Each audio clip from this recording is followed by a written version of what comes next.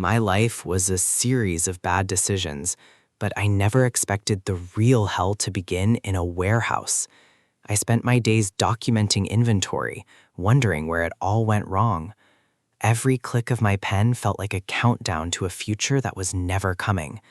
I was basically a human babysitter for a bunch of high-tech robots. They were efficient, cold, and completely mechanical, just like my life had become. I watched PAX, the AI unit, handle packages with a precision I could only dream of. It was soul-crushing work, surrounded by machines that didn't need to breathe or sleep. But in this economy, you take what you can get, even if it means taking orders from a processor. The facility was massive, a labyrinth of steel and automation. The temperature was kept low for the hardware, leaving me shivering in a place that felt more like a tomb than a workplace. Everywhere I looked, drones and bots were the only signs of movement. I realized too late that taking this job was a massive mistake. 2 months ago, I was a fresh military discharge, full of hope and looking for a clean start. I thought I was walking into freedom, but that feeling didn't even last a full minute. Right as I got out, my parents dropped a bombshell. They were moving, and I was on my own. They left me with a small studio and enough rent for 6 months. I had interest building in my savings, so I wasn't desperate yet. I had these far-fetched dreams of becoming a barista and finding romance over an espresso machine. But reality is a brutal wake-up call. Every cafe wanted experience. I could handle a rifle, but apparently I couldn't be trusted with a cash register. A month of rejections later, the boredom started to rot my brain. I was venting to my sisters, calling myself a useless hobo while they just laughed at me. They didn't have much sympathy. One of them even told me to come join her at the gym if I had nothing better to do. Then a random suggestion popped up about a shipping company using AI. It sounded chill. It sounded like easy money. That's how I ended up at the PAX Fulfillment Center. The place was freezing, and the isolation was starting to get to me. I didn't expect my only coworkers to be machines that followed strict protocols. Then there was Mr. Shin, the human manager who was somehow less likable than the robots. He was obsessed with inventory discrepancies, especially some missing canned tuna. He sent me to the deep storeroom to find it, clearly just wanting me out of his sight. I put on a smile, but I was cursing the old bastard under my breath the whole way. The door to the storage room creaked open, revealing a dark, cramped space. I stepped inside, just wanting to find the cans and get back to my phone. It was packed floor to ceiling with boxes that shouldn't even be in this section. I found the tuna, buried where it didn't belong, just like Mr. Shin's competence. I climbed the ladder, reaching for the heavy box. Suddenly, a sound cut through the silence, a heavy, metallic thud. The door slammed shut with a finality that made my heart drop. I rattled the handle, locked, from the outside. I checked my phone, panic starting to set in. This wasn't funny. I tried calling Mr. Shin, but the call wouldn't go through. Dead silence on the other end. I debated calling 911, but I didn't want to make things awkward with the boss if it was just a glitch. I decided to wait. Surely someone would notice I was missing. I messaged my sister, joking that I was in an escape room. She didn't find it funny. Then her next text stopped my heart. She heard a building collapse right outside. She tried to call me, her name flashing on the screen like a lifeline. The call connected for a split second before the signal vanished completely. Silence. Then the sound of the network dying. I was yelling at the door thinking it was a prank, until the floor began to shake. Red emergency lights flared to life, casting an eerie glow over the warehouse. A massive rumble shook the entire facility. This wasn't a glitch. This was a disaster. The PA system screamed for evacuation, but I was trapped behind a heavy steel door. I realized then that no one was coming for me. The world was ending, and I was in a box. I hammered on the door until my knuckles bled, screaming for help that would never arrive. I checked my phone one last time. Battery at 1%. No signal. No hope. The power cut out completely. I was left in total, suffocating darkness. I started losing track of time. Was it day? Night? All I had was the silence. I stared into the void, my mind beginning to unravel. The sounds from outside were terrifying: crashes, screams, and things that didn't sound human. I stayed as still as possible, my instincts telling me that noise meant death. Whatever was out there, it was hunting. I heard a wet, guttural sound just on the other side of the door. My breath hitched. I curled up on the floor, waiting for the end. 3 days passed. 3 days of living on nothing but the canned tuna I was sent to find. I sat there, eating in the dark, wondering if I was the last person alive. The alarms had finally stopped. The silence was almost worse than the noise. I pulled out my phone to write a final note, a prayer for my family. I was ready to give up. I was ready for it to be over. But the world wasn't done with me yet. I stared at the ceiling, waiting for the air to run out. Then, a chime, a familiar digital ding that didn't belong in this tomb. A blue holographic window materialized in front of my eyes. You have been chosen. It told me to check my awakened ability. I thought I was finally losing it. My parallel dimension, level 1. It said I could store any object in sight. I started laughing. A storage ability? I was already trapped in a giant storage unit. I decided to play along with my hallucination. Fine, I thought. Store the PAX fulfillment center. The system asked for confirmation. Target chosen. Proceed with storage? I whispered, yeah, and the world suddenly inverted. A violent force threw me backward, the walls of the storeroom dissolving into light. I hit the ground hard, gasping for air that finally felt fresh. I scrambled up, blinded by the sudden sunlight. I wasn't in the warehouse anymore. I was outside, but the world I knew was gone. Total devastation. Buildings were leveled, and the sky was a bruised, apocalyptic orange. I saw bodies. I saw ruins. The reality of the collapse was worse than anything I had imagined. A wave of nausea hit me. The transfer had taken a toll on my body. I collapsed, retching on the dust-filled ground as the system updated. It was installing an operating system. My body was becoming the host for something beyond human. I tried to clear my head, but the dizziness was overwhelming. Then I froze. A shadow stretched across the rubble, growing larger by the second. Something was looming over me, something massive. A low, guttural growl vibrated through the air. It was the same sound I heard through the door. I looked up and saw a nightmare made flesh, a massive, blood-stained orc. I told myself to stay calm, to use my military training, but my legs felt like lead. This wasn't a bear or a gorilla. This was a monster from a story, and it was going to kill me.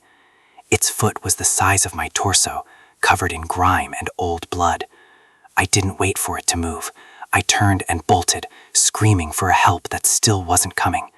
The creature let out a deafening roar that shook the very foundations of the ruins. It was fast. Impossible for something that size to move with such predatory speed. It stepped on a corpse like it was nothing but a blood-filled balloon. I was huffing, my lungs burning, desperate to find some kind of cover. It was gaining on me. I could feel the vibrations of its footsteps through the asphalt. Then, the system chimed again. Sync complete. You may now enter the parallel dimension. The orc lunged, its massive jaws open, ready to tear me apart. A prompt appeared. Enter. I didn't just say yes, I screamed it. Hell yes! The creature's fist swung through the air where my head had been a second ago. I thought I was too late, but the light engulfed me just in time. The world blurred into a vortex of blue energy and static. I braced for impact, shielding my eyes from the blinding flash. I opened my eyes, expecting to feel teeth, but I felt cold air instead. The orc was still there, but it was pressing against an invisible wall, howling in rage. It couldn't reach me. It was like I was behind unbreakable glass. A drone whirred past my head. I looked around, my jaw dropping. I was back in the PAX fulfillment center. The entire warehouse was here. The system confirmed it. I had entered my parallel dimension. I watched the monster outside, realizing the warehouse I had stored was now my own personal fortress. The world was an apocalypse, but I was the master of this space. I had a warehouse full of supplies and a monster-proof shield. Maybe I could survive this after all. The low hum of drones is the only sound in this massive silence. It's overwhelming. The Pax Fulfillment Center, a warehouse in a parallel dimension, and now it's all mine.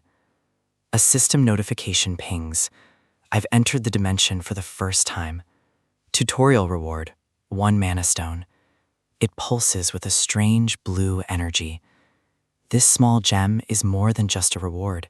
It's the lifeblood of this facility. Outside the barrier, the orc is still pounding away, trying to get to me. It's a nightmare made of pure muscle and rage. I have to be absolutely sure it can't cross over. The system confirms it. I'm safe inside, for now. I pull up the terminal. Level 1 facility stats. 300,000 square feet of inventory at my fingertips. Shipping speed is set to the default 40 miles per hour, but there's a catch. Look at the maintenance timer. 2 minutes until the default power supply is depleted. Survival, apocalypse, systems, hunters, shelters, regression, and power fantasy stories. Pax runs purely on mana stones now. 1 stone can power the entire warehouse for 24 hours. If the power dies, the drones fall, and everything inside becomes useless, including the refrigeration system. Pax Fresh. Thousands of tons of meat, vegetables, and ready-to-eat meals. In an apocalypse, food is the ultimate currency. It's the difference between life and death. Without electricity, this warehouse becomes a graveyard of rotting food. I ask Pax how to get more stones. The answer is straightforward. Harvest them from infernal beings. The monster outside isn't just a threat, it's my battery. It's time to hunt. I open the catalog to find a weapon. Everything from household goods to professional hardware. I need something with reach. Camping axes. They're heavy enough to bite. Cheap tools, but they're all I've got to work with. Close quarters combat is suicide against that thing. I'll have to rely on my aim. I line up the shot through the portal.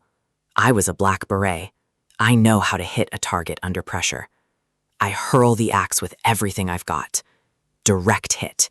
It bites into the orc's shoulder, drawing dark blood. It bellows in rage, but it's still standing.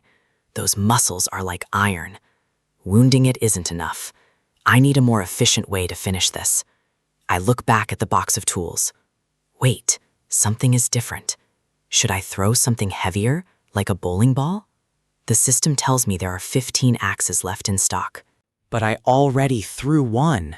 It should be 14. I look at the floor and the bins. They're duplicating right in front of me. The system converts digital data into physical matter. That means the inventory is infinite. Items can be used or lost, but the stock never depletes. I have an endless armory. This changes the entire dynamic of the apocalypse, and I don't even have to throw them manually anymore. I have the shipping skill. I can automatically ship items out of the dimension. 30-second cooldown.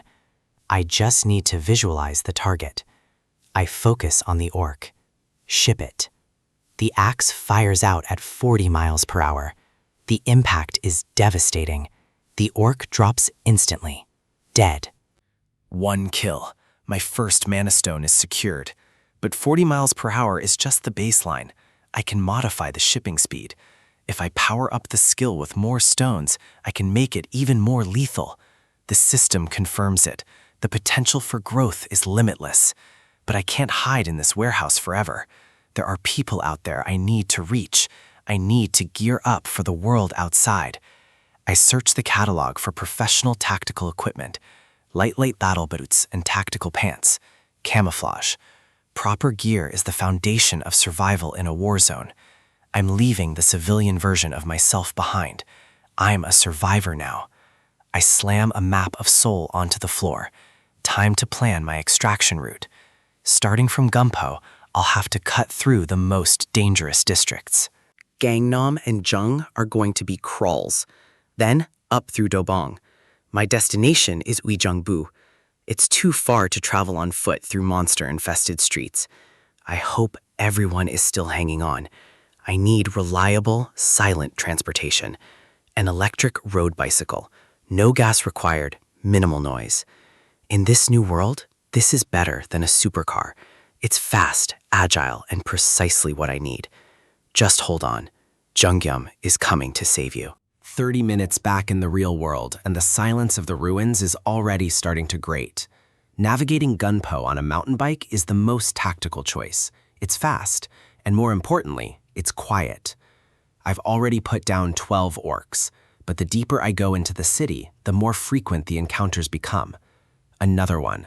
This beast is larger than the others, lunging with a roar that echoes off the hollowed-out buildings. I don't even slow down. I just need to time the transition perfectly. The portal opens right in its path. To the orc, it looks like a shield, but it's actually an exit strategy. It slams into the boundary of the parallel dimension with a sickening thud, its momentum working against it. I was too distracted earlier to really analyze the mechanics, but now the tactical advantage is clear. As I keep using the portal against these monsters, I realize my ability isn't just a place to hide. It's a blade. The very edge of the dimension acts as a microscopic cutting surface. Anything caught in the transition gets severed. No armor can stop a spatial tear. The orc collapses. It never even saw the strike. But my system is already flagging something new. The shipping skill has a 30-second cooldown and a limited range, which makes it tricky to use in a frantic fight. And my aim with it is still garbage. I can't rely on luck when my life is on the line. But there's another side to this power that I'm just starting to master. Recall. Anything I've shipped into my warehouse can be pulled back into reality instantly. It's the ultimate logistics loop. I don't just store items, I control their location and space. I test it on the fly.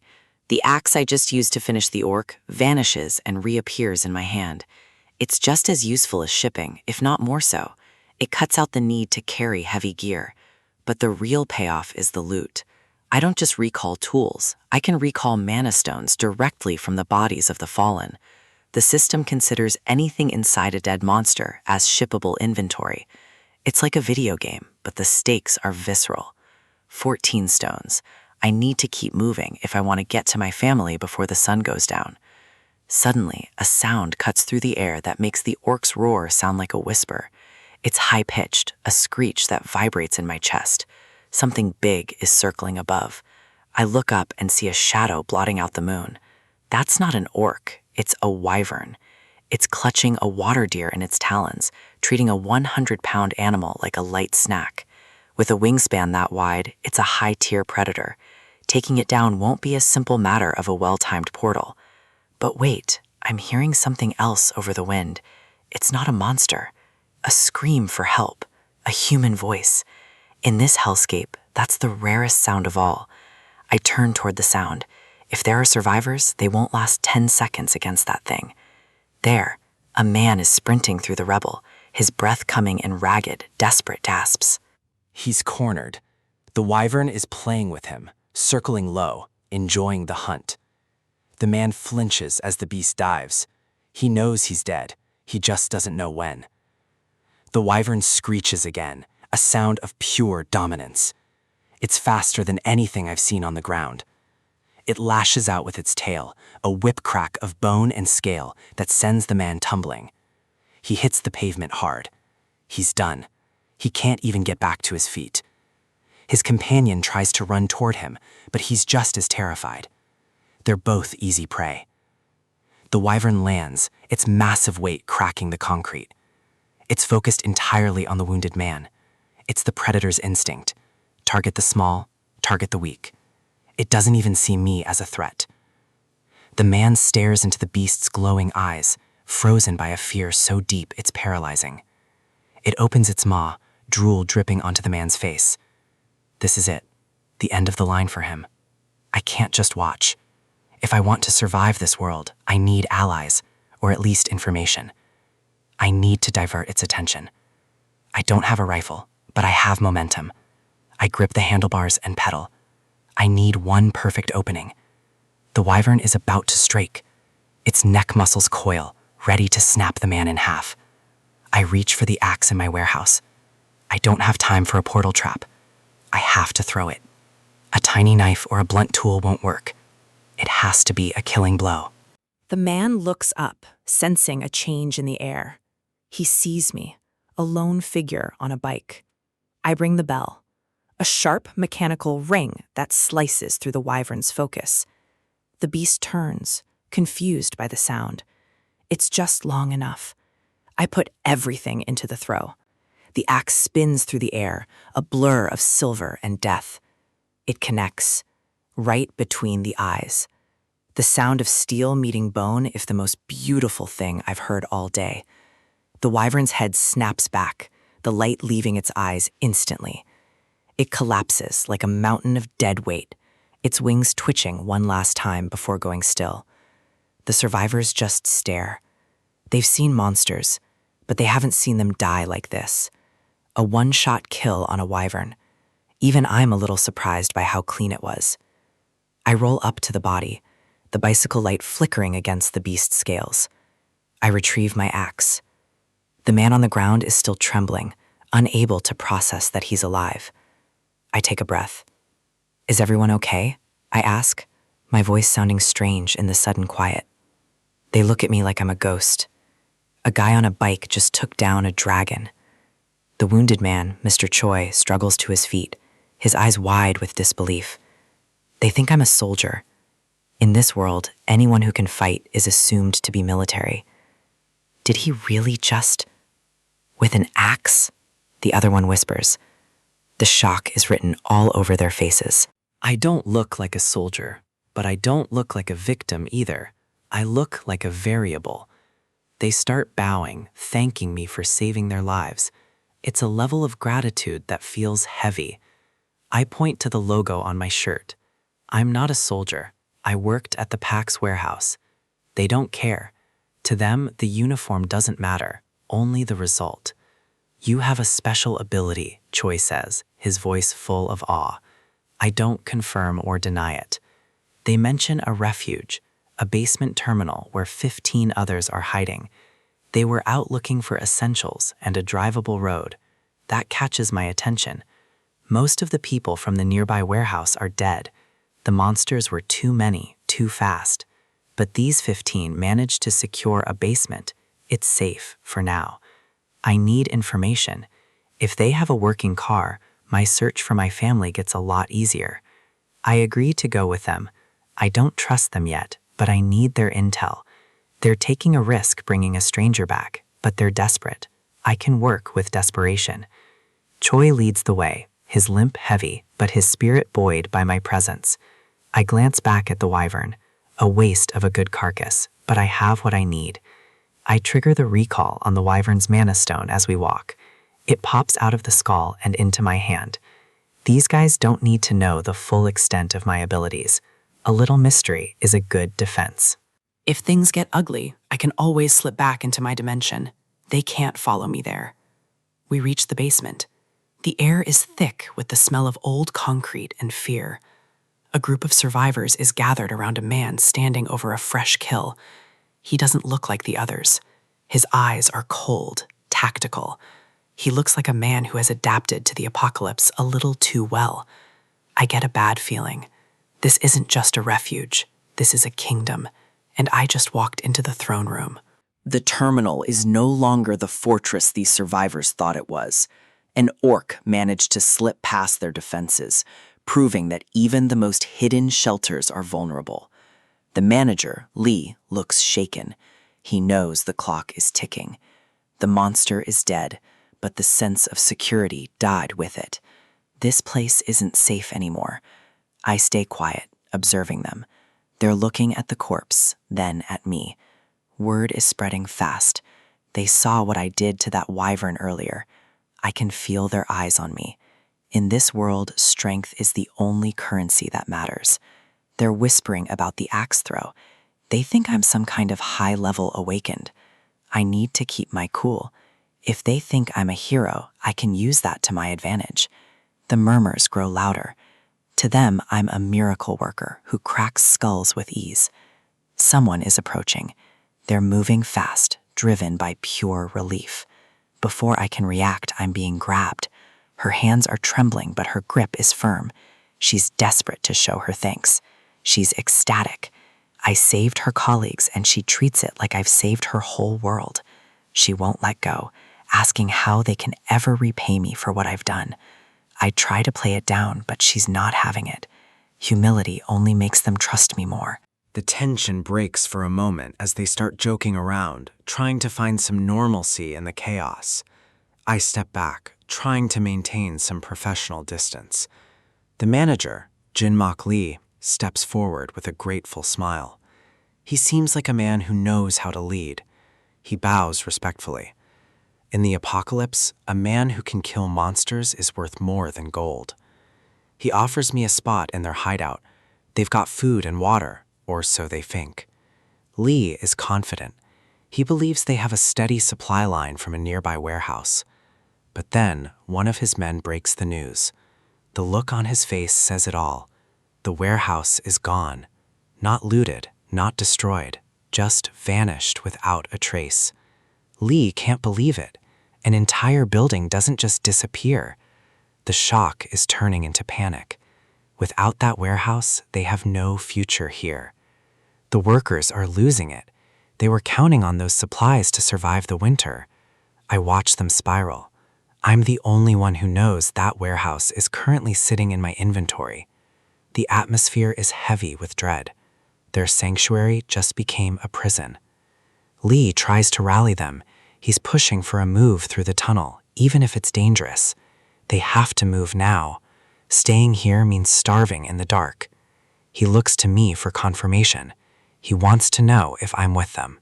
They need cars, but more importantly, they need a path cleared through the monster-infested roads. The highway is broken, and the only viable exit is blocked by a swarm of wyverns. It's a suicide mission for them, but for me, it's an opportunity. Lee offers me a way out, even if I don't want to follow his group. I tell them I need a car anyway, so I'll head to the tunnel first. He's relieved. Having me around makes them feel like they actually have a chance. I have no intention of revealing my true ability to these people yet. They've survived by fighting for every scrap. I've survived by hiding behind a broken system. I need to be cautious. Information is the difference between an ally and a predator. I'll scout the tunnel alone. If I can clear it, I can collect the mana stones for myself. I check my system. The upgrades I saw earlier are still there, waiting to be unlocked. Precision delivery, simultaneous shipping, automatic shipping. These aren't just logistical tools, they're tactical weapons. The costs are steep, but the payoff is game-breaking. I need 10 mana stones for each. I'll kill the wyverns discreetly, harvest their stones, and power up before the group arrives. I just need to keep my true intentions hidden behind this calm facade. But my plan for a solo run hits a snag when Young Soo shows up with a bike. He's worried about me going alone. He doesn't realize he's just becoming a liability. He trusts me implicitly.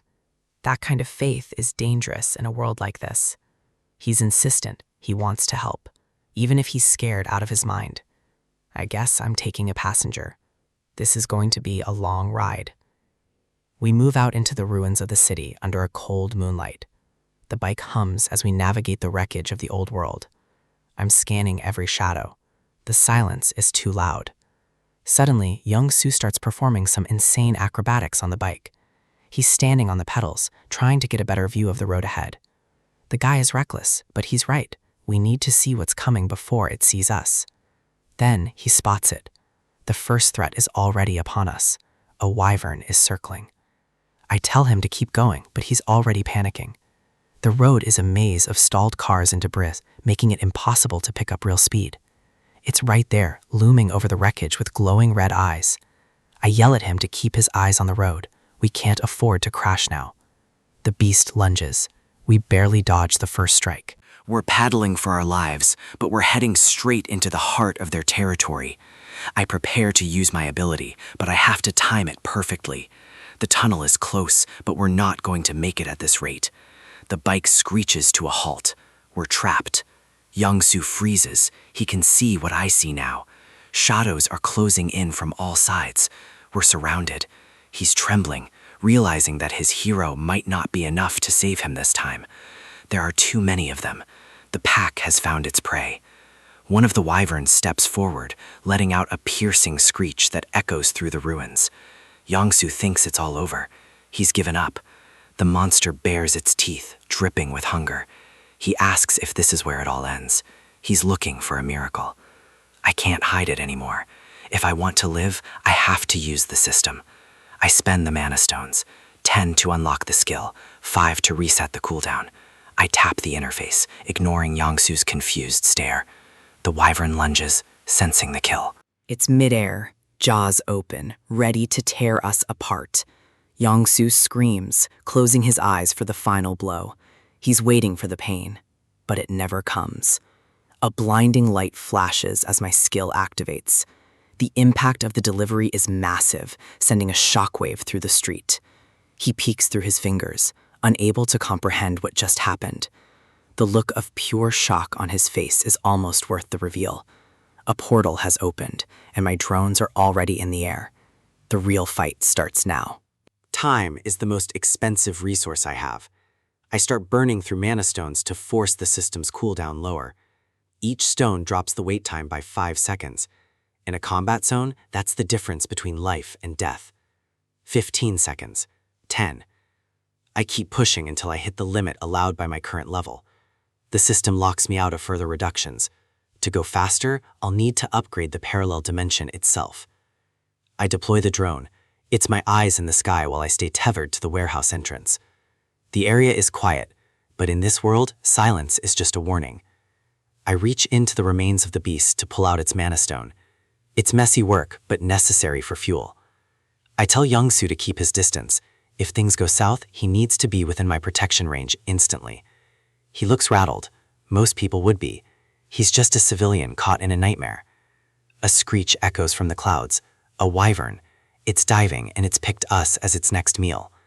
The beast closes the gap in seconds, its jaws wide enough to snap a man in half. I don't hesitate. I let the packs fly, aiming for the soft tissue inside that throat. More of them are circling. This isn't just a stray scavenger, it's a hunting party. They're fast, agile, and aggressive, but they haven't seen a weapon like mine before. Another one charges from the flank. I pivot, keeping Young-soo behind the barrier of the portal.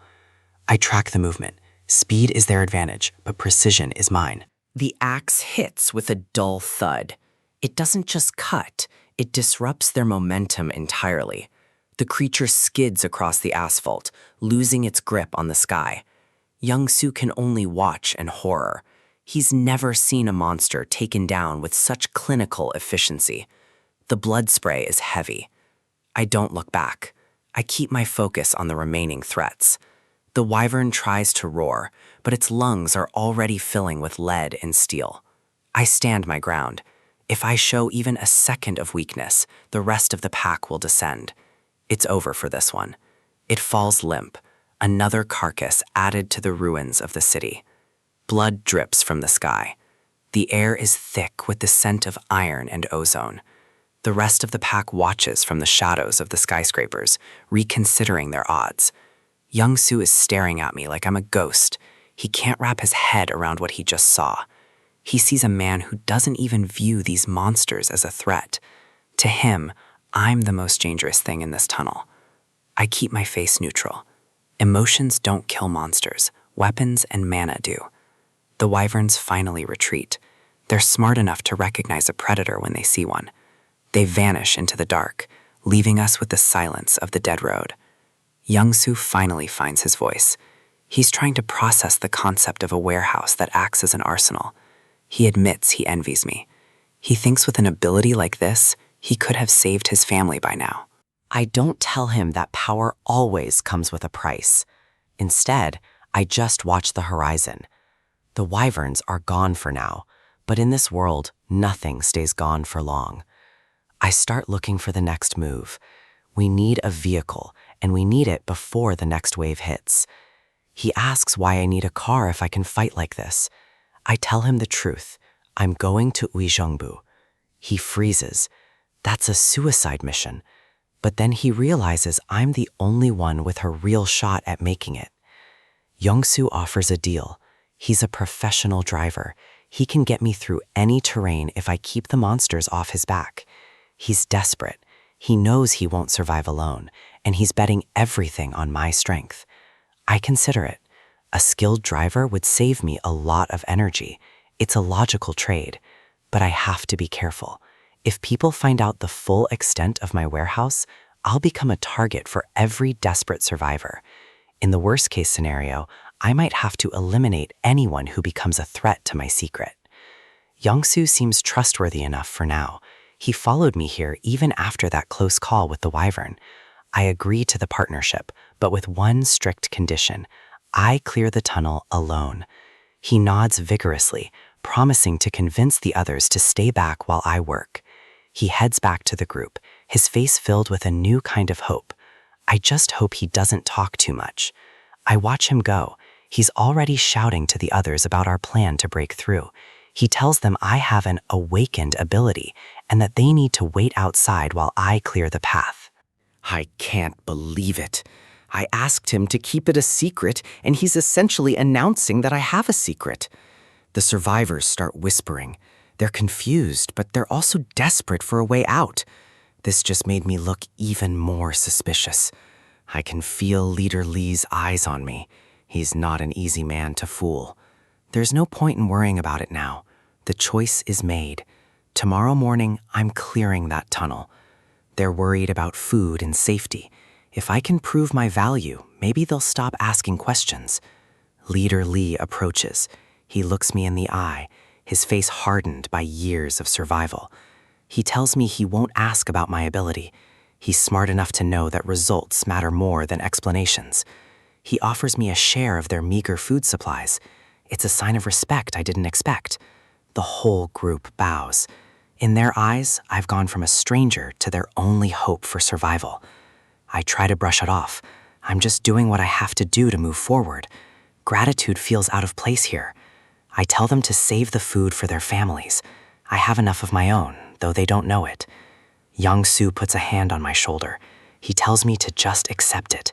To turn them down now would be cold. He reminds me that we all have someone waiting for us. That hits home harder than I'd like to admit. I think of my own family. That's the drive behind every kill, every upgrade, and every risk I take. The atmosphere shifts. The tension breaks, replaced by a momentary sense of community. They bring out the last of their booze, a final toast before the battle begins. They cheer for a safe trip and for their families. For a moment, we aren't just survivors. We're human again. Morning breaks cold and clear. I check my gear one last time. It's time to move. I tell them to stay put. The tunnel is my mission. I don't want any interference. I mount my bike. It's quiet and fast, perfect for a scout mission. The road ahead is broken, but I've navigated worse. The entrance to the tunnel looms like a massive mouth. I pedal toward the darkness. I can feel their eyes on my back, watching their only chance at escape. I promised them I'd be back. I intend to keep that promise, if only to get to the car I need. I enter the shadow of the concrete. The temperature drops instantly. The silence inside is heavy, broken only by the clicking of my bike's chain. I know what's waiting for me in there. I've seen the patterns. I've heard the sounds. I reach for the packs. My grip is steady. This is what I was built for in this new world. A glint of light catches a monster's eye in the rafters. They're watching me. I don't stop. I keep moving forward, deeper into the heart of the tunnel. The shadows are thick, but I have my own ways of seeing in the dark. I think of the toast from last night, the warmth of the booze, the hope in their voices. It's a heavy burden to carry, but it's the fuel that keeps me going. One way or another, this tunnel will be clear by midday. I take a deep breath. The air is stale and smells of decay. I see the first movement ahead. Large, slow, something that thinks it owns this space. I increase my pace. I'm not here to hide, I'm here to conquer. The tunnel stretches on, a long, dark throat of concrete and steel. I'm the only thing moving in this graveyard, and I'm the only thing that's going to come out alive. I'll be back in no time, but the man who returns might not be the one they expect. My parallel dimension ability is the ultimate cheat code in this dying world. Level 1 lets me store any object in sight. It's my vault and my fortress. I can walk in and out of the dimension as I please. In a world overrun by monsters, having a space where nothing can reach you is the only thing that matters. Absolutely nothing enters without my approval. It is the perfect defense and a perfect warehouse. But things just got even more broken. When I stored that massive logistics hub, my system merged with the PAX AI. New skills are unlocking. Shipping lets me fire objects out of my dimension like a railgun at 60 miles per hour. I'm building a stockpile while everyone else is starving. That's my edge. I can eat in peace while the world burns outside. I assumed leveling up wouldn't change much, but the system just notified me of a new potential function. It's not just for simple storage anymore. The system is evolving with me. A laboratory function. For 50 mana stones, I can combine and modify everything I've registered inside the dimension. If leveling makes this even more ridiculous, I need to know exactly how far I can push the baseline storage skill. I want to check all the new functions, but I'm short on mana stones for now. However, I have one use available. Time to test the limits of what store any target really means. When I first stored the warehouse, it was a whim, a gamble to see if the system would let me take a whole building. Now I'm thinking bigger. I need to know where the ceiling is. I focus my intent on the ground beneath my boots, on the world itself. The prompt appears instantly. Target selected for storage. Proceed. I hold my breath. If I can take the planet, I win the game. The silence in the hub is heavy. My heart is pounding against my ribs as I wait for the system to process. Failed. Target exceeds the storage criteria. Honestly, it would have been too easy. I close the screen as my driver walks in. Better to keep my feet on the ground for now. He's been checking the maps. We need a clear path to Gangnam if we're going to move the heavy gear. Most of the main arteries are clogged with wrecks. He's looking for the gaps in the grid. I ask about his daughter. He was supposed to be resting with her before we set out.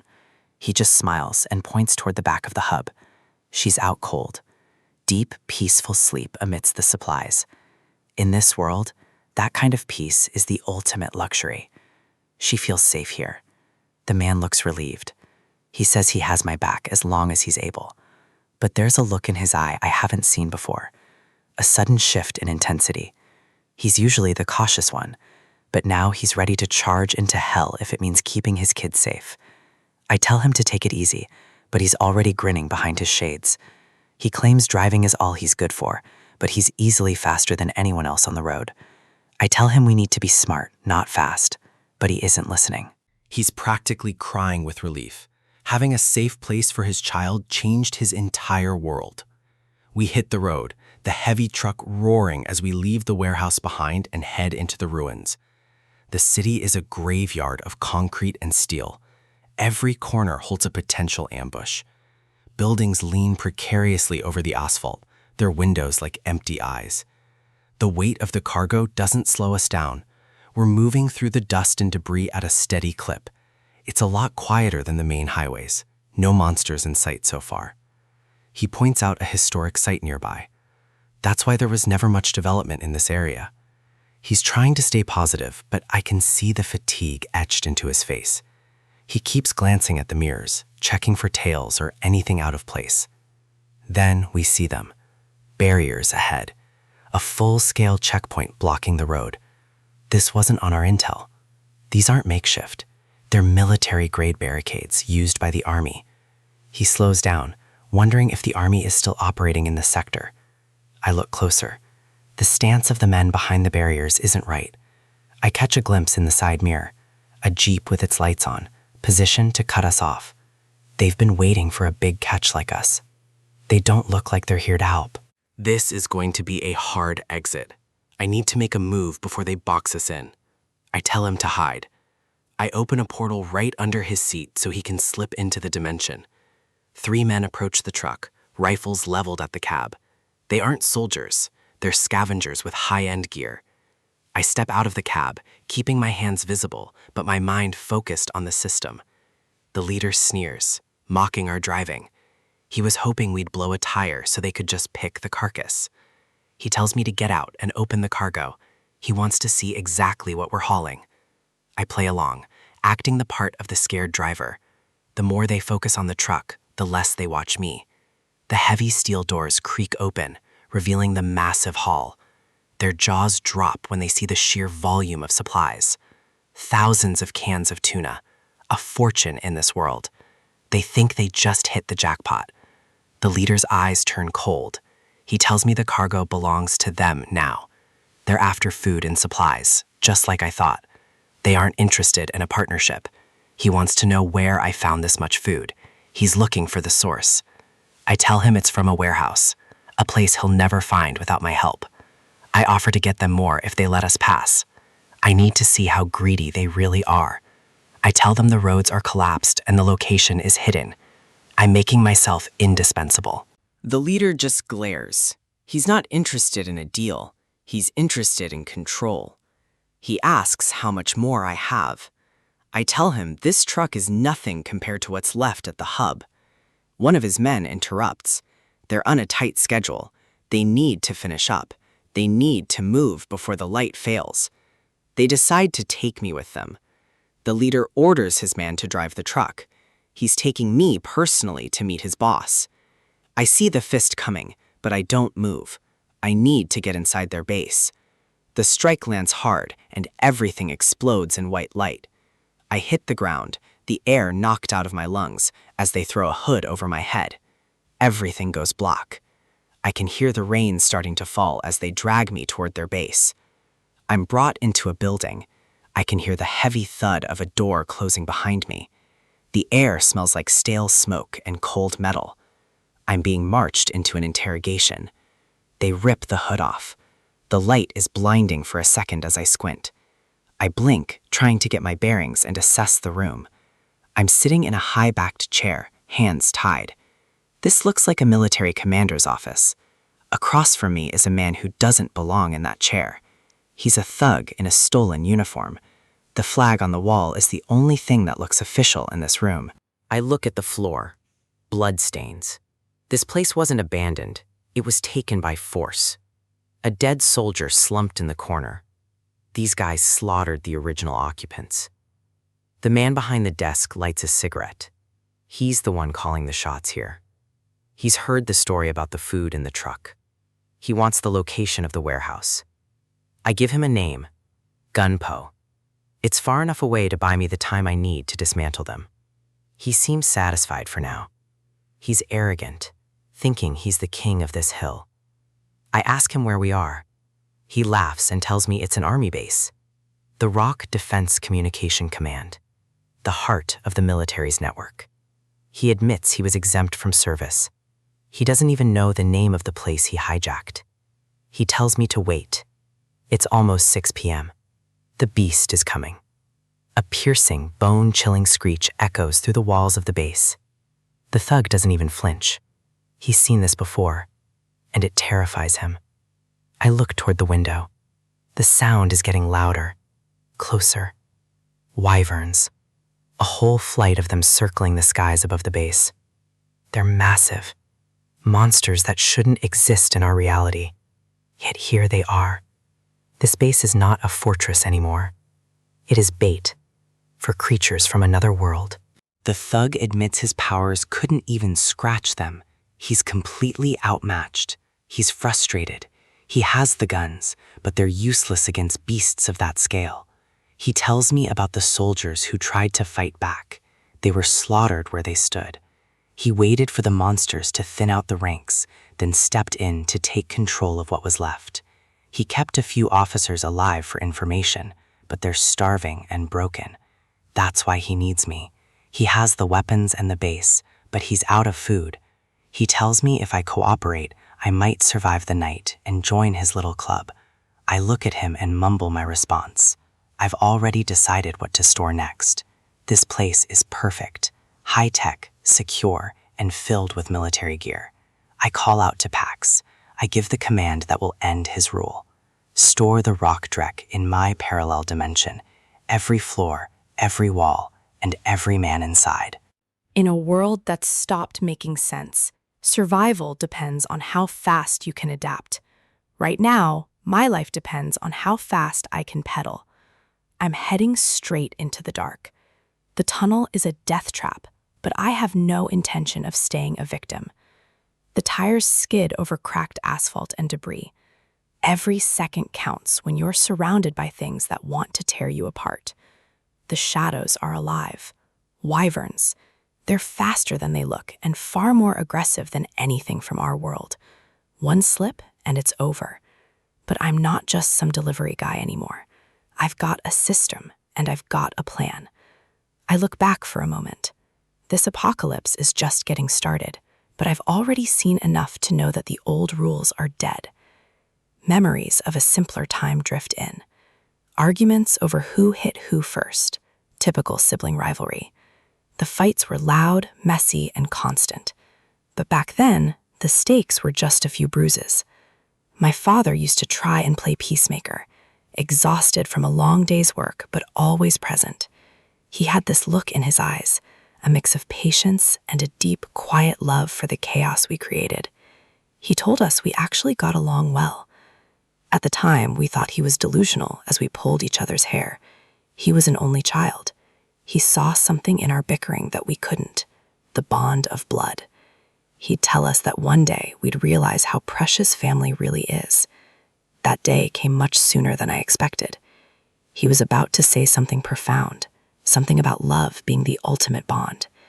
Then Mom would burst in with a ladle, demanding help with dinner. Reality always had a way of cutting short the sentiment. We'd freeze, staring at her like deer in headlights. It was a normal, boring, beautiful life. That kid in the memory, with the black eye and the messy hair, he had no idea what was coming. And now, I'm the one left to remember it all, to hold on to what's left of that family. The sound of sobbing brings me back. Mr. Lee is falling apart, clutching a bottle and crying for his son. In this new world, grief is a luxury most can't afford, but for him, it's the only thing he has left. The others try to calm him down, but how do you comfort a man who's lost everything to the monsters? The moon hangs high and cold over our camp. It's a silent witness to the end of our civilization. Men are passed out on the concrete, exhausted by fear and physical labor. The tunnel is silent for now. One of the workers wakes up, disoriented. The basic need for a bathroom is a dangerous mission in a place like this. He looks around, noticing I'm not in my spot. In a group this small, everyone notices when someone goes missing. The others tell him I went for some air. They assume I'm just as restless as they are. Young Soo goes looking for me. He's been my right-hand man through this, but even he doesn't know the full extent of my power. He peeks around the side of a massive transport truck, expecting to see me staring into the dark. Instead, he finds me busy. I've been using the quiet hours to prepare for our next move. He asks why I'm not sleeping. I can't tell him that my mind is racing with system notifications and tactical data. I signal him to come closer. It's time he saw what we're actually working with. His eyes go wide as he looks into the back of the truck. He wasn't prepared for what I've been hiding. Rows of boxes, supplies, and even a bike. It looks like a fully stocked warehouse jammed into a single vehicle. I explain that I've only loaded it halfway to keep the weight manageable. He can barely process the sheer volume of gear. Then I drop the real bombshell. This isn't the only one. This is just the last truck in the line. 15 trucks, all of them loaded with enough food and supplies to keep a small army alive for months. Yangsu is terrified for me. He knows where we are. He knows that having this much in a world of nothing makes me a target. He can't wrap his head around how I'm just giving it away. He doesn't realize that for me, this is just a fraction of my inventory. My mind drifts back to the battle. The impact of the wyvern's skull against the floor was a sound I'll never forget. They keep coming, wave after wave. My drones and skills are the only things holding the line. A wyvern lunges at my shield, its maw open and screaming. It's pure, mindless hunger. I hold firm. If I break, everyone behind me dies. If I could bring them all into my parallel dimension, I would, but the system has its limits. Pax confirms my fears. My current level isn't enough to shelter a crowd. I need to grow stronger. 32 out of 100 mana stones. I'm not even halfway to level 2. I need more kills. 40 wyverns left in the tunnel. That's my tally. Not enough to level up, but enough to clear a path. Some of them are actually retreating. Even monsters have an instinct for self-preservation when they meet a predator like me. A shadow moves. They're circling something. Or someone. The hierarchy of these creatures is starting to reveal itself. There it is. A flash of light reveals a massive silhouette perched on a car. It's watching me. The pressure it exerts is heavy. This isn't just another wyvern. This is the alpha, a boss, or perhaps a host for something even worse. Either way, it's the real threat in this tunnel. Morning light breaks through the clouds. It's a new day, but the world is still broken. The workers stand ready. They've seen what I can do, and for the first time, they have hope. They're nervous. They know the road ahead is full of monsters, and they're relying on me to lead them through. Suddenly, a shout. I'm back from my scouting run, and the relief on their faces is palpable. I roll in on the bike, blood-stained and weary, but moving with a purpose they all recognize. The blood on my clothes tells the story of what I encountered in the dark. It's a grim uniform for a grim job. My hands are steady on the handlebars. I've survived the tunnel, but the city outside is a whole different beast. The workers stare in awe. They're starting to realize I'm not just a lucky survivor. I'm something else entirely. One of the women looks at me with a mix of fear and gratitude. She knows I'm their only chance. I give them a small, reassuring nod. We have a convoy to move and families to find. A cheer goes up. It's a fragile sound in such a desolate place, but it's enough to get the engines turning. Mr. Lee addresses the group. He's found his resolve again, spurred on by the mission I've given them. They thank me, calling me Mr. Lee out of respect. They're heading home because of the supplies I provided. Mr. Lee smiles. It's a tired, worn-out smile, but it's genuine. He's going to try to find his son.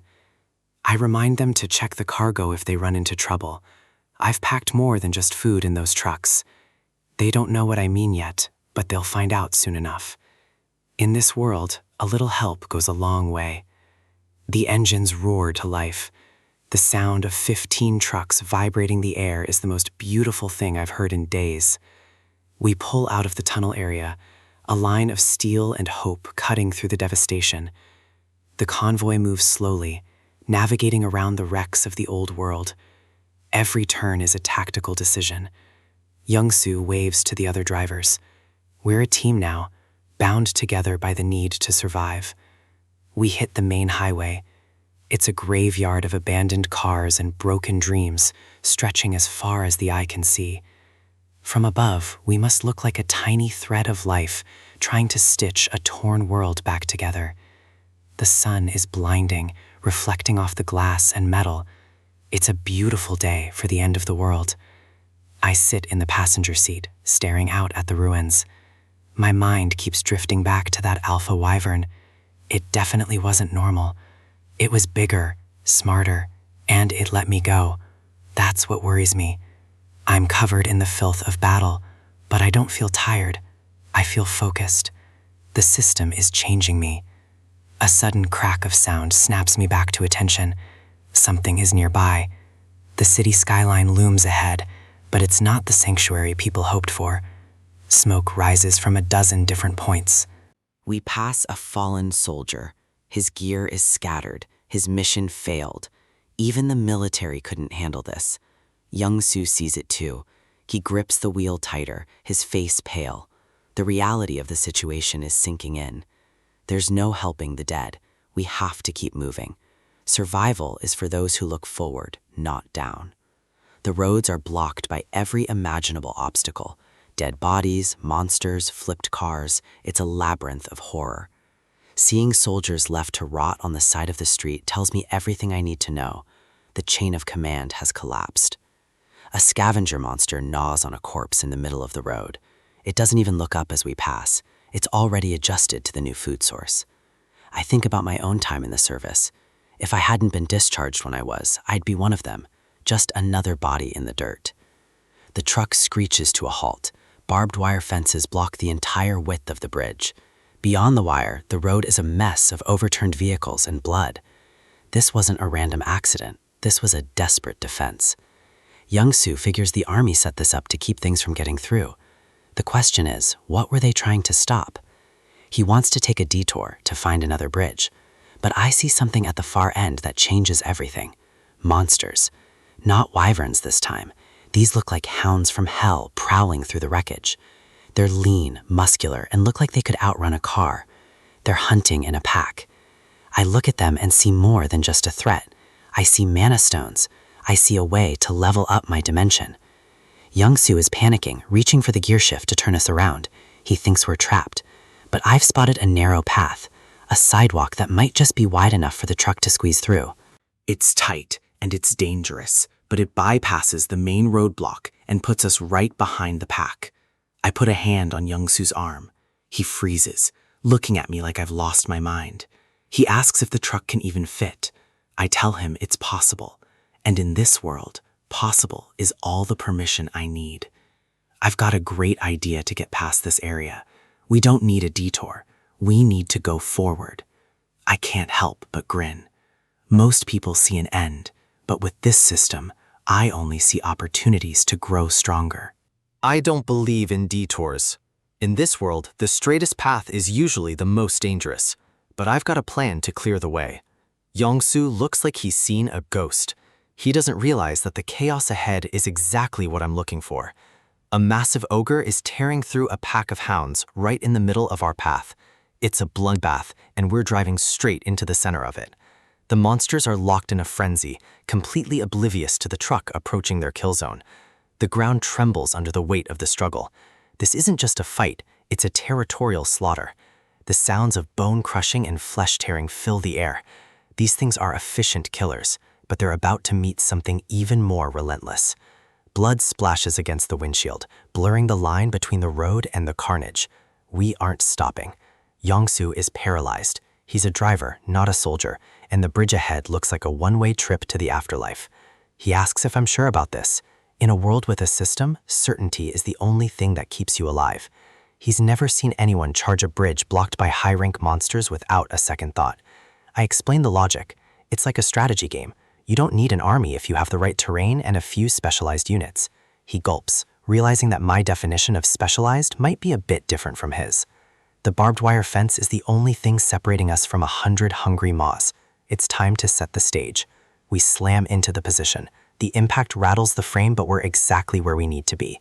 The monsters stop. They've noticed the new prey in their midst. The hounds turn their attention toward us, their eyes glowing with a feral hunger that doesn't care about metal or glass. I tap the interface. It's time to spend some of those hard-earned mana stones. 10 stones to unlock automatic shipping. It's an investment that's about to pay off in blood. I order the system to max out the shipping speed. If I'm going to do this, I'm doing it at full throttle. Another 5 stones, and the speed is set to 60 miles per hour. That's a lot of kinetic energy coming their way.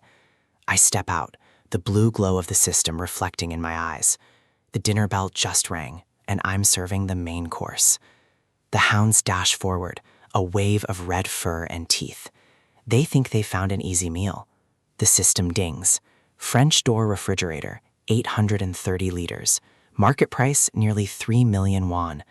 It materializes mid-air with a deafening crash. A $2,000 appliance just became a lethal projectile.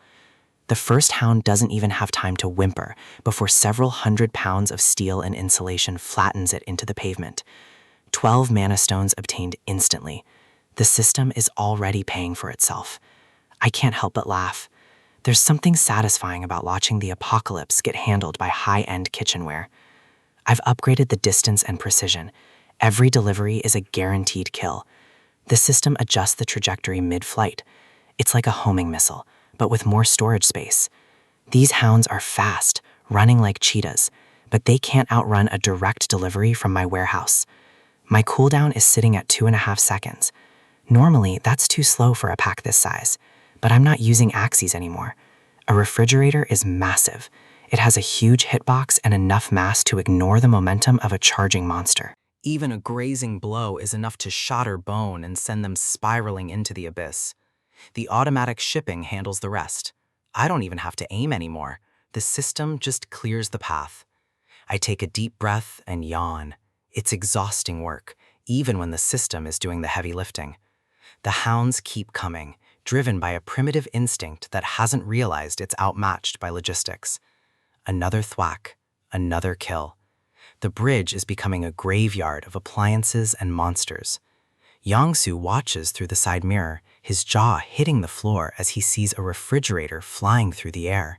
He's gasping, unable to comprehend what he's seeing.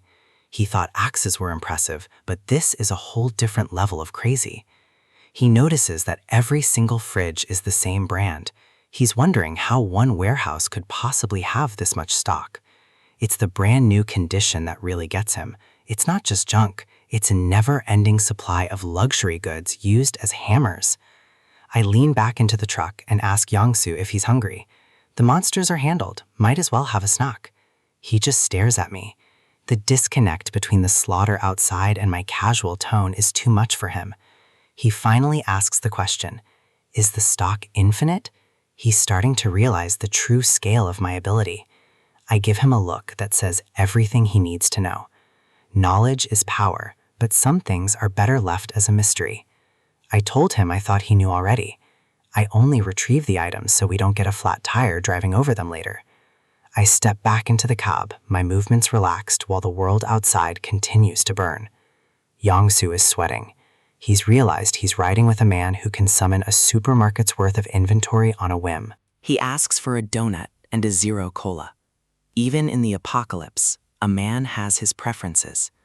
The sky is clear, and for a moment, the world looks almost peaceful, despite the monsters falling from the bridge behind us. Yongsu chuckles, feeling a bit embarrassed. He tried to share his meager food earlier, not knowing I had everything we could ever need.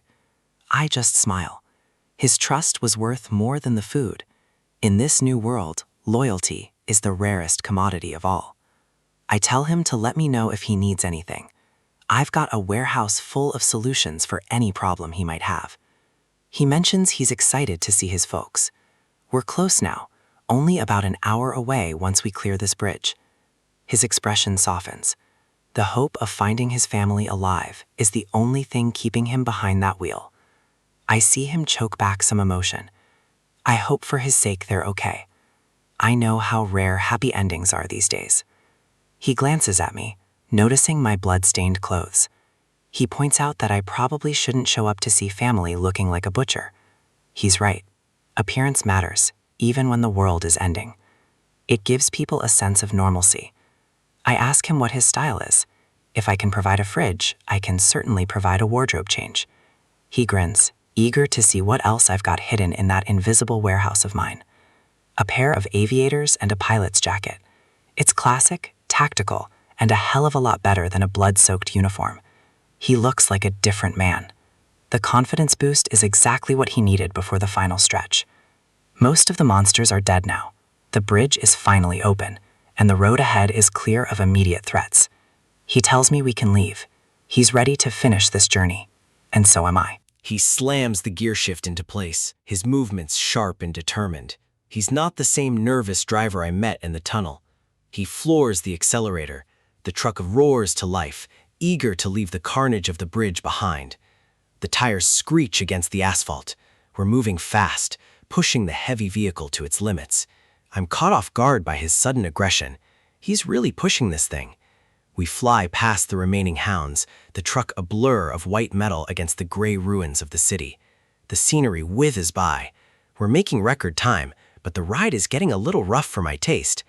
Yangsu is working the gears like a pro, his focus entirely on the road and the destination ahead. He tells me to hold on tight. He says we'll be there in 20 minutes. I'm starting to regret giving him that pilot jacket. The truck screeches around a corner, narrowly avoiding a pile of debris. This isn't driving, it's a low-altitude flight. We're tearing through the city streets, the sound of the engine echoing off the empty skyscrapers. Another hard turn. The tires are screaming for mercy, and my stomach is starting to do somersaults. I tell him to slow down before I puke. Even a warehouse-owning hero has his limits when it comes to motion sickness. He just gives me a quick look, his eyes hidden behind those aviators. He's in the zone now. Then he stops. We've arrived. The building stands tall, scarred by the apocalypse, but still standing. We're here. The apartment complex is showing its age, but it's still standing. That's a good sign. It's the same for the rest of the block. This is an old neighborhood, tucked away from the main chaos of the roadside. There's rubble and broken glass everywhere, but something important is missing. There are no bodies on the street. We reach the door, and Yangsu completely freezes up. His hand is hovering over the lock, trembling like a leaf. He's terrified. He's come all this way, but now he's scared that opening this door will make his worst fears a reality. He can't do it. The man who just drove through a literal war zone is suddenly broken by a simple piece of plastic and a passcode. He pushed that car to the breaking point, cutting an hour-long drive down to 20 minutes. He's been running on pure adrenaline this whole time. But if his family is already dead, then all that determination and speed didn't mean a damn thing. He's stuck in that agonizing moment between hope and total devastation. I step up and tap him on the shoulder. I know that paralyzing fear all too well. It's the weight of the unknown. I ask him if he wants me to ring the bell for him, to be the one to face whatever is waiting on the other side. He gulps, his eyes wide and searching mine for some kind of reassurance I can't actually give him. He gives a weak, shaky nod. He needs someone else to take that first step into the truth. I step forward. Nobody wants to be the one to confirm their own family is gone, even if there's a tiny chance they're safe. If I were in his position, I'd be doing the exact same thing, putting off the reality as long as possible to avoid the pain. I reach for the button. The air in the hallway feels heavy and stagnant, like it's holding its breath along with us. Yangsu stands back, his shoulders slumped, waiting for his life to either restart or end right here in this corridor. I press the button. A sharp mechanical clunk from the electronic lock echoes through the quiet hall. We both freeze. The sound of the lock turning means someone is actually inside. The door cracks open, and the light from the apartment spills out into the dark hallway. It's his wife and daughter. They're standing there, wide-eyed and shocked, but they're alive and unharmed. She looks at him like she's seeing a miracle, her voice catching in her throat as she realizes it's really him. Yangsu breaks down. The tears start flowing immediately, a release of all the terror he's been carrying since the world fell apart. He doesn't wait for an invitation. He bolts forward, his legs finally moving again. He pulls them both into a massive, desperate hug. This is the payoff. This is why we fought through the city. I stand back and watch the reunion. It's a rare bit of warmth in a world that's gone cold and violent. He's sobbing into her shoulder, the weight of the apocalypse finally crashing down on him now that he knows they're safe. She's holding him back just as tight, the reality of his return finally sinking in through the shock. Even the little girl is crying, squeezing her dad's arm like she's afraid he'll vanish if she lets go for even a second. Yangsu looks back at me, trying to tell them that I'm the reason he made it home safely, but his voice starts to blur and fade. The edges of my vision are swimming, turning into a hazy, dark gray. My knees buckle. The adrenaline that's been keeping me upright through the chaos has finally run dry. I hit the floor hard. My eyes are heavy, and I can't keep them open any longer, no matter how hard I try. I see Yongsu's panicked face as he reaches for me, but it feels like he's miles away in a different world. Everything fades to black. The sounds of the reunion are muffled by a thick, heavy silence. I try to fight it, but my body has reached its absolute limit. I just can't resist the darkness anymore. Suddenly, I'm back in a memory. My father is looking at me, his face calm and steady, just like it always was. He's talking about goodbyes, about how they don't always have to be filled with pure sorrow. We're at my mother's funeral. Her smiling face in the frame is a sharp, painful contrast to the grief in the room. He tells me that a goodbye is more than just an end.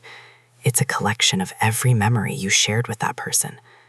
I ask him how he can be so calm.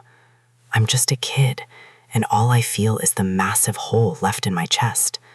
He says she taught him the true meaning of love, unconditional devotion that survives even after someone is gone. He tells me that giving and receiving love isn't easy, but it's what makes us human. It's the only thing that lasts. The memory shifts. Now I'm back in our old living room, and something just hit me square in the face. It's Sol. She's lunging at me with a pillow, a mischievous, competitive grin on her face. I'm on the floor, groaning from the impact. She's always been way stronger than she looks. I'm yelling at her, complaining that she hits way too hard for a simple pillow fight. She just sighs and tells me to quit acting like a weakling. She claims she was barely even trying.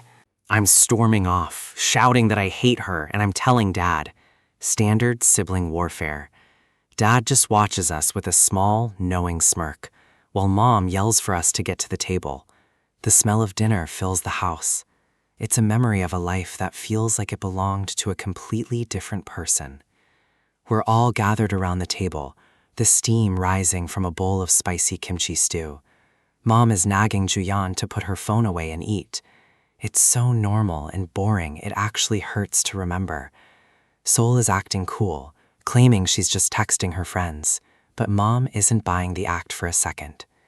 We're watching MMA, and Sol is narrating every punch like she's a professional commentator. Mom sighs, wishing she could watch her soaps, but Sol is completely hooked on the technique of the fighters. Dad suggests that Sol join the boxing club when she gets to junior high. He thinks she'd be a natural at it. She smirks. That's been her plan all along.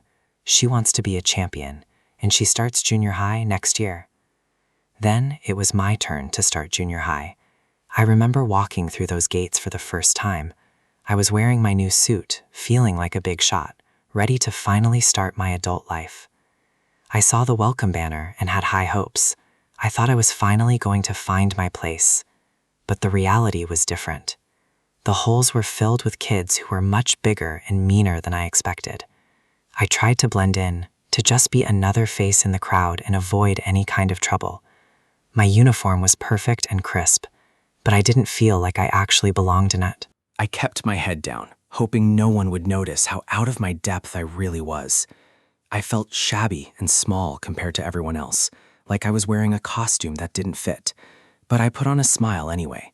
It was a new school. I was supposed to be happy and excited. That didn't last long. The first punch caught me right in the jaw, and the world spun. Then they were all over me, thwacks and kicks coming from every direction as I fell. I was on the ground, just trying to protect my head while they stomped on me. Humiliation was worse than the pain. One of them wound up for a big finishing blow, his face twisted in a nasty, arrogant grin. But his arms stopped dead. Someone had caught his fist mid-air with a grip like iron. A hand clamped down on his wrist. The bully looked up, confused, and suddenly scared. It was my sister. She was wearing her gym tracksuit, looking like a total predator. She didn't say a word. She just squeezed his wrist, and the guy's face went white with pain. The bully scrambled and ran. They knew who she was, the boxing club's rising heavyweight star. She looked down at me, her expression a mix of pity and cold frustration. She called me pathetic and told me that starting tomorrow, I was training with her every single morning. The sun was barely up the next day when she dragged me out of bed and into the park. I was dying, huffing and puffing, my lungs feeling like they were on fire as I tried to keep up. She didn't let up for a second. She pushed me until I was dizzy and ready to collapse. Years of that relentless training turned me into a completely different person. Then came the day Juyeon got her acceptance letter to Seoul College of Nursing. We were all celebrating in the living room. For a moment, it felt like things were finally going our way. Then I heard the mail slot. A single white envelope hit the floor with a soft thud. I picked it up, my heart dropping into my stomach before I even saw the return address. I pulled out the paper, my hands shaking just a little bit as I unfolded it. I froze. The words on the page were clear, formal, and absolutely final. Notice of conscription. My time in the civilian world was officially over. I remember standing at the gates of the Army Training Center, looking back one last time. My family was there, waving like crazy, trying to stay positive even though they were hurting. Mom was sobbing, her hands pressed to her face as she told me to take care and come back soon. Dad was standing tall, his eyes full of pride. "We're rooting for you, son." I turned my back and started walking toward the barracks. Every step felt like I was losing a piece of my soul. I could still hear them shouting from behind the fence. "Eat well, sleep well, see ya." I gritted my teeth, trying to be the strong man they expected me to be. But as soon as I was around the corner, the tears started falling. I wasn't ready to leave them. The darkness of the memory starts to lift. I can feel a soft mattress underneath me. I blink my eyes open. I'm in a strange room, the warm sunlight filtered through a window. I spring up, my heart hammering against my ribs as I try to orient myself in this new place. Where am I? This isn't the army base. This isn't the cult street. Then it clicks. Young-soo's apartment. I must have passed out right after he reunited with his family. I instinctively reach for my tool, my hand closing around the familiar grip as I hear a voice. Then I see them. Young-soo's wife and daughter are sitting in the kitchen, bathed in the morning light. They're just eating breakfast. It's a scene of perfect domestic peace. For a second, I almost forget the world ended outside. I wake up on high alert, my hand instinctively reaching for a weapon. My eyes lock onto the shadows across the room. But instead of a monster, I find a mother and her child. The girl is focused on her meal, oblivious to my sudden movement. The tension in the room breaks. I'm not in a war zone. I'm in someone's home. I hear snoring from the corner. It's peaceful, a sound that's become incredibly rare since the world ended. I realize I must have collapsed. The exhaustion finally caught up to me, and I was out cold. Young-soo's wife notices me waking up. She explains that I was completely drained, and they didn't want to disturb my rest. I check my surroundings and my gear. Habit is a hard thing to break when survival is the only rule. I quickly store my weapon back into the subdimension. I don't want to frighten the family more than I already have. I ask how long I've been out.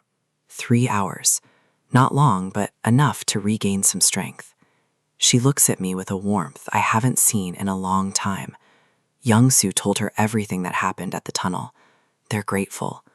In a world where everyone is out for themselves, a simple act of protection means everything. I try to brush it off. Young-soo helped me just as much as I helped him. Speaking of Young-soo, the man himself starts to stir. He's been waiting for me to wake up before eating. Jisoo invites us to the table. She's prepared a meal, and the smell is already doing wonders for my morale. Young-soo gives me a tired but sincere smile. We made it out of that hellhole together. I can't help but grin back. This is what survival looks like when you actually succeed. The main dish is braised sari. In the apocalypse, fresh ingredients are like gold, and this looks like a feast. I'm stunned. I wasn't expecting anything like this. It's a genuine luxury. I hesitate for a second, looking at the bowl of rice. It's been so long since I've had a meal that wasn't pre-packaged or scavenged. I thank her properly. Respect is the one currency that still has value. She leaves the room to give us some space, taking the child with her. The privacy is appreciated, but I'm more focused on the steam rising from the bowl. I take the first bite. The flavors are sharp, savory, and perfectly balanced. It's better than any high-end restaurant I visited before the fall. For a moment, the weight of the world lifts. This is more than just fuel. It's a reminder of humanity. I'm genuinely moved. You don't realize how much you miss these things until they're gone. The kimchi is perfect. The texture, the spice, it's all there. It's heartwarming. It's the kind of meal that gives you a reason to keep moving forward. I finish every last bit. I can't afford to waste a single drop of this. I set the spoon down and take a breath. My body feels fueled and my mind is clearing up. I tell Young-soo it's the best food I've had since my military discharge. It tastes like home. The conversation shifts back to reality. I still have a long way to go to reach my family in Ujeongbu. Young-soo makes a surprising offer. He wants to give me a ride toward Gangnam in his truck. I'm caught off guard. He just got home to his wife and daughter. Leaving again is a massive risk. I point out that Gangnam is just a waypoint. I need to go much further, and the roads are deadly. He doesn't flinch. He's thought this through. He wants to step outside and discuss the terms. The sky outside is a mix of orange and ash. The world is still burning, even if this one apartment feels safe. We stand by the heavy transport truck. It's an armored beast, but it's a target for anything lurking in the ruins. The plan is simple but dangerous. He drives me to Gangnam, then returns home on an electric bike. He's trying to be casual about it, but he knows the odds. One wrong turn and he's never coming back. I lean against the truck, processing the offer. Having a vehicle and a driver like him would change everything. But the question remains, why? Why risk everything he just got back? He's fast on that bike, sure. He could probably outrun most threats if he stays on the move. But speed won't help if he gets cornered. This isn't just about driving. It's about life and death. I sigh. I can't let him do this out of some misplaced sense of debt. It's too much. I tell him straight up. He fought so hard to see his family again. Why throw that away for me? I need to understand his motivation. Is he really that selfless, or is there more to it? He laughs it off, scratching the back of his head. He says I saved his life, and that's reason enough. He asks me why I helped him in the tunnel. I don't have a tactical answer for that. We stand in silence for a moment. In this world, you help people because it's the only way to stay human. He smiles, knowing he's made his point. He survived because of me, and he wants to pay it forward.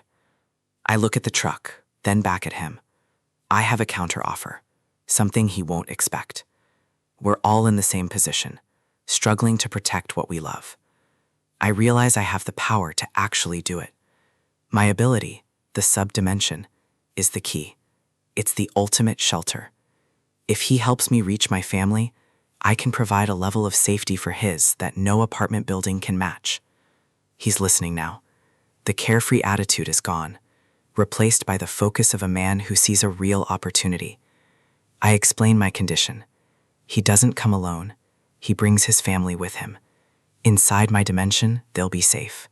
I'll be back in no time to get them, but they need to be ready. I head back toward the bike. The deal is struck, but I need to prepare the space first. I look at the vehicle keys. My mind is already moving toward the next tactical phase. The key glints in the light. It's the start of a new partnership, a real alliance. Everything has to be precise. In the apocalypse, details are the difference between living and dying. I'm ready. My path is clear, and for the first time, I'm not walking it alone. I turn the bike around. There's work to be done, and mana to be spent. The tunnel looms in the distance, a reminder of where we came from. We aren't going back there. I chuckle to myself. Young-soo is a good man. Finding someone like him is rarer than finding a cache of supplies. He's still fidgeting, probably nervous about the idea of entering a literal hole in space-time. I remind him that the dimension is my territory. Nothing gets in without my permission. I call forth the interface. It's time to upgrade the warehouse. The air begins to shimmer with mana. The power I've accumulated is finally being put to its best use. I explain that with a level up, the dimension can accommodate more people. It's no longer just a storage locker. Thanks to the monsters I cleared out earlier, I have a surplus of mana stones. It's an investment in our collective future. Young-soo watches in awe. He's seen my power before, but this is different. This is creation. I tell him to go get his wife and daughter. We're moving them to a place where the monsters can't reach. He doesn't need to be told twice. He puts on his shades, a determined look on his face. We're leaving. The interface prompt appears. 100 mana stones to reach level 2. I don't hesitate. Execute. The progress bar fills rapidly. The dimension is expanding, restructuring itself to my needs. Upgrade complete. Level 2 warehouse is active. The maintenance cost has jumped, but the benefits are worth it. The capacity has increased to 20 people. I can also store targets in my line of sight now. That's a massive tactical advantage. New abilities are available. The system is evolving as I do. I'll check the specifics later. I turn my attention back to the present. The family is here, ready to step into the unknown. The system asks for confirmation. Allow entry? Yes. Always yes for allies. They walk through the shimmering portal. It's a leap of faith, leaving the physical world behind. The portal hums with energy as they cross the threshold. They're safe now, truly safe. Their expressions say it all. Pure shock. They were expecting a bunker, not a high-tech logistics hub. The scale of the warehouse is breathtaking. Rows of shelves stretching into the distance, filled with everything they could ever need. I introduce them to Pax. He's the steward of this place, and he'll take care of their every need. Pax is efficient and friendly. Having an AI assistant helps maintain order in this infinite space. They can't believe it. Infinite food, clean water, and no monsters. It's a literal paradise in the middle of hell. Jisoo is overwhelmed. She realized that these precious supplies aren't just limited caches, they're a renewable resource. I tell them to rest and settle in. Yongsoo and I have a mission, and we leave in 30 minutes. The atmosphere is light for the first time. The little girl is cheering. It's a small victory, but it feels huge. I watch them interact, a real family unit. This is what I'm fighting to protect. This is why I won't lose. I glance back at the system interface. Level 2 has opened up new possibilities that I need to master. The Parallel Dimension Laboratory. This is where the real power-up begins. Time to see what I can build. The sun sets on a world that's about to get a lot more dangerous. The armed guards scan the horizon, their confusion growing by the second. They can't wrap their heads around it. An entire military base has vanished into thin air. The man responsible is right in front of them, but he's in no condition to gloat. Storing a structure that massive has taken a brutal physical toll. Nausea and vertigo hit him like a freight train. This is the price of his impossible ability. He has to cut his bonds now, before the guards decide he's more trouble than he's worth. But the air suddenly changes, heavy with a new kind of dread. A shadow falls over the field, reflected in the eyes of the terrified men. A swarm of wyverns descends from the clouds, blotting out the remaining light. The lead monster lets out a piercing screech, signaling the start of the hunt. The captors aren't soldiers, they're just thugs, and thugs run when things get real. Their leader screams for them to stand their ground, but panic has already taken hold. The protagonist realizes this chaos is his only window to escape. He fights through the agonizing dizziness, forcing his body to respond. The dragon-like beast looms over the slaughter, watching the humans scatter. Sweat pours down his face as he reaches for a soldier lying in the dirt. The giant monster tracks his every move with an unsettling, focused intelligence. It's ignoring the fleeing thugs. It's looking directly at him. Those glowing eyes, it knows exactly what he's doing. He doesn't wait to find out why. He grabs the injured soldier and lunges toward the portal. The system pings immediately, identifying an unauthorized presence. Bringing an outsider into his private dimension is a massive tactical risk, but he won't leave a man behind to be torn apart by those things. They collapse onto the floor of the warehouse, lungs burning as they catch their breath. The side effects of large-scale storage are too dangerous to ignore next time. That monstrous gaze felt like it was scanning his very soul. Even safe inside his own dimension, he can still feel the weight of that stare. Why was the Alpha focused so intently on him? It didn't behave like a mindless beast. It was acting like it recognized a threat. Outside, the thugs who didn't run fast enough are being systematically wiped out. They thought they were the top of the food chain, but the rules have changed. He watches the carnage through the shrinking portal, his expression grim. He needs to close the gate before one of those things tries to force its way in. The portal snaps shut, finally cutting them off from the nightmare outside. Yongsu comes charging in, his voice filled with relief and worry. The protagonist is intact, but the soldier he brought back is barely clinging to life. He's pale, his breathing shallow. He's been through absolute hell. His uniform is stained with old blood and fresh grime. They quickly move him to a bed in the secure living area. There are no deep lacerations, which gives them a fighting chance. The diagnosis is clear: severe malnutrition and total exhaustion. With the soldier stable, Yongsu looks past the protagonist and freezes. He sees something massive towering over the warehouse's internal structures. A skyscraper-sized building has manifested in the middle of the dimension. It's the military headquarters. The entire base made the jump with him. Yongsu can't even process the scale of what he's looking at. The true potential of the storage ability is finally becoming clear. The protagonist heads out to inspect his massive new acquisition. He's looking at a literal fortress ready to be utilized. An entire army's worth of infrastructure now under his exclusive control. He grabs a bike to scout the perimeter. Walking this distance would take all day. This base isn't just a building, it's a strategic gold mine for the apocalypse. It's loaded with heavy vehicles, fuel reserves, and strategic goods.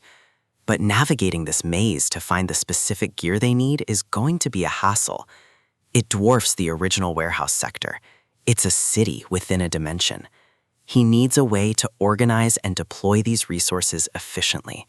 Managing this manually is impossible for one man. Yongsu catches up, eager to help turn this base into a functioning stronghold. They need to locate the armory and the fuel depots immediately. Suddenly, Pax descends from the ceiling, its rotors whirring softly. The AI drone has already begun mapping the new addition to the dimension. Pax confirms that the base is being formatted into the system's database. Once the items are classified with product codes, they can be managed via the system. That means every rifle and vehicle in this base can be duplicated and shipped. He has just unlocked an infinite supply of military-grade hardware. The realization hits him. They'll never have to worry about running out of ammo again. However, Pax warns that the data processing is still in its early stages. Progress is barely at 1%. A full integration will take time they don't have. He can't wait for a complete scan. He needs firepower now. He tells Pax to prioritize weapons, grenades, and gasoline.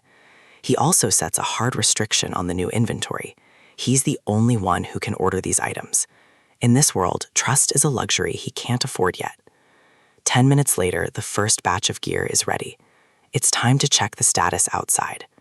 The wyverns are still there, picking over the remains of the captors. They're waiting. The Alpha hasn't left the area. There's no way to sneak past a swarm that large and aggressive, so they'll have to take the fight to them. He hasn't been to reserve training in years, but some things you never forget. They set up boxes of fully loaded magazines. If a gun breaks, they'll just grab a new one.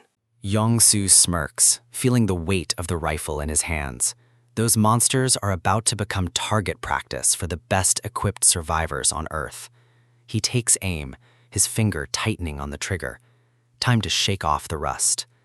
The first shot rings out, followed by a blinding flash of muzzle fire. They unleash a wall of lead from the safety of the portal's threshold. The air is filled with the deafening roar of automatic fire and the smell of cordite. Wyverns are shredded midair, their scales no match for high-velocity rounds. It's a one-sided slaughter. The monsters can't reach them through the dimensional bottleneck. They keep firing, cycling through magazines with tactical precision. The barrels of their rifles glow red-hot from the relentless rapid fire. Finally, the screaming outside stops. The protagonist wipes sweat from his eyes. Yong-soo thinks they've cleared them all out, but something feels off. The protagonist's instincts are screaming at him. It was too easy. He looks at the carnage littering the ground outside the portal. The massive alpha isn't among the dead bodies. It was much bigger than the rest. It wouldn't have gone down so quietly. And then he sees it. The beast was just waiting for them to stop firing, and now it's coming for the portal. The aftermath is silent, but the air is thick with the scent of blood and ozone. The smaller wyverns are down, but the real threat is still out there. Yong-soo scans the perimeter, his grip tight on his rifle. He can feel eyes on us from the showers of the warehouse. If it won't come to us, we'll force its hand. We need a target it can't resist to draw it into the open. Tactical deception. It's time to use the system to create a distraction that looks like an easy kill. A remote-controlled car. Simple, but in this world, any sign of movement is an invitation for a predator. We're setting up a dummy. We need to see how this monster attacks before we commit to a full engagement. The bait is live. We watch from the safety of the loading dock, waiting for the shadow to move. There, a massive shape descends from the rafters, crushing the dummy in a split second. It's faster than the others. Yong-soo, get ready.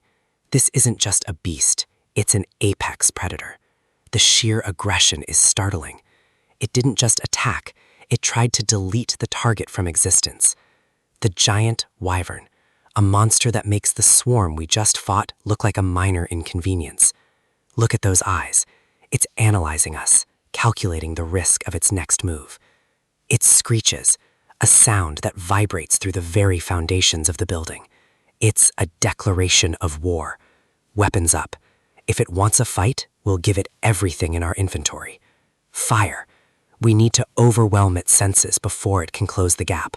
The muzzle flashes light up the dim warehouse, but the beast barely flinches as the lead flies. Bullets are bouncing off its scales like rain. Our standard munitions aren't even leaving a scratch. The muzzle smoke is thick, but the monster is still advancing. This isn't a normal hide. A blinding flash from the impacts. We need to find a weak point, and fast. It lunges, its maw wide enough to swallow us both. The scale of this threat is beyond anything we've faced. The shockwave of its movement nearly knocks us off our feet. We're losing the initiative. It's like hitting a tank with a BB gun. The scales are too thick for conventional small arms. Yong-soo is looking for an opening, but the monster is relentless. It knows it has the advantage. I'm watching the bullet deflections. There's a pattern here. It's not just armor, it's a physical rejection. The leader of the thugs was right. Some monsters are just on a different level of existence.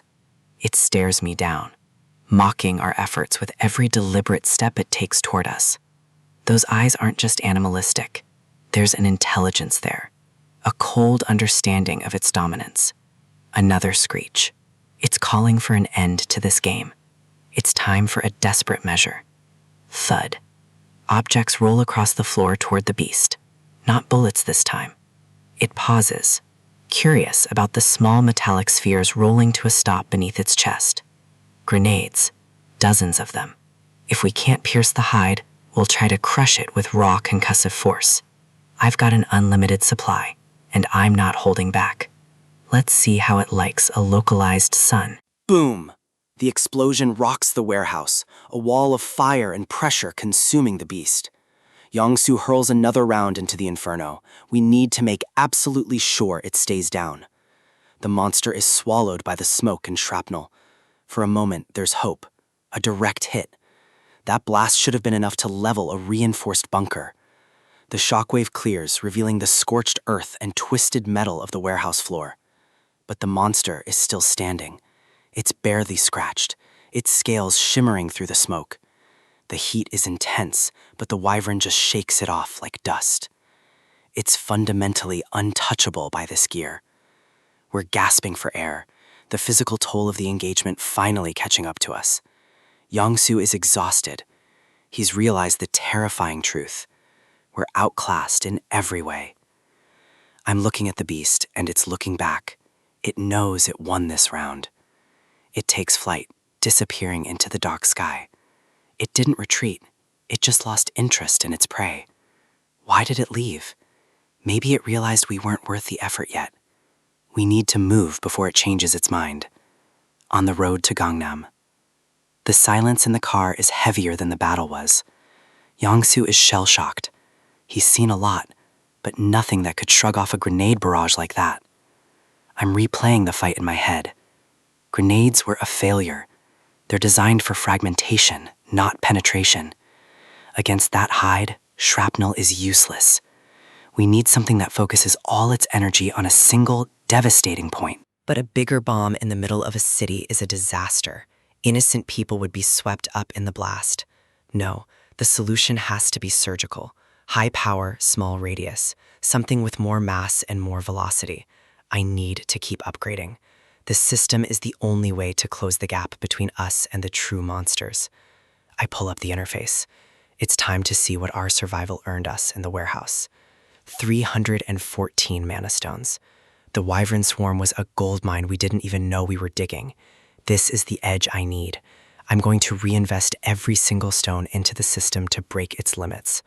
Shipping speed is the first priority, boosting it to 150 kilometers per hour. Cooldown reduced to 1 second. I can now flood the zone with supplies in a near continuous stream. Simultaneous shipping up to 4 items. My tactical throughput just doubled. Range increased to 50 meters. I can strike from a distance without being seen. It's becoming beastly. The more stones I feed it, the more the system evolves into something truly dangerous. 189 stones left. There's a new unlock available, the Parallel Dimension Lab. I'm curious. If this is where the items are stored, I need to see the logic behind the storage. I tell Youngsu I need to check something. He looks at me like I've lost my mind in the middle of the road. He wants to push through to Gangnam, but I can't fight what's coming with what I have now. I'll leave the portal open while he drives. If anything goes wrong, I can jump back into reality instantly. I step through the threshold. The transition is seamless, leaving the ruined world behind for a moment. It's a sterile digital workshop. This is the heart of the system, where data becomes physical matter. I start digging into the new functions, combine and disassemble. This is the key to my new strategy. Combine lets me ignore physical incompatibilities. I can merge separate items into a single registration, like a rifle with a preloaded magazine. No more fumbling with reloads in the heat of a fight. Disassemble is the inverse. I can break complex objects down to their core materials for easier storage. I ask Pax about the risks. If I register a grenade without a pin, will it detonate in my inventory? It exists only as data here. No physical processing occurs until the moment of shipping. That opens up a world of dangerous possibilities. I can store items in a state of terminal failure. I register the live grenades. It costs stones, but the ability to ship a live blast is worth every one. It's progress, but it's still not enough. I need to think outside the box of conventional weaponry. If the shipment speed is high and the mass is high, I can create a weapon that doesn't need an explosion. Kinetic energy, pure unadulterated force, a projectile that hits with the weight of a truck. I need something heavy, something that can punch through that wyvern's barrier with mass alone. I see it in my head, a new kind of projectile. High mass, high velocity, zero explosive radius. If I can ship a heavy object at top speed, it'll hit with the force of a railgun, a surgical strike. I can see the potential. A grin spreads across my face as the theory comes together. I step back into the reality of the car. Young-Soo is staring at a massive pile of scrap blocking the bridge. A mountain of cars piled high. Someone built a barrier, and it's effectively sealed the road. It's a mess. We'd have to take a long, dangerous detour to get around this fortification. Young-Soo is frustrated. We don't have the time or the fuel to find another route into the city. He asks me for a solution. I tell him there's no need to turn around. We're going straight through. I've just finished calibrating my new weapon. This is the perfect environment for a live test. He looks confused. A new weapon? In the few minutes I was staring into space? He hasn't seen the lab. He doesn't understand that the system is more than just a delivery service. I trigger the shipment. The portal opens just inches in front of the car's path.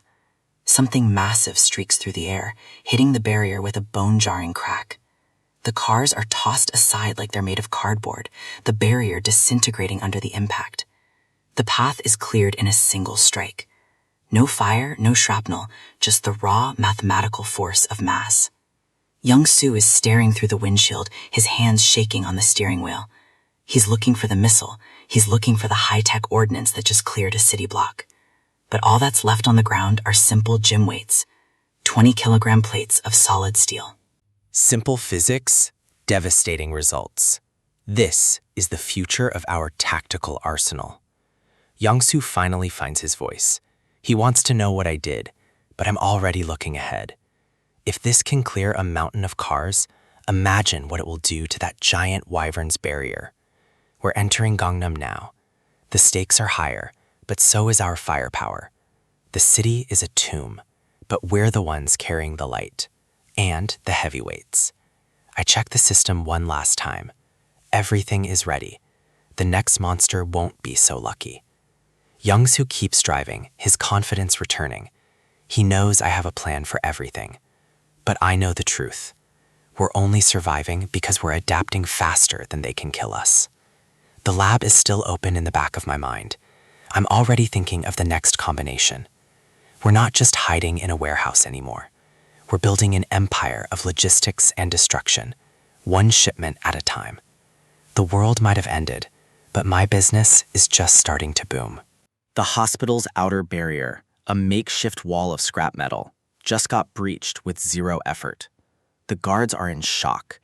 This perimeter has held against monsters for weeks, but it couldn't stop a single vehicle. They aren't looking at a beast. They're looking at something far more calculated.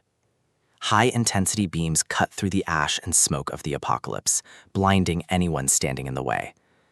A modified military jeep tears through the courtyard, ignoring the rules of the new world. It screeches to a halt right at the main entrance, asserting total dominance over the area. The survivors can only stare. Is this a rescue mission, or is it a hostile takeover? Inside the jeep, the driver watches the chaos with cold, tactical precision. Jung-yam has arrived. He's not here for the hospital's resources. He's here for his sister, Ju-yeon Kim. To understand why he'd risk everything to find her, you have to understand who Ju-yeon really is. She wasn't always a saintly nurse. Growing up, she was a firebrand who'd drop-kick her siblings for breathing too loud. She was a delinquent with no direction, more interested in starting fights than planning a future. Then, out of nowhere, something in her shifted. The girl who couldn't sit still for 5 minutes suddenly became obsessed with her books. The family thought she'd finally lost her mind, but Ju-yeon was dead serious about turning her life around. Her mother and siblings watched in confusion as the house rebel became a scholar overnight. She claimed she just had a new dream, but she wouldn't say what it was. She wanted to be like the giving tree, a source of strength and healing for others. She decided that even if the world ended tomorrow, she wanted to be treating the sick today. It was a complete transformation of character that left everyone who knew her speechless. The resolve in her eyes was unmistakable. She wasn't just talking, she was preparing for a calling. Her siblings joked about taking her to a doctor, but they couldn't deny the change was real. She studied through the night, every night, driven by a newfound sense of duty. And against every expectation, the former delinquent fought her way into nursing school. Back in the present, seeing her brother alive and standing in front of her is a shock she wasn't prepared for. The tough exterior she built to survive the apocalypse crumbles the moment she sees his face. Jung-yam isn't the little kid she used to tease anymore. He's the one who fought through a city of monsters to find her. Even Young-soo, the hardened soldier who's seen it all, can't help but respect the bond between them. This is the payoff for every risk they took. In this hellscape, family is the only thing worth fighting for. Introductions are brief. There's no room for small talk when survival is on the line. Juyeon is already back to work, looking for anything she can use to help the patients in this ward. But Jeongyam has a mission of his own. He needs to show her the advantage he's brought with him. He tells her they have a patient who needs immediate attention, but he's not in the hospital yet. Juyeon is stunned to learn that her brother has awakened an ability, just like the hunters in the city. He mentions a parallel dimension, but he won't open it out here where the hospital staff can see. He knows this place is crawling with eyes. They need somewhere private before he reveals his hand. They move deep into the facility, Jeongyam scouting the layout and the guards as they go. The hospital is overcrowded and desperate, the perfect environment for a predator to seize control. Every corner reveals more people clinging to life, waiting for a miracle that hasn't come. They reach the staff lounge. It's quiet enough for Jeongyam to reveal his secret. Young-soo sticks to the shadows, playing the role of the silent protector while Jeongyam prepares. The door creaks shut, and the atmosphere shifts. The real power play is about to begin. Juyeon's jaw drops as the space around them bends and warps. She expected a storage locker, not a gateway to a massive hidden warehouse. But her attention is quickly drawn to the man lying on the floor. It's a soldier, bloodied and broken, far beyond what any normal first aid could fix. Juyeon moves instantly, her professional instincts taking over the moment she sees a life in danger. She can see the signs of torture. This man wasn't just hurt, he was systematically broken. Jeongyam watches her closely. He needs to know if his sister is as capable as he remembers. She reaches out, and the air begins to shimmer around her palms. Juyeon didn't just become a nurse, she awakened as a healer, and a powerful one at that. The green light flows into the soldier's wounds, knitting skin and muscle back together in seconds. She's still low level, and it's a massive drain on her energy, but she won't let him die. She stabilized him, but she knows he needs more than just magic. He needs food and rest. Jeongyam teases her, trying to lighten the heavy mood. Some sibling dynamics never die. With the patient stable, they finally sit down to talk strategy. The hospital is a powder keg. The parallel dimension is their ultimate tactical advantage. It's a sanctuary no one can breach. Jeongyam has drones, weapons, and enough supplies to outlast any siege. But the hospital is controlled by a corrupt hierarchy that uses hunger as a weapon. As Juyeon eats a real meal for the first time in weeks, she tells him the ugly truth about the management. She's been surviving on scraps while the people at the top hoard the best for themselves. The power dynamic is simple. Those who control the food control the lives of everyone in the building. A woman enters the lounge, another survivor who's been helping Juyeon keep things together. She's been trying to create a safe space, but it's a losing battle without resources. Juyeon turns back to her brother, her eyes filled with concern for the 300 people trapped here. Jeongyam wants to gather the family and move on, but he can see that Juyeon won't leave her post. She wants to stay behind. She knows if she leaves, the patients have no one left to protect them. She explains that the hospital is essentially a prison disguised as a refuge. The darkness here isn't coming from the monsters outside. It's coming from the director's office. Upstairs, the man in charge is watching. He's already seen the jeep and heard the rumors. The director, Sung Hak Jin, isn't worried about two newcomers. He's intrigued by them. He wonders if they're special forces or just lucky survivors with a good vehicle. Either way, he sees them as potential assets to be broken and brought into his fold. Sung Hak Jin, director of internal medicine, a man who understands that in an apocalypse, medicine is a god complex. He knows he controls the food, and that gives him absolute authority over life and death. He doesn't care how strong the newcomers are. He has his own way of dealing with powerful abilities. He has an enforcer, a massive, silent beast of a man who makes sure the director's orders are final. His plan is to play nice, lure them into a false sense of security, and then strike. He's already ordering the barrier to be rebuilt. He wants to make sure no one leaves without his say-so. Back in the lounge, Jung Gyum is listening as Ju Yun reveals the director's secret weapon. He's been poisoning the food supply, using his ability to make the survivors physically dependent on him. He controls the awakened hunters by withholding the cure unless they do his dirty work. Ju Yun has been secretly stealing monastones, trying to level up her healing enough to break the toxin's hold. She's risking everything to save these people from a tyrant who wears a lab coat. She tells Jeondyum to get the rest of the family and run. She doesn't think they can win this fight. She believes the director holds all the cards because he holds the food. But she's forgotten who her brother is. Jeondyum listens to her fears with a calm, dangerous confidence. He smirks. The director thinks he can control people through scarcity? He has no idea that the man standing in his hospital has a literal warehouse of resources at his fingertips. Ju Yun stares at him, confused by his lack of fear. With a flick of his wrist, Jeongyum summons a mountain of food. The director's leverage just evaporated. The director is finally catching on. He knows Ju Yun's brother is moving more than just a few rations. He tries to play it cool, assuming they only have what a single military van can carry. He thinks the crowd will exhaust their supplies in no time, leaving them desperate. But his underling has bad news. The scale of the handout is far beyond their own stockpiles. The director pauses. His logic is failing. They should have run out of food hours ago. How can a single van hold enough to outsupply a hospital's entire logistics network?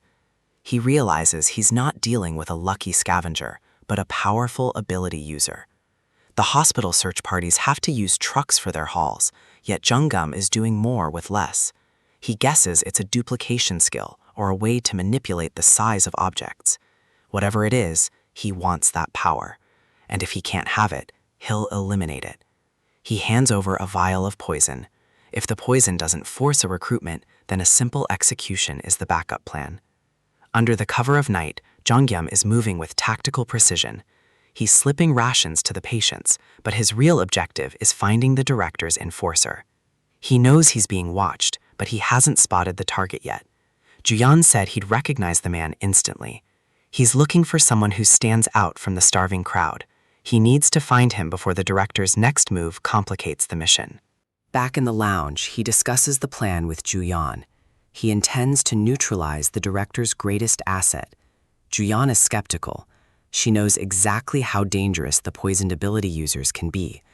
She describes the strange, almost mundane powers some possess, like resealing cans or doing laundry telekinetically. Jeongyum isn't impressed. He's looking for a real threat, not a utility worker.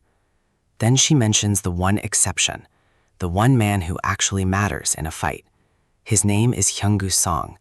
He's the reason the hospital is still standing. He traveled across a scorched city just to reach his mother. His motivation is as strong as his body. Jeongyum listens intently. This is the man he needs to either win over or put down. Hyung-gu isn't just strong, he's a force of nature. He built the car barricades outside with his bare hands. Suddenly, a massive figure looms in the hallway. The sheer size of the man confirms his identity. He's been sent to intercept Jeongyum. The mental conditioning is clearly visible in his vacant, controlled stare. Hyung-gu recognizes him as Ju Yun's brother, but his words are cold and rehearsed. Jeongyum remains calm. He's been waiting for this meeting. The juggernaut turns his gaze toward the exit. He's leading him to a more open area. The air grows heavy. Hyung-gu's presence radiates a crushing weight that would break a normal survivor. They reach a clearing among the wreckage. Hyung-gu offers two choices, both dictated by the director. The first is simple. Drink the vial and submit to the director's control. The second is even simpler. Refuse and die right where he stands.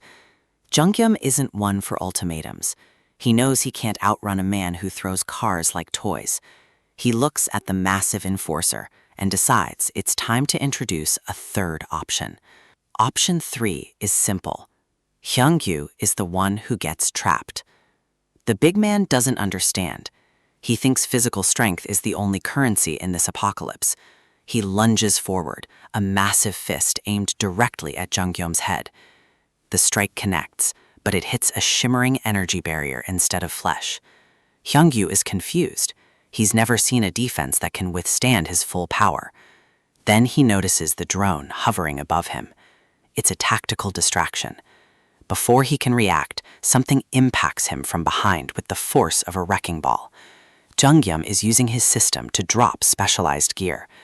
A high-velocity bowling ball strikes with pinpoint accuracy. He apologizes for the speed, but he's not here to play fair. He's here to win. The impact dazes the giant. Jungyum follows up immediately, keeping the pressure high. Hyungyu falls to one knee.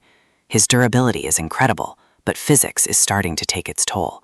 He growls, his eyes glowing with a dark, controlled rage as he tries to force himself back up. But Jungyum isn't done. He opens a massive portal directly above the enforcer. Hyunggu looks up, seeing the shadow of a massive object descending from the void. Massive stacks of metal cylinders begin to pour out. Each one weighs several hundred pounds. He tries to move, but the sheer volume of the falling objects pins him down. He catches the first few, showcasing his terrifying strength, but the weight keeps coming. He's being buried under tons of steel. Even for a man who moves cars, this is too much mass to handle. Jungyum watches as his opponent is slowly encased in a prison of his own choosing. The giant screams, a final defiant roar as the last of the weights drop onto the pile. The structure is perfectly balanced, creating a cage that even a powerhouse like Hyunggu can't break from the inside. Jungyum used the time Hyunggu spent talking to calculate the exact amount of weight needed. He tells the giant to be patient. Once the director is dealt with, he'll be set free. The Tower of Steel stands as a monument to Jungyum's tactical advantage. He walks away from the wreckage, confident that his trap will hold. He heads back toward the hospital entrance. The first part of the plan is complete. He lets out a sigh of relief. Dealing with that much physical power is exhausting, even with a system. Juyeon is waiting for him. She heard the booming sounds of the falling steel. He confirms that he met the enforcer and handled the situation quietly. He points back toward the wreckage. Hyunggu is temporarily out of the picture. She stares at the massive silhouette of the metal tower. She can't believe he managed to restrain him. Her expression shifts to worry. There's another problem they need to address immediately. She asks what exactly happened out there, sensing that the danger isn't over yet. They are interrupted by footsteps. Someone is approaching from the darkness of the hospital wing. It's Young-soo. He was supposed to be finishing the food distribution, but something is wrong. He's staggering, his hand clutching his head in obvious pain. He looks feverish, his movements jerky and uncoordinated. The director's plan has already claimed a victim. He groans about a splitting headache. The symptoms are identical to the early stages of the director's mental control. Juyeon realizes with horror that the poison has been deployed. It's working faster than they expected. She rushes to his side, trying to steady him as he begins to lose consciousness. She checks his vitals, her medical training taking over despite the mounting panic. She finds a small, fresh puncture wound on his finger. It's a needle mark. Someone must have pricked him while pretending to thank him for the food. It was a cowardly, effective strike. Jungyum knows they can't leave him like this. He needs a secure place to recover. He grits his teeth. The director's desperation is making him sloppy, but no less dangerous. He needs to find the source of this poison and a way to reverse its effects. He opens a portal to his parallel dimension lounge. It's the only place where he knows they'll be safe. A system notification dings. It has blocked an unknown energy from entering the dimension. The dimension is an independent space. It doesn't just keep people out, it filters out external influences. Young-soo looks up, blinking in confusion. The crushing pressure in his head has vanished. The symptoms are gone. The moment he crossed the threshold, the mental link was severed. Jungyum is stunned. He knew his dimension was a sanctuary, but he didn't know it could cleanse status effects. This is a massive tactical advantage. He has a way to break the director's hold on everyone. He realizes he can use this to free Hyunggu as well. He heads back to the metal tower. He opens a small portal inside the stock of cylinders, allowing the giant to enter the dimension. The system confirms the registry of a new inhabitant. The link is being severed. Hyunggu falls through the portal, landing on the floor of the lounge. He looks around, his eyes clear for the first time in weeks. The fog has finally lifted. Jung Yum removes him from the registry immediately after, ensuring he's not trapped in the lounge forever. The system confirms the removal. The process is complete. Hyunggu stumbles out of the portal, collapsing onto the hospital floor. He looks up at Jung Yum, his expression one of profound shock and realization. He asks how this is possible. He can remember everything he did under the director's control.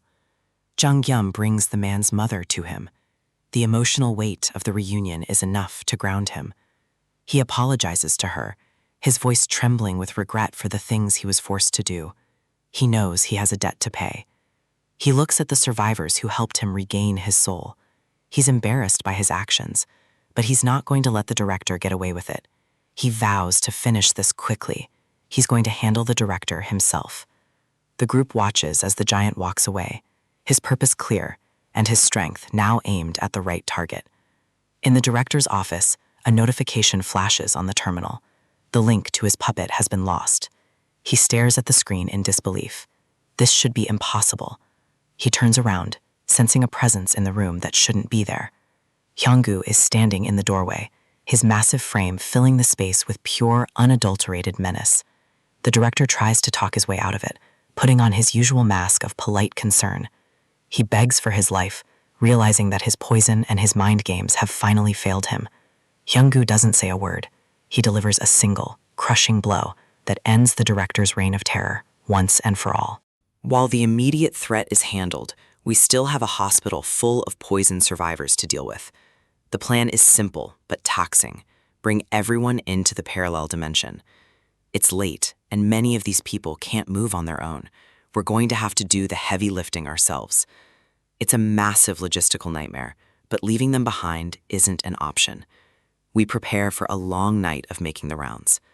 But before we can even start, something changes. The survivors are stirring. The dazed looks are fading. People are coming back to their senses, wondering where they've been and what they've been doing this whole time. The sudden recovery catches us off guard. It's like a spell has been broken across the entire ward. The confusion is palpable, but it's a relief. The poison's hold is weakening. Then, a heavy step echoes through the hall. Someone is approaching. Hyunggu returns, looking like he's walked straight through a slaughterhouse. He's covered in blood, but the grin on his face tells the whole story. He's neutralized the source of the problem. He bows deeply, offering his sincere gratitude for saving him and his mother. The doctor won't be a problem anymore. Looking at the state of him, I don't even want to know the details of how he took care of things. The results speak for themselves. I offer a quick apology for the bowling ball incident earlier. I had to make sure he was on our side, one way or another. He takes it in stride. For a man of his size, a few bruises are nothing compared to the chaos he's seen. He's seen monsters and anomalies, but my ability to drop pillars from the sky actually impressed him. Then he asks the big question. Am I planning to stay at the hospital for a while? He's clearly hoping for some permanent protection. Having a guy who can summon a warehouse is a hell of a survival strategy. I have to turn him down. I still have family out there I haven't found yet. I can't stay in one place for long. He understands. He wishes me luck, but his expression shifts when I mention my next destination, Iljiro. Hyungu's face goes pale. He tells me getting there might be impossible right now. He describes a massive stone wall that literally sprouted out of the ground, cutting off the entire area. It's taller than any skyscraper and seemingly indestructible. But that's not even the worst part. The monsters there are different. They aren't just beasts, they're undead. Skeletons and walking corpses that refuse to stay dead. No matter how many times you kill them, they just get back up. A giant wall and immortal monsters. Iljiro has turned into a literal fortress of the damned. It sounds like a nightmare, But I'm not actually that worried about my second sister. Knowing her, she's probably ragdolling those skeletons without even breaking a sweat. She was always the toughest of us. Still, the intel is valuable. The world is changing faster than we can keep up with. Suddenly, a notification pings. Juyen is calling from the parallel dimension. The soldier we rescued earlier has finally woken up. It's time for a debrief. I head back inside. If he's military, he might have the tactical overview we're missing. He's still weak, but he's alert. He knows he owes us his life. He introduces himself as Lieutenant Colonel Gyung-ho Han, a high-ranking officer in the Signal Battalion. He looks around, trying to process his surroundings. He can see the city outside, but nothing makes sense. He knows the area, but there shouldn't be a massive logistics hub here. He's looking for landmarks that aren't there. I explain the situation. We're in my parallel dimension, currently moving through Gangnam toward the Hanam Bridge. The look on his face is pure disbelief. A warehouse that exists outside of reality? It's a lot to take in. He tries to wrap his head around the logistics of it, moving through the city while being inside a separate space. Juyeon backs me up, confirming that everything he sees is the result of my ability. The colonel takes a moment, then asks to be let off immediately. I assure him we have no intention of harming him. We're the ones who saved him, after all. He knows that, and he's grateful. But his mission takes priority over his recovery. He needs to reach the Joint Chiefs of Staff HQ as soon as possible. Whatever he knows, it's urgent. I can see the weight of the world on his shoulders. If a lieutenant colonel is this desperate, the situation is worse than I thought. I make him a deal. I'll let him go, but only on one condition. He needs to eat, and he needs to tell us exactly what's going on out there. Information is the only currency that matters now. He hesitates, bound by military secrecy, but his hunger is clearly winning the battle. I decide to sweeten the pot. If toast isn't enough, I have better options. I summon a full spread. Pizza, waffles, fried chicken, things that shouldn't exist in an apocalypse. The smell alone is enough to break his resolve. He hasn't seen real food in days. He starts eating, and the story begins to pour out. It all started simultaneously, all over the world. It wasn't just monsters. The very terrain, the animals, and even the insects turned into infernal things. They were merciless, attacking everything in sight. The world as we knew it ended in a matter of hours. The government tried to fight back. They gathered awakened fighters and formed specialized units. For a while, it worked. They were taking down monsters efficiently and regaining some stability. But then, the beast appeared. A dragon that conventional weapons couldn't touch. Guns, grenades, explosives, nothing worked. It was a force of nature that wiped out entire bases. They called for aid, but the response never came. The command centers had gone dark. It was bizarre. Even while other bases were fighting for their lives, the main headquarters remained silent. They were forced to make a desperate move. They had to reach the DCC, no matter the cost. The dragon chased them relentlessly, picking off his men one by one as they fled through the ruins. They recruited every able fighter they found along the way, just to have a chance at reaching the center. When they finally arrived, the place was deserted. But the reason was far more sinister than a monster attack. They found documents, detailed plans for a coup d'etat. The military wasn't just failing, it was being dismantled from the inside. The awakened people they had recruited turned on them. They killed the soldiers and took control of the facility. A coup during the apocalypse. It's the ultimate betrayal. Someone is using the chaos to seize absolute power. The colonel believes the commander of the DCC has joined the rebels. They're working stealthily, cutting off communication to the government. He needs to get the word out. If the rebels solidify their hold, there won't be a civilization left to save. I take it all in. Human greed really is the one thing that survives the end of the world. I agree to drop him off once we cross the bridge. Until then, he needs to rest and recover his strength. He thanks me, but I can see the suspicion in his eyes. He's wondering how we managed to survive out here. If we saved him, it means we had to cross paths with that dragon. He can't fathom how we outran it. He's trying to gauge my power level. In this new world, everyone is a potential threat or a potential asset. I keep my cards close to my chest. He doesn't need to know everything about my warehouse just yet. The meal continues in a tense silence. We're allies for now, but the world is getting smaller and more dangerous. The transition is sudden. The calm of the warehouse is about to be shattered. The colonel flinches. He feels it before he sees it. Something is wrong. The air pressure in the dimension shifts. Outside, the sensors are screaming. We've got company. The colonel looks terrified. He knows that presence. It's the same feeling he had before his unit was wiped out. He warns us, his voice trembling. There's a monster right in front of us. I don't hesitate. If it's in our way, it's a target. The team snaps into action. We've handled threats before, but this one feels different. The colonel can't believe our lack of fear. He thinks we're walking into a death trap, but he doesn't know what we're capable of. He's about to see a different kind of warfare. The beast looms large, a massive shadow against the ruined city skyline. It's an orc, but bigger and more mutated than anything we've seen so far. It roars, a sound that vibrates through the very walls of the warehouse dimension. But before it can even finish its challenge, a massive pillar of steel slams into it from above. Welcome to my world. The power of a 20-kilogram weight plate at terminal velocity isn't something most monsters can survive. It's simple physics applied through a supernatural lens.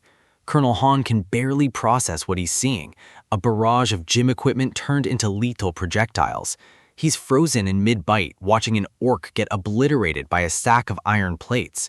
But I'm not done showing off the tactical utility of my parallel dimension. With a single command, a military vehicle materializes through a portal, ready for deployment.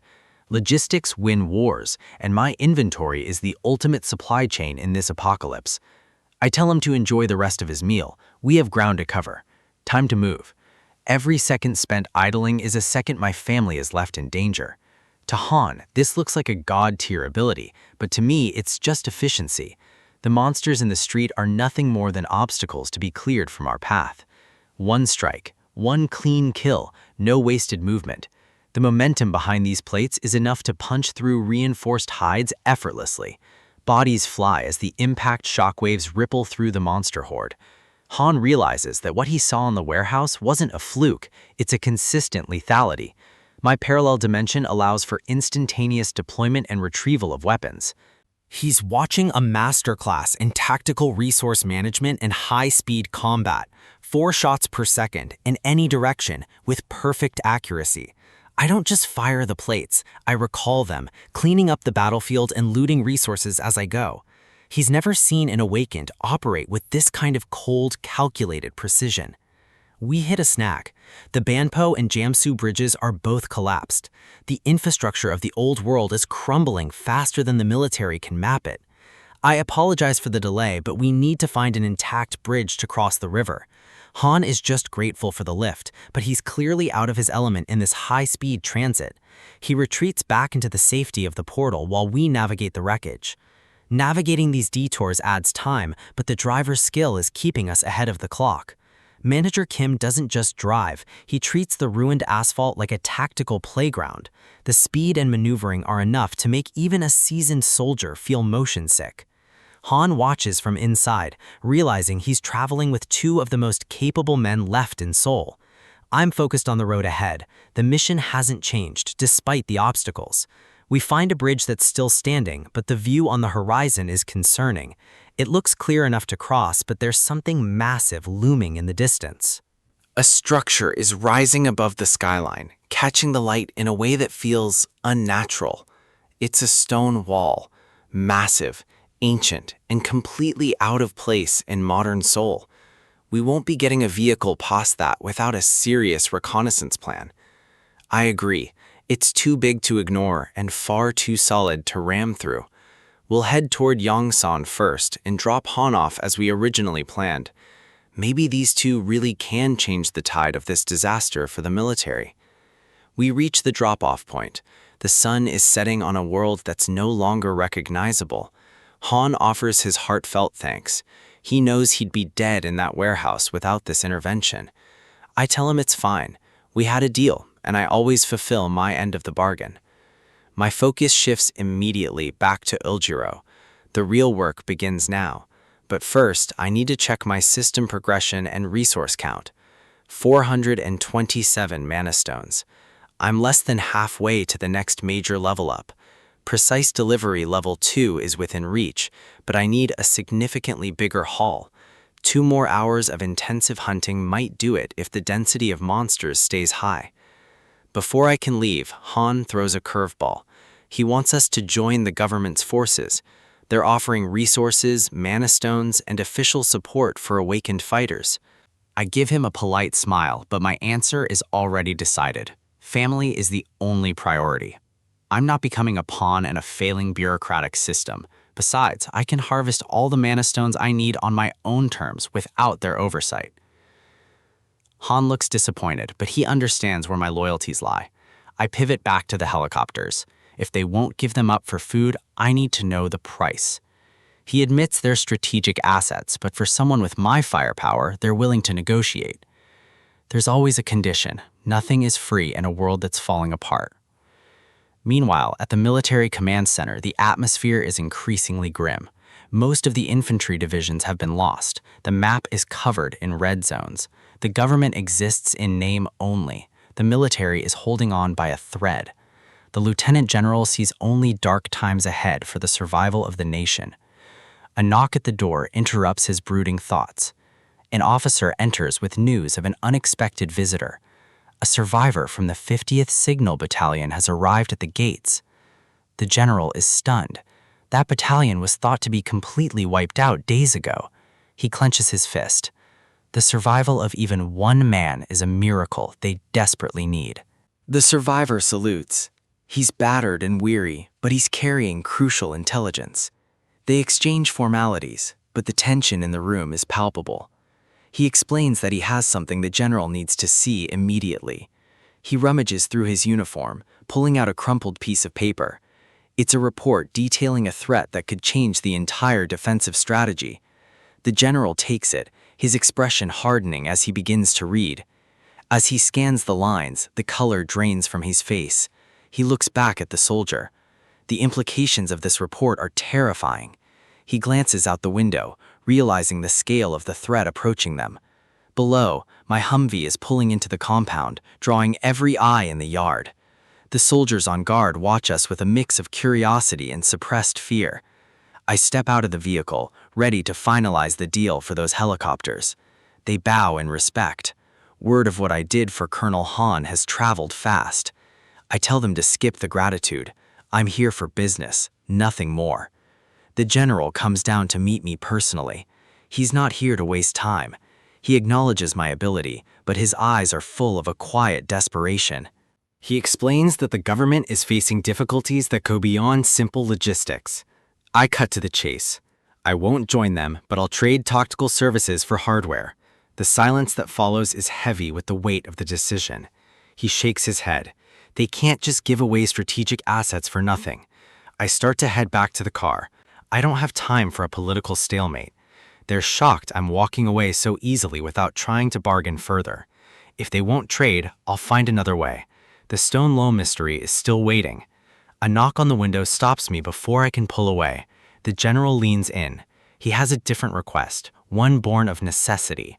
If I can help them with a specific high-risk problem, the helicopters are mine. We head towards Seoul Station. The signs of a brutal battle are everywhere. A convoy of military trucks follows us. This is a full-scale operation now. I keep my eyes on the road, staying calm while the soldiers around me tense up. The contrast between my composure and their panic is becoming very sharp. They've lost contact with the reserve forces at the station and need a rescue. The problem isn't just the sheer numbers, it's the nature of the monsters themselves. Skeletons. An entire army of them has occupied the station grounds. They aren't physically imposing, but they are unnervingly relentless. They come back to life as many times as you knock them down, unless you shatter the core in their right rib cage. They're functionally immortal. Easy enough. I don't believe in immortality when I have enough iron. The soldiers in the trucks look terrified. They've seen comrades fall to these undead. We arrive at the station. The ground is littered with bones and broken military gear. The sun breaks through the clouds, illuminating the station building where the survivors are. Survivors are cheering from the windows. They thought a rescue would never come. We move in. The area is a literal graveyard coming to life to stop us. I give a thumbs up to the driver. It's time to clear the path and earn those birds. The trucks move into defensive positions, providing a temporary perimeter. It's time to show the military why I'm worth more than a dozen helicopters. I look out the window, identifying the primary threats in the skeletal ranks. But the general's final warning echoes in the back of my mind. There is one entity among the skeletons that stands completely apart from the rest. A boss-level entity that rarely shows itself but commands the entire horde, the Skeleton Knight. I'm told to avoid fighting it at all costs, even if it means retreating, because against this monster, standard attacks are completely useless. The survivors are on edge. They've seen what's coming, and the weight of the situation is starting to sink in. In the driver's seat, the tension is visible. They're facing a threat that doesn't care about military rank or heavy armor. Yang Yam watches the road ahead. Something is blocking the path, and it isn't just another mindless monster. A portal hums in the distance, a beacon of blue light in a world that's turned dark and gray. Standing before them is a figure straight out of a nightmare, clad in ancient plate armor and holding a shield that has seen centuries of war. Red light glows from within the helm. This isn't just a skeleton, it's a warrior with a purpose. The atmosphere shifts as the creature begins to speak. It's a language they don't recognize, but the intent is clear: dominance. The knight plants its sword firmly into the cracked asphalt, a gesture of challenge and authority. It reaches for a glowing mana stone, its skeletal fingers moving with a precision that defies its undead nature. With a sudden, violent crush, the stone shatters. It's using the mana to bridge the gap between worlds. A surge of energy ripples through the air. The knight stands taller, its presence expanding as the mana takes hold. The monster speaks again, but this time the words are in a language they can understand. It's chillingly civil. He introduces himself as Gwaine, one of 12. Yang Yam realizes the scale of the threat just increased exponentially. Gwaine looks over the military convoy with disdain, questioning why they've intruded upon his territory. He speaks of establishment and fair play, a twisted version of chivalry being applied to an apocalyptic invasion. The diplomacy is short-lived. The knight draws his blade and the air turns cold with the promise of violence. One fluid motion. The knight moves with a speed that shouldn't be possible for something so heavily armored. He dismisses their efforts as useless. To him, the human resistance is nothing more than a minor annoyance. The knight twirls his blade, a mockery of the combat skills Zhang Guillaume has worked so hard to master. A heavy strike hits the ground, sending cracks through the pavement like a lightning bolt. He skids across the concrete, maintaining perfect balance. This is a tactical nightmare. Gwaine lunges forward, his movements a blur of steel and cape, closing the distance in a heartbeat. The knight's eyes flare with red malice. He isn't here to negotiate, he's here to conquer. Projectiles fly through the air, but Gwaine bats them away like they're made of paper. Every swing of his shield is a calculated defensive maneuver, leaving no openings for a counterattack. A massive stack of steel plates is sent his way, but he meets it head-on without hesitating. He darts through the chaos, proving that mass alone won't be enough to stop him. The impact is deafening. The knight slices through the heavy steel like it's nothing more than tofu. He continues his charge toward the convoy, a relentless force of nature that the soldiers can't even hope to slow down. Zhang Guillaume watches in disbelief. This monster is handling 500 kilograms of metal with ease. He realizes he needs a new approach. Brute force isn't working. He needs precision and speed. He accesses the system. 50 mana stones are a steep price, but unlocking precise delivery is his only shot. He designates the target. It's time to see if the system's upgrades can match the knight's ancient prowess. The first projectile launches. It's not just about weight anymore, it's about the exact point of impact. Gwaine laughs off the attempt, confident that he can dodge anything the mage throws at him. He moves with arrogant ease, dodging the first few shots as if they were standing still. But the knight's overconfidence is his first mistake. He doesn't see the pattern forming. The projectiles aren't just missing, they're redirecting. Gawain is forced onto the defensive. He tries to step away, but the rhythm of the attacks is increasing, pinning him in place. The knight's eyes widen. For the first time, he feels the pressure of a tactical disadvantage. A massive strike connects. It's a direct hit that rattles the knight's ancient bones. Gawain is stunned. He didn't even see the projectile coming. The speed is beyond his comprehension. Another hit lands, this one right on the temple. The knight's movements are becoming frantic. He tries to raise his shield, but the barrages are coming from every angle simultaneously. Another direct impact. The armor that seemed impenetrable is starting to show signs of stress. Jeongeum isn't letting up. He's using smaller, denser objects now, bowling balls that hit with the force of cannon fire. The frequency of the hits is overwhelming. It's a storm of kinetic energy centered entirely on one target. The knight is being hammered into the ground. Each clack and pow marks another fracture in his defenses. Jeongeum stays focused, his hands steady as he directs the automated shipping order with lethal efficiency. The soldiers watch in silence, sweat dripping down their faces as they witness the impossible. The knight is sturdier than anything they've faced, but even armor has a breaking point. Gawain tries to call for a ceasefire, his arrogance finally replaced by the desperate need to survive. It's too late. A massive crack spiders across his chest plate, revealing the hollow core within. The battle is reaching its conclusion. Jeongeum knows he has to finish this before the knight can recover. In the truck, the tension breaks for a moment. They realize they might actually make it out of this alive. The knight screams in fury, a final desperate outburst as the last of his armor shatters into 1,000 pieces. The threat is neutralized. The clearing smoke reveals the remains of a warrior who thought he was invincible. Jeongeum takes a breath. The adrenaline is fading, replaced by the grim reality of the world they now inhabit.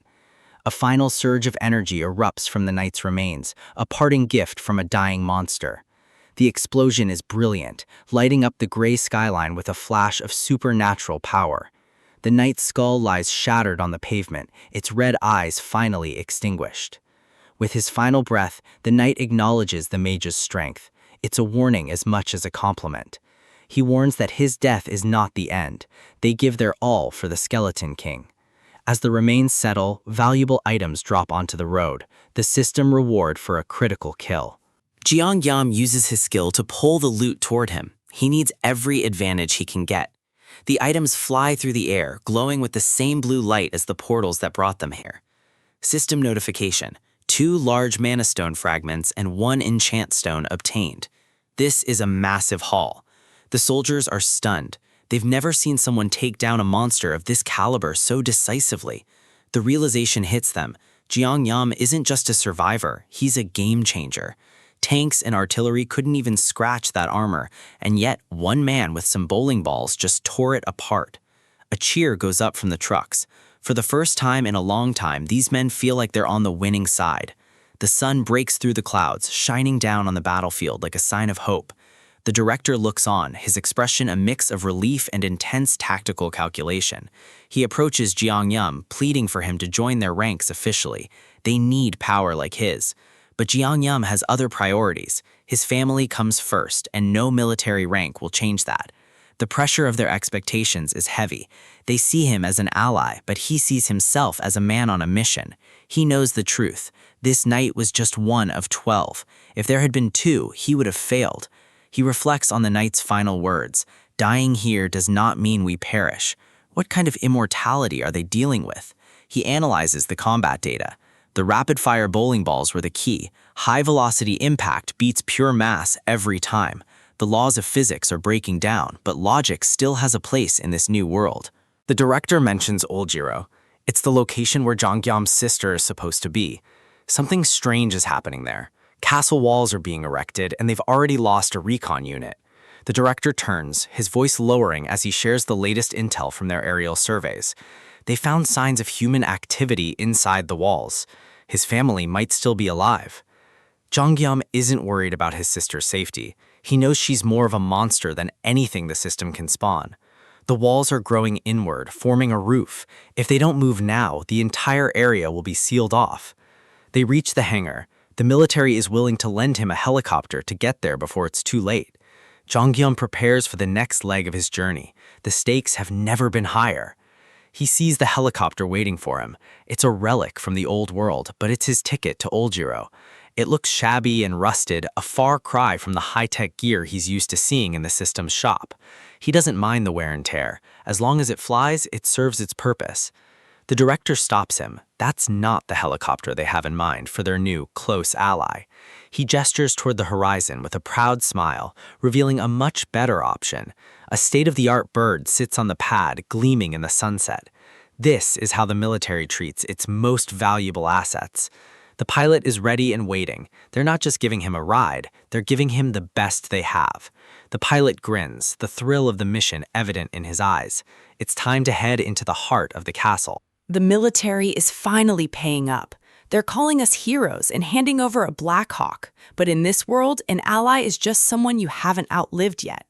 Generosity doesn't exist in the apocalypse. This is a tactical investment, and we're going to take every resource they offer to get the job done. The commander is hesitant. He wants to know who's actually qualified to pilot a multi-million-dollar war machine in the middle of a collapse. Yong-soo hasn't spent a single hour in flight school, but he doesn't need a license when he has the system on his side. He stares at the interface, waiting for the connection. Mastery isn't learned here, it's bought and paid for in mana. The driving goat. It's a broken skill that identifies any vehicle and grants instant, expert-level operation for a small fee. Young-soo was wondering why he never leveled up like the rest of us. Now he knows his growth is tied to the machines he can register. He doesn't gain stats, he gains capabilities. And right now, we need him to become an elite pilot in the next 10 seconds. The commander signals us to follow. He has one more surprise before we leave the safety of the base. We head toward the tarmac. Every step closer to that helicopter is a step toward the family I need to rescue. He pops a reinforced case, revealing a stash of high-grade monostones. In a world without banks, this is the only currency that matters. It's raw power and crystal form. 200 stones. It's a bribe to keep us loyal, but I'm not complaining about the extra fuel for my skills. We accept the gift. In this reality, refusing resources is a death sentence. Yong-soo only needs 50 to unlock the Blackhawk. I'll keep the rest. I have plans for a few upgrades of my own. The transaction is instant. The system burns the stones and downloads decades of flight experience directly into Yong-soo's brain. He can feel it. The muscle memory, the technical specs, the intuition of a veteran pilot. It's all there. He's not planning on a smooth ride. We have a timeline to beat, and he's ready to push this bird to the limit. Inside the cockpit, the atmosphere is electric. Yong-soo is practically vibrating with the new input. He tells me to brace myself. The pre-flight checks are a blur of motion as he masters the controls in real time. I watch him work, impressed by the raw efficiency of his skill. While he handles the flight, I need to focus on my inventory. Survival is about optimization. If I'm not improving, I'm falling behind. I pull up my loot from the skeleton raid. 2 large mana stones and a D-rank enchant stone. It's time to craft. I convert the large stones into standard units. My total count is climbing fast, sitting at over 1,300. I dump 1,000 stones into my parallel dimension skill, a massive investment, but I need the extra utility for what's coming. Now for the enchant stone. It's fire elemental, designed to add destructive properties to any registered item, pierce and ignite. It's a perfect counter for the undead we've been facing. I think back to the skeleton knight. If I had this then, the fight would have been over in seconds. I scan my available items. Grenades are good, but I need something I can control with precision. I choose the bowling ball. It's already proven its worth as a projectile. Now it's going to be a flaming comet. The enchantment is complete. I register the flaming maestro into my dimension, ready for deployment. Yong-soo signals that we're ready. The engines are screaming, and the air is thick with the scent of burning fuel. The wheels leave the ground. We're finally airborne, leaving the ruins of the military base behind. The commander watches us go, saluting the machine he thinks he still owns. He doesn't realize I've already made it part of my inventory. I gave him a thumbs up as we bank hard. We have a family to find, and we're not coming back empty-handed. The level up finishes. My dimension has evolved. I can now recall people and register entire categories of products. The potential is staggering. My warehouse is no longer just a storage unit, it's a mobile fortress. But there's a cold sensation creeping up my spine. Something is watching us from the shadows of the city. The commander stands small on the tarmac, a relic of an old world trying to understand the new one. He looks satisfied, but he has no idea how much power he just handed over to a civilian. He's staring at my face, trying to read my expression. He sees nothing but focus. He wonders if he made a mistake. In this world, hesitation is the first sign of a loser. We're gone. The Black Hawk cuts through the smog, heading toward the heart of the disaster zone. The system confirms the new unlockable skills. The modification functions and life support systems are within reach. Before, I could only store one major thing at a time. It was a bottleneck that almost cost me everything. I've used PAX FC and a military base as anchors, but I was limited to what was already inside them. Now the rules have changed. If it falls under the category of a warehouse or a military base, it's mine to register. The Blackhawk is a military asset. I can pull it into my dimension whenever I want. It's no longer alone, it's a permanent addition to my arsenal. On the ground, the commander pauses. He can feel the shift in the air. He looks back at the empty space where the helicopter used to be, a frown deepening on his face. He realizes something is wrong, but we're already miles away, pushing into enemy territory. The commander's sweat-slicked face shows the realization of his gamble. He's lost his leverage. We soar over the ruins. The city is a patchwork of collapsed skyscrapers and encroaching supernatural walls. Yongsu handles the bird with a finesse that shouldn't be possible for a first-timer. The system mastery is absolute. We skim the rooftops, avoiding the larger monsters that have claimed the skyline. The Blackhawk is a shadow against the setting sun. We're moving fast and we're moving silent. We're closing in on the target coordinates. The energy signature here is off the charts. The commander watches our signal fade. He's left with his questions and a base that feels a lot less secure. His expression says it all. He knows the power balance is shifted, and he's not the one holding the scales. Ahead of us, a massive stone wall rises from the ground, sealing off entire city blocks. It's an artificial enclosure, a cage designed to trap everything inside for the final harvest. The scale is immense. This isn't just a monster attack, it's a colonization from another dimension. Deep within the enclosure, the atmosphere shifts. The light is blood red, filtering through stained glass windows that shouldn't exist. A throne room, a king of the dead sits in the darkness, overseeing the collapse of our world. This is a high-ranked being who sacrificed his own power just to cross the threshold into our reality. He's frustrated. The mage who killed his knight is an anomaly he didn't account for. Only rank 8 and below can enter Earth normally. For him to be here, he had to downgrade, making him vulnerable. He's heard the final message from Gwaine. The intruder didn't want to talk, he only wanted to destroy. Another skeleton knight, Lancelot, waits for the command to execute. He's eager to prove his worth. The plan is simple. Occupy the land before the restrictions lift. It's a race for territory in a dying world. But the king isn't in a rush. He knows the harvest is nearly complete, and soon nothing will be able to stop them. One lost knight is a shame, but mana stones are plentiful. They can always build a new army. Lancelot reports that more humans have entered the castle grounds. The king dismisses them as mere toys. To him, we're just food to feed Camelot. He has no idea what's actually flying toward him. Outside, a bat monster screeches as it's caught in a battle it can't possibly win. It's blasted out of the air by a force so concentrated it doesn't even leave a corpse.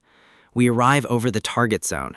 The helicopter's rotors kick up dust and debris as we hover over the ruins. Yongsu is sweating. He tells me landing isn't feasible. The ground is a literal war zone. I offer to recall the helicopter into my dimension if he can't find a spot. I'm not losing this bird today. He tells me to look down. He spotted something that doesn't make sense. Below us, a battle is raging in the streets. But it's not a human army fighting the skeletons. A skeleton knight is locked in a desperate struggle against a monster that's moving too fast to track. Lightning crackles off a blade, illuminating the chaos below. I see a silhouette through the smoke. It's a woman, and she's fighting with a raw power that's terrifying to behold. I recognize that stance, the way she carries herself, even in the middle of a literal apocalypse. Her fist clenches, glowing with an internal heat that matches the mana stones. She launches a punch that hits with the force of a high explosive shell, sending the armored knight flying across the street. The impact is catastrophic. The knight is embedded in a concrete wall, its armor shattered. Yongsu is terrified. He thinks we found another high-rank threat that's even worse than the skeletons. I can't help but laugh. Detention finally breaks as I realize who we're looking at. That monster just dismantled a boss-level enemy with her bare hands. She's standing there, completely unfazed, complaining that the fight ended too quickly. That's no monster. That's my older sister. And if she's this strong, the Skeleton King is about to have a very bad day. Seol Kim wasn't born a warrior. She was forged by an obsession that started with a single fight on TV. The intensity of professional MMA sparked something in her that no normal childhood hobby ever could. She was completely drawn to the violence, the discipline, and the absolute physical dominance. She needed a target to test herself. Her brother was the first to realize that Seol didn't know how to pull a punch. But winning against a sibling was too easy. She wanted a real challenge, something that actually carried a risk. She moved to the neighborhood playgrounds, systematically dismantling kids 3 years older than her. Her father didn't see a problem child. He saw a generational talent and put her into formal martial arts training immediately. She finally tasted defeat in the ring, but for a girl like Seol, losing wasn't a deterrent, it was fuel. Defeat made the game fun. It meant there was still a mountain left for her to climb. She built a body that was as sturdy as it was powerful, pushing through every workout with a terrifying competitive drive. Boxing, kickboxing, wrestling, jiu-jitsu, it didn't matter the discipline. By middle school, she was untouchable. That smile became her trademark, the look of someone who genuinely loves the chaos of a fight. But the human body has its limits. Her addiction to the sport eventually resulted in her tearing both ACLs. She refused to rest. She returned to training prematurely, stacking injury upon injury until her career was a cycle of recovery and relapse. I'm relaying this history to the pilot because he needs to understand who we're rescuing. Seol Kim isn't just a teammate. She's a monster who finally debuted at 24 only because her body literally wouldn't let her start sooner. Back on the ground, the battle reaches a stalemate. Lionel, a high-ranking undead knight, is struggling to land a hit. He's fast, precise, and lethal, yet this human girl is dancing around his blade like it's a training exercise. The skeleton is baffled. He demands to know why his attacks can't reach her, suspecting some hidden magic. Seol just shrugs it off. To her, it's not magic, it's just that he's slow and predictable. Lionel is insulted. He knows his speed is top tier, so he assumes she must be using a secret technique. She doesn't know any secret techniques. She just watches the fundamentals, the shoulders, the hips, the weight distribution. In a world of systems and flashy skills, Seol is relying on a foundation built over a decade of brutal, real-world experience. She finds his obsession with skills confusing. To her, fighting is just a matter of physics and timing. The knight is so impressed, he offers her a way out. He warns her that death is coming for this castle, and she should leave while she can. He promises to speak to the Skeleton King on her behalf, but his offer is cut short by a sudden, violent impact. The proud knight is smashed into 1,000 pieces before he can even finish his sentence. Seol stares at the wreckage, completely confused by the flaming object that just fell from the sky. She can't wrap her head around the fact that a bowling ball did more damage than her own fists. The knight's armor is scattered across the asphalt. The threat has been neutralized by a piece of heavy sports equipment. Mana stones drop from the remains. In this apocalypse, everything has a value, and I'm not leaving wealth on the table. I use the Dimensional Warehouse's recall function to pull the stones back into my inventory instantly. A blue rift opens up, vacuuming the loot. Efficiency is survival. Seol looks up, her eyes narrowing as she tries to figure out who just crashed her fight. The wind from the helicopter rotors kicks up dust around her, but she doesn't flinch. The Black Hawk descends into the narrow street, its shadow looming over the survivor. The landing is rough, but we don't have the luxury of a cleared pad. We're in a war zone. I step out into the open air, the tactical advantage of the bird giving me the perfect entrance. Reuniting with a teammate after the world ends is a strange feeling. It's a mix of relief and cold calculation. I give her a smirk. I knew she'd be alive. She's too stubborn to let a few skeletons take her out. She recognizes me immediately. Number 2 and number 3 are back together, and the power dynamic just shifted in our favor. A soldier fights on their stomach. I pull fresh pizza and fried chicken from the warehouse dimension, shimmering with heat. It's a bizarre sight in the middle of a collapsing city, but having an infinite pantry is my ultimate cheat code. Sol digs in with her usual intensity. She explains that her awakened ability is a transparent barrier. She clarifies that the barrier doesn't boost her physical stats. She was just always that fast and strong. Watching her eat is a reminder that some things never change, even when the world is burning around us. I'm glad we're all alive and awakened. The team is forming, but we're still missing our big brother. She asks how I'm pulling off these cheat codes. I tell her it's a long story and we don't have time for a tutorial. I set her up with supplies and instructions on how to use the warehouse's delivery system while I'm gone. I have to leave. The stone walls are growing taller, and a roof is starting to form over the entire district. If we don't move now, we'll be sealed inside this concrete tomb forever. I look up at the star-shaped gap remaining in the sky. The clock is ticking, and the geometry is closing in. The rumble of shifting stone is constant. The city is literally rewriting its own structure to trap us. The light is fading. We're losing our window for an aerial exit. I need more mana stones to keep this operation running, but the immediate priority is getting the bird back in the air. The cost to transport heavy military gear like a Blackhawk is astronomical, 15 stones per shipment. I've used most of my reserves. I only have 36 mana stones left. I can't afford to be careless. If I try to store the entire castle to clear the path, I don't even know if it would fit, or if I could afford the mana cost. Worse, what if the system tries to store the entire surrounding area along with it? I'd be drained dry in seconds. I have to find a way to break the seal without bankrupting my inventory. The pilot is looking for an opening. The roof isn't opening, it's tightening. I'm forced to consider the most dangerous options. The system interface confirms my dwindling resources. Total mana stones, 36. This is a tactical nightmare. Leveling up is going to get harder from here. I need a massive win to restock. Sol mentions the skelly I smashed. She says she was telling the truth about the danger. He mentioned a skeleton king. If there's a king, there's a central core. And where there's a core, there's a massive hoard of mana stones. The knight offered to let her go by speaking to the king.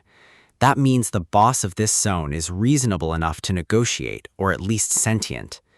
I don't plan on negotiating. I plan on taking everything he has. The pilot grins. He's got that look in his eyes, the one that means he's about to do something reckless. He tells me he only needs 5 minutes to find the boss. I hope he's right, because we don't have 6. I barely have time to brace myself before the helicopter banks hard into the darkness. We're flying low through the corridors of the city-turned castle, rotors screaming against the stone walls. The pilot is laughing. He's a pro, but this kind of flying is absolute insanity. Deep in the throne room, the atmosphere is heavy with ancient malice. The stained glass glows with a blood-red light. A floating, flaming skull reports the news.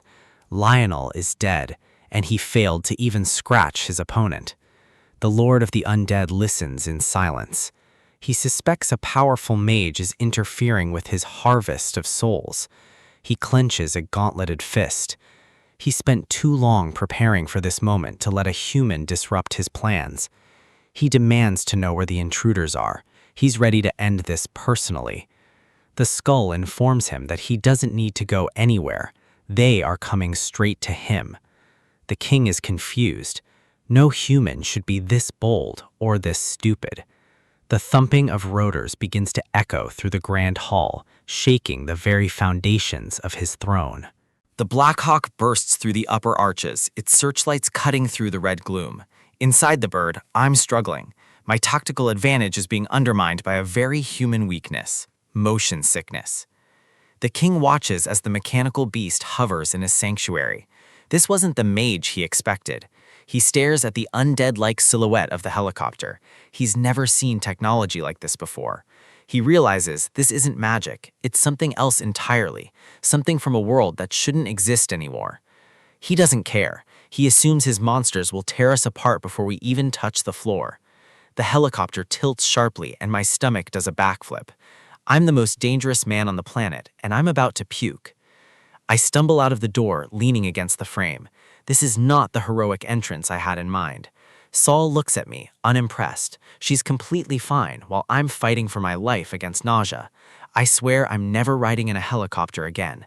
The motion sickness in this zone is on another level. Saul's eyes suddenly widen. Her instincts are screaming at her to move. I'm too dizzy to react, but she's already in motion. A shadow is lunging from the ceiling. A gargoyle-like monster shrieks as it dives for my throat, thinking I'm an easy target. Saul catches it midair with a devastating strike. Welcome to the team, number 2. Now let's go kill a king. Heads up, this cathedral isn't as empty as it looks. Bat monsters. They're fast, low level, but they have the numbers to overwhelm us if we're not careful. My ally doesn't wait for a tactical assessment. She's already in the thick of it, leading with her fists. One clean strike sends the beast crashing into the floor. She's making this look easy. We push through the main doors, clearing the immediate perimeter as the dust settles. Yongsu is still catching his breath, trying to process the sheer scale of this place. She's scanning the shadows. Something is definitely off about the way these monsters are behaving. The air in here is heavy with mana. We need to stay mobile. There, a lone silhouette moving across the altar. It's a clear provocation. The creature lets out a guttural roar, signaling our arrival to the rest of the nest. Red eyes flare in the dark. We're being watched from every corner of the ceiling. The scout retreats, flying back toward the inner sanctum to report our position. I tell Young-Soo to stay close. He's not built for frontline combat, and I can't protect him if he wanders. He gets the message. I need him focused while I provide the tactical support. She's grinning. Most people would be terrified, but she's clearly in her element. She admits she would have been disappointed if there was only one enemy to fight. Without another word, she dashes forward. She's moving too fast for me to follow easily. She's a blur of motion, closing the distance before the bats can regroup. She catches one mid-flight and slams it down. Pure physical dominance. The floor cracks under the impact. One down, but the swarm is only getting started. They're descending now, a black cloud of teeth and claws coming from the rafters. She meets them head-on, throwing punches with lethal precision. She ducks under a wing, using the monster's own momentum against it. Every strike is a kill shot. She's controlling the pace of the brawl with ease. A wide sweep clears the immediate area, giving her just enough room to breathe. Wait. One of them managed to get through her guard. It's latched onto her neck. She doesn't even flinch. She grabs the beast by the skull, her eyes glowing with a dark intensity. With a savage pull, she rips it away and hurls it across the room like trash. She's still smiling. The bite didn't slow her down, it just made her more aggressive. I'm watching from the entrance, tracking the numbers. There are too many for a simple fistfight. I need to give her a tactical edge without getting caught in the crossfire. Checking the system interface for an upgrade that can handle this volume of enemies. The modification function for the Parallel Dimension Lab is available, but it's not cheap. 250 mana stones. The bats are screeching, their calls echoing through the vaulted ceiling as more arrive. She's still smashing through them, but her stamina isn't infinite. I need to move fast. She lands another heavy blow, but she's starting to huff. The sheer numbers are starting to tell. She wipes blood from her cheek and calls for the next wave. She's not backing down. Suddenly, the monsters stop. They're staring at a blue light pulsing in the center of the hall. She turns, confused by the sudden shift in energy. My dimension gate is active. I'm pulling a modified item through the portal. The air crackles with electrical discharge. The machinery is humming. This isn't just survival, it's high-level system manipulation. I'm overseeing the final assembly from the command chair. The build is almost complete. She's surprised I have a fully functioning lab in another dimension. Perks of the job. I tell her I'm helping, but she's worried I might just be getting in her way. We don't have time for bickering. We need to finish this and move to the next sector. Deep in the shadows, the true master of this cathedral is watching our every move. A flaming skull, Tristan, is reporting back to his lord with glowing red eyes. The Skeleton King sits on his throne, his presence alone chilling the entire chamber. He's analyzing us. He recognizes my dimension lob tech and misidentifies me as an arcane mage. He realizes we're a threat that needs to be dealt with personally. No more scouts. He decides to summon his champion. He calls for Lancelot. Tristan questions the choice. A rank 7 entity on Earth's dimension will draw unwanted attention. The king doesn't care. He believes we are bound to lose if he brings out his heavy hitters. Tristan accepts his fate. The system requires a catalyst for a summon of this magnitude. The king assures him his sacrifice will be remembered as the ritual begins. The skull dissolves into a swirl of dark mana, feeding the summoning circle. Red energy condenses, forming the physical anchor for the high-rank knight. The king watches as the gems glow with an unearthly light. The price has been paid. Mana stones act as the bridge, pulling the entity through the void between worlds. The summoning reaches its peak. The pressure in the room is becoming unbearable. A blinding flash marks the completion. The champion has arrived. Back at the portal, my item modification is finally finished. It's exactly what I planned. I've combined a heavy baseball bat with industrial-grade electrical components. The result is a semi-rare electric mosquito and bug killer, perfect for swarms. She takes it, liking the weight and the way it hums with high-voltage power. She gives it a test swing. The air crackles with every movement. It's a cheat code. She's impressed, but I remind her that combining items lowered its overall rank. Even with the minus stats, it's still more effective than fighting with bare hands. I notice her scratching her neck again. The bite from the bat monster is clearly irritating her. She says it started itching right after we stepped out of the parallel dimension. I ask if she has any urges to bite me. Tactical health check is mandatory in these situations. She tells me she just wants to hit me. That sounds like her usual self, so we're good for now. She makes me promise to kill her before she loses her humanity if she does turn, but the conversation is cut short as the Skeleton King finally addresses us directly. He calls me a noble mage and mocks our presence in his humble chamber. The atmosphere shifts instantly. This isn't a minor encounter anymore, it's a boss fight. He demands to know why I'm intruding on his territory. He thinks I'm here for money. She's just glad we didn't have to look for him for long. Efficiency is key. The king isn't interested in our jokes. He wants answers we don't have. He mentions arcane again. I have no idea what he's talking about, and neither does she.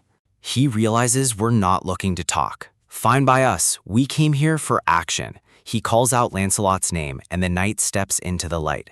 The armor is terrifying. She's ready. She's been itching for a real fight, and she finally found one. She tells me to stay back and not interfere this time. She wants this kill for herself. She charges. Her focus is absolute, her intent purely lethal. The modified bat meets the knight's blade. The impact creates a massive shockwave. Electricity flares and dust kicks up, obscuring the battlefield for a split second. Metal grinds against wood. The bat is holding, but the sound it's making is concerning. She realizes the weapon is failing. Even with my barrier, the structural integrity is compromised. She tries to adjust her stance, but the knight's counterpressure is too high. With one powerful slash, Lancelot shatters the bug killer into pieces. She stares at the broken handle. A semi-rare weapon shouldn't have broken that easily. She looks up, realization hitting her hard. This isn't a fair fight. It wasn't the weapon's fault. This guy is just on a completely different level of power.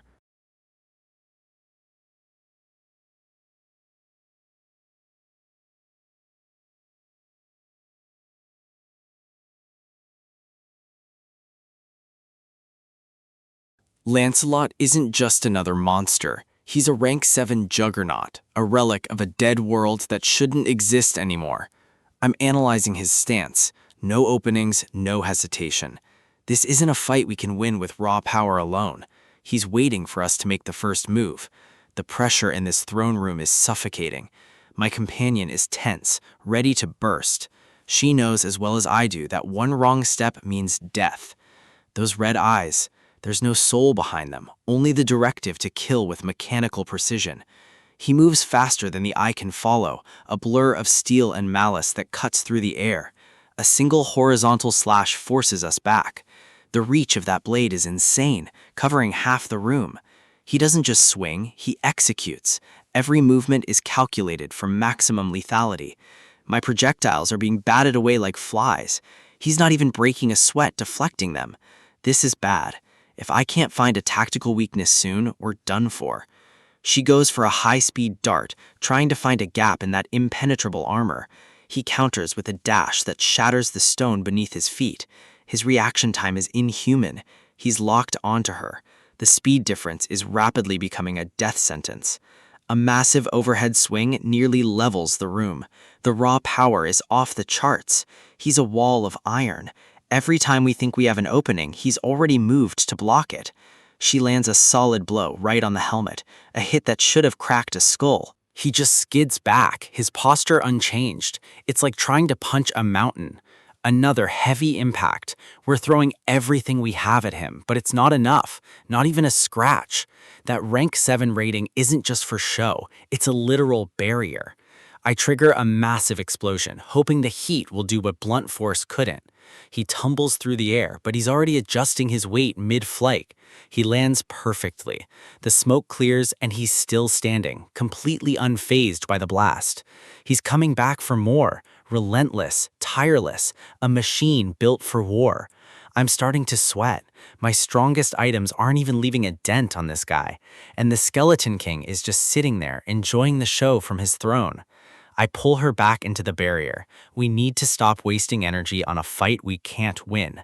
Lancelot stops the moment his master gives the word. Absolute, terrifying obedience. She's furious. This isn't a duel, it's an execution by proxy, and we're the targets. We're trapped. The throne room is a cage, and Lancelot is the lock we can't pick. The Skeleton King looks down on us from his high seat, bored by our struggle. He thinks he's already won. He's just waiting for us to tire ourselves out. Lancelot tests our defenses. The barrier rattles under the weight of his blade. It won't hold forever. Every strike is a countdown to our inevitable end. My companion looks at me, searching for a plan. I've got one, but it's a massive gamble. I'm checking my inventory. I'm dangerously low on mana stones. I can't keep this up. Lancelot is right there, looming over us like a god of death in silver armor. He's preparing for a final strike. I can see the mana gathering in his blade. Clang, he's relentless. He's trying to break our spirit before he breaks our bones. I stop moving. I need him to think I've finally given up. He slices through my last few distractions with contemptuous ease. The floor is littered with the junk I've thrown. To him, it's just trash. The Skeleton King finally speaks. He's amused by my supposed cowardice. He calls me dishonorable for hiding behind a barrier. He thinks I'm just a mage. He assumes I'm an 8th rank mage who's afraid of a boring battle. He reveals the truth. Lancelot is rank 7. My feeble attacks never stood a chance. He's invested everything into this castle. He's not going back now. He admits that without Lancelot, I would have crushed him. He's desperate. He's disappointed. He expected more from someone with my reputation. He looks at the pile of items I've used. He's confused by my fighting style. He doesn't understand why I'm wasting items instead of using magic. He's looking closer now, trying to figure out exactly what I am. He thinks magic is more efficient. He doesn't realize I don't have a choice. Lancelot is still there, a silent threat waiting for the order to finish us off. I'm calculating the cost. If I do this, I'm going all in. The system window is open. Parallel Dimension Lab. I just need one more thing. I need to use the strongest item I have. But it's not the bowling ball. The bowling ball failed because it was just an item. I need something bigger. I look around the room. The castle, the walls, the floor. It's all one piece. Stop. I say it with enough authority to make even Lancelot pause. I look him right in the eye, or where his glowing eyes should be. He realizes I'm not a mage. I'm something much more dangerous to him. A human with the ability to copy items. He thinks he's found a gold mine. He starts laughing. To him, I'm not an enemy anymore. I'm a business asset. He tells Lancelot to stand down. He wants to talk business and partnerships. He wants us to be partners. He's already spending the profit in his head.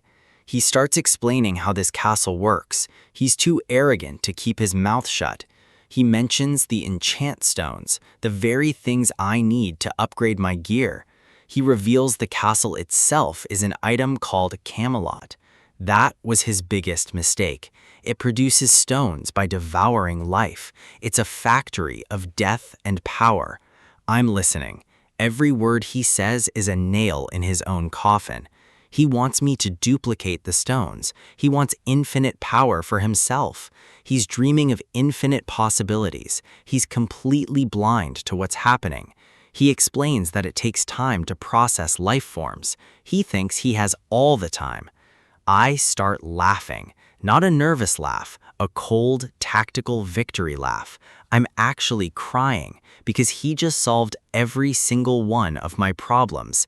He's confused. He doesn't understand why I'm so happy all of a sudden.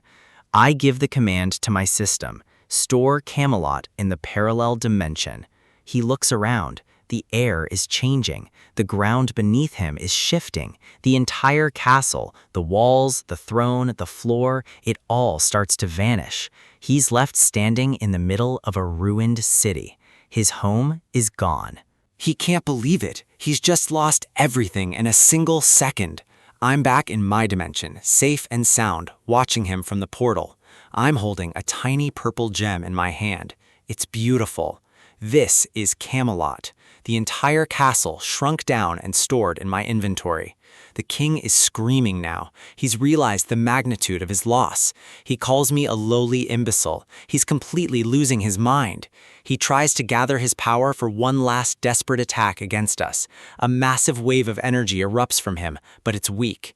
He's lost his source. The explosion is big, but it's nothing my defenses can't handle now. The smoke clears and the battlefield is finally silent. I look at him. He's nothing now, just a pile of bones in a dead world. But I'm not the one who's going to kill him. I have someone better. Lancelot is bound to the castle, and since I own the castle, I own him. The king looks up at his own summon. He sees the red eyes flare. Lancelot, kill the Skeleton King. And with one slash, it's finally over. The Skeleton King's core shatters. The primary threat in this sector has been neutralized, leaving only the loot behind. The explosion of mana signals the end of the boss. Absolute victory, achieved through precision and power. Lancelot stands over the remains. He's more than just a summoned knight now. He's the most powerful asset in my arsenal. A golden drop hits the floor. This is the ultimate prize, the Skeleton King's dimensional count. Lancelot claims it immediately. Everything that belonged to the king is now under my control. The system confirms the transfer. Ownership of the account has been reassigned to me as Lancelot's master. Accessing the loot. This is the payoff for the risk we just took. Over 3,000 mana stones, a literal fortune in this new world. My companion is already eyeing the stash.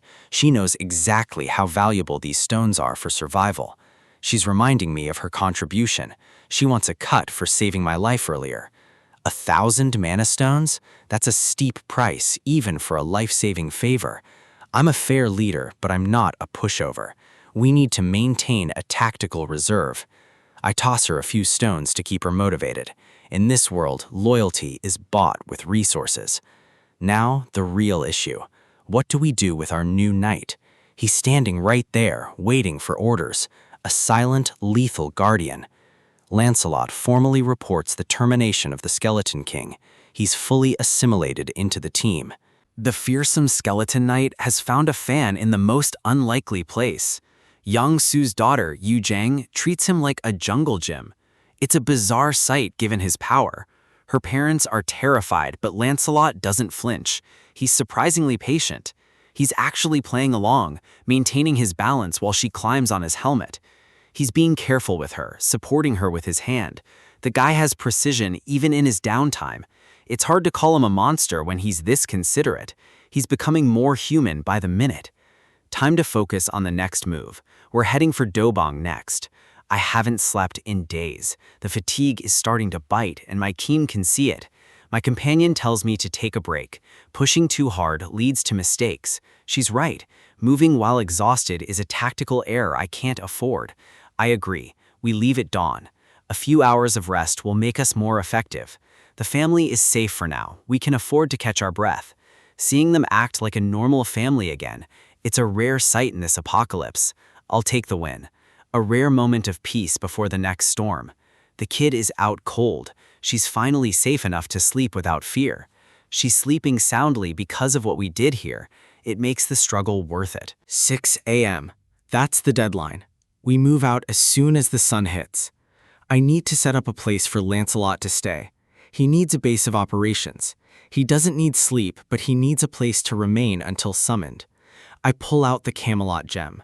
This is the key to his new home, a unique class item, a palace for cursed knights that consumes mana stones to grow. The mana cost scales with size. I need to be careful with my resources. I'll start with 300 stones. It should be enough for a basic structure. Deploying a fortress inside my inventory, the space begins to shift and rumble. It's a bit cramped for a knight of his stature, but it'll do for now. He's being polite, but he's used to something much more grand. Tens of thousands of stones for the original, the Skeleton King was playing on a different level. I'm realizing my storage ability is even more broken than I thought. Storing that massive version had no side effects. Number 2 isn't sleeping either. She's got something on her mind. She wants a personal favor from Lancelot. She's looking to level up. She saw his skill in the fight. She knows he's a master of the blade. She wants to learn his swordsmanship. In this world, skill is the only thing that keeps you alive. It's a bold move, asking a cursed knight for lessons. Lancelot agrees, but with a condition. He wants to learn her martial arts in return, a fair exchange between warriors. They both recognize the value in each other's styles. She's fired up. She loves a challenge. Sparring at midnight, typical behavior for someone who thrives on combat. I'll leave them to it. I need the rest to lead this group tomorrow. Morning light hits the city. Time to get moving. Boots on the ground. We're heading into uncertain territory. Soldiers. This wasn't part of the plan for the morning. They're calling for backup. Something is happening on a larger scale. We're being observed. The military is still active in this sector. Wait, I recognize the man approaching. This changes things. Engines roaring overhead. A heavy military presence is descending on us. That's a military bird. They're moving with purpose. A Black Hawk. They're not just patrolling. They're searching for someone. Lieutenant General Yu. He's the last person I expected to see out here. He's been hunting for us since the walls around Ulji Road disappeared. He didn't come to recruit me. He's got that look on his face. He came to deliver a warning, a serious one. The situation just got a lot more complicated than simple monster hunting. He's sweating. If a general is this nervous, the world is falling apart faster than we thought. No helicopters. The sky is now a death trap for anyone not allied with the rebels. A coup d'etat. The military is eating itself from the inside out. I-Corps has taken control of the Air Defense Command. They're shooting down everything. They're expanding north, taking over the capital's defense forces. Their defenses are impenetrable. Drones are being swatted out of the sky like flies. They're blocking the path to my family. This is a problem. Namyangju is the long way around, but it's the only route with less rebel activity. But I don't have time for the long way. Every second counts. My brother and his wife are in Dobong. They're directly in the line of fire. They're right in the middle of rebel-controlled territory. Rebels are worse than monsters. They're organized, armed, and unpredictable. My parents are trapped there too. They're facing threats from both sides. I'm not waiting around for a permission slip to save them. Lancelot, it's time to show them what we can do. I introduce our new ally. The look on the general's face is priceless. He's the one who took down the Skeleton King. He's one of us now. The general looks like he's seen a ghost. He recognizes the power standing behind me. He's looking at the monster that could level a city block single-handedly. With Lancelot on our side, the rebels aren't the only ones with a tactical advantage. Let's see how the coup forces handle a real knight. It's time to take back what's ours. The sun beats down on the rebel-controlled university, but the clear sky hides a grim reality. This isn't just a camp, it's a fortress equipped with heavy anti-aircraft guns and guarded by soldiers who have shed their humanity. On the ground, the evidence of their cruelty is everywhere, with those who resisted left where they fell. They've rounded up over 200 civilians, keeping them in steel cages like livestock. These soldiers have transformed into something resembling goblins, driven by a dark purpose. But they aren't alone. High above, a spectral force watches their every move. Lancelot, in his spectral form, is the ultimate scout, hovering right under their noses. He drifts through the trees, invisible to the enemy's eyes, while mapping their patrol routes. He listens as the goblin soldiers talk, gathering the intel we desperately need to launch a counterattack. He identifies the command structure, noting the high-ranking officers leading this madness. Every detail counts when you're planning a siege against an entrenched enemy with superior numbers. Nothing escapes Lancelot's notice as he tracks the commander's movements throughout the base. With the scouting mission complete, it's time to bring that information back to the war room. The spectral knight skill is an incredible tool for modern warfare, consuming resources but providing perfect intel. In this form, Lancelot is a ghost, passing through physical obstacles and attacks without a sound. I can switch him between his physical and spectral forms at will, making him the perfect infiltrator. Back at our base, we lay it all out on the map, pinpointing the enemy's weak spots. Major Park and the rest of the team listen as we analyze the goblins' defenses and the location of their heavy weaponry. Lancelot's report is chilling. They aren't just holding prisoners for leverage, they're referring to them as sacrifices, a term that implies something much worse than simple imprisonment. The soldiers joined the rebels willingly, looking for a way to ascend in this new, twisted world. They're serving a high priest and a savior, entities orchestrating this entire disaster. The room goes quiet as the weight of the situation sinks in. This is a full-scale ritual in progress. This isn't just a rebellion, it's a cult building an army of monsters. Lancelot explains the core objective. They want repulsive force. It's a dimensional power tied to ranking. Beings of every dimension are classified by it to maintain order. Essentially, it creates a hierarchy where a higher rank is immune to the attacks of a lower one. It's an absolute rule in most dimensions, as I learned during my encounter with the Skeleton Knight. The goblins are trying to bypass the natural progression system entirely. By sacrificing humans, they're using a dark loophole to artificially boost their rank and gain safety. It's a shortcut for creatures that lack the intelligence to level up through combat or discipline. But these low-level monsters couldn't have figured out this complex ritual on their own. They must have made a deal with a higher-ranked being from another dimension to facilitate the sacrifice. We don't have time to debate ethics. If we don't act now, those people in the cages are dead. But the AA guns are the problem. We can't use air support if we can't take those out first. Their defenses are tighter than we thought, and enemy reinforcements are already on the move. If we wait for our own backup, the ritual will be complete and the sacrifices will be lost. We have to end this before they push further into the residential areas. I need more firepower, a specialist who can handle those AA guns from a distance without getting caught. Summoning another knight is the only way, but my resource pool is limited. I need mana stones and an enchant stone to bring another warrior into this fight. I refuse to unsummon Lancelot just to bring in someone else. We need both of them. Then it hits me. The Skeleton King dropped a high-grade stone that I'd tucked away. I check my inventory and there it is, the catalyst for our next move. Lancelot suggests Bedivere, one of the legendary 12 Knights of Camelot, a warrior known for his undying loyalty and incredible ranged skills. He's the perfect choice for this mission, capable of striking from a distance while we move in. Lancelot vouches for him. In Camelot, Bedivere was hailed as a genius archer with unmatched talent. If he's as good as Lancelot says, the goblin's tactical advantage is about to vanish. Back at the rebel base, a goblin soldier approaches one of the cages with a sickening grin. He targets a woman in an orange sweater, his intentions clear and predatory. The prisoners are terrified, surrounded by the bodies of those who didn't survive the initial roundup. The goblin offers her a favor, a cruel mind game designed to break her spirit before the sacrifice.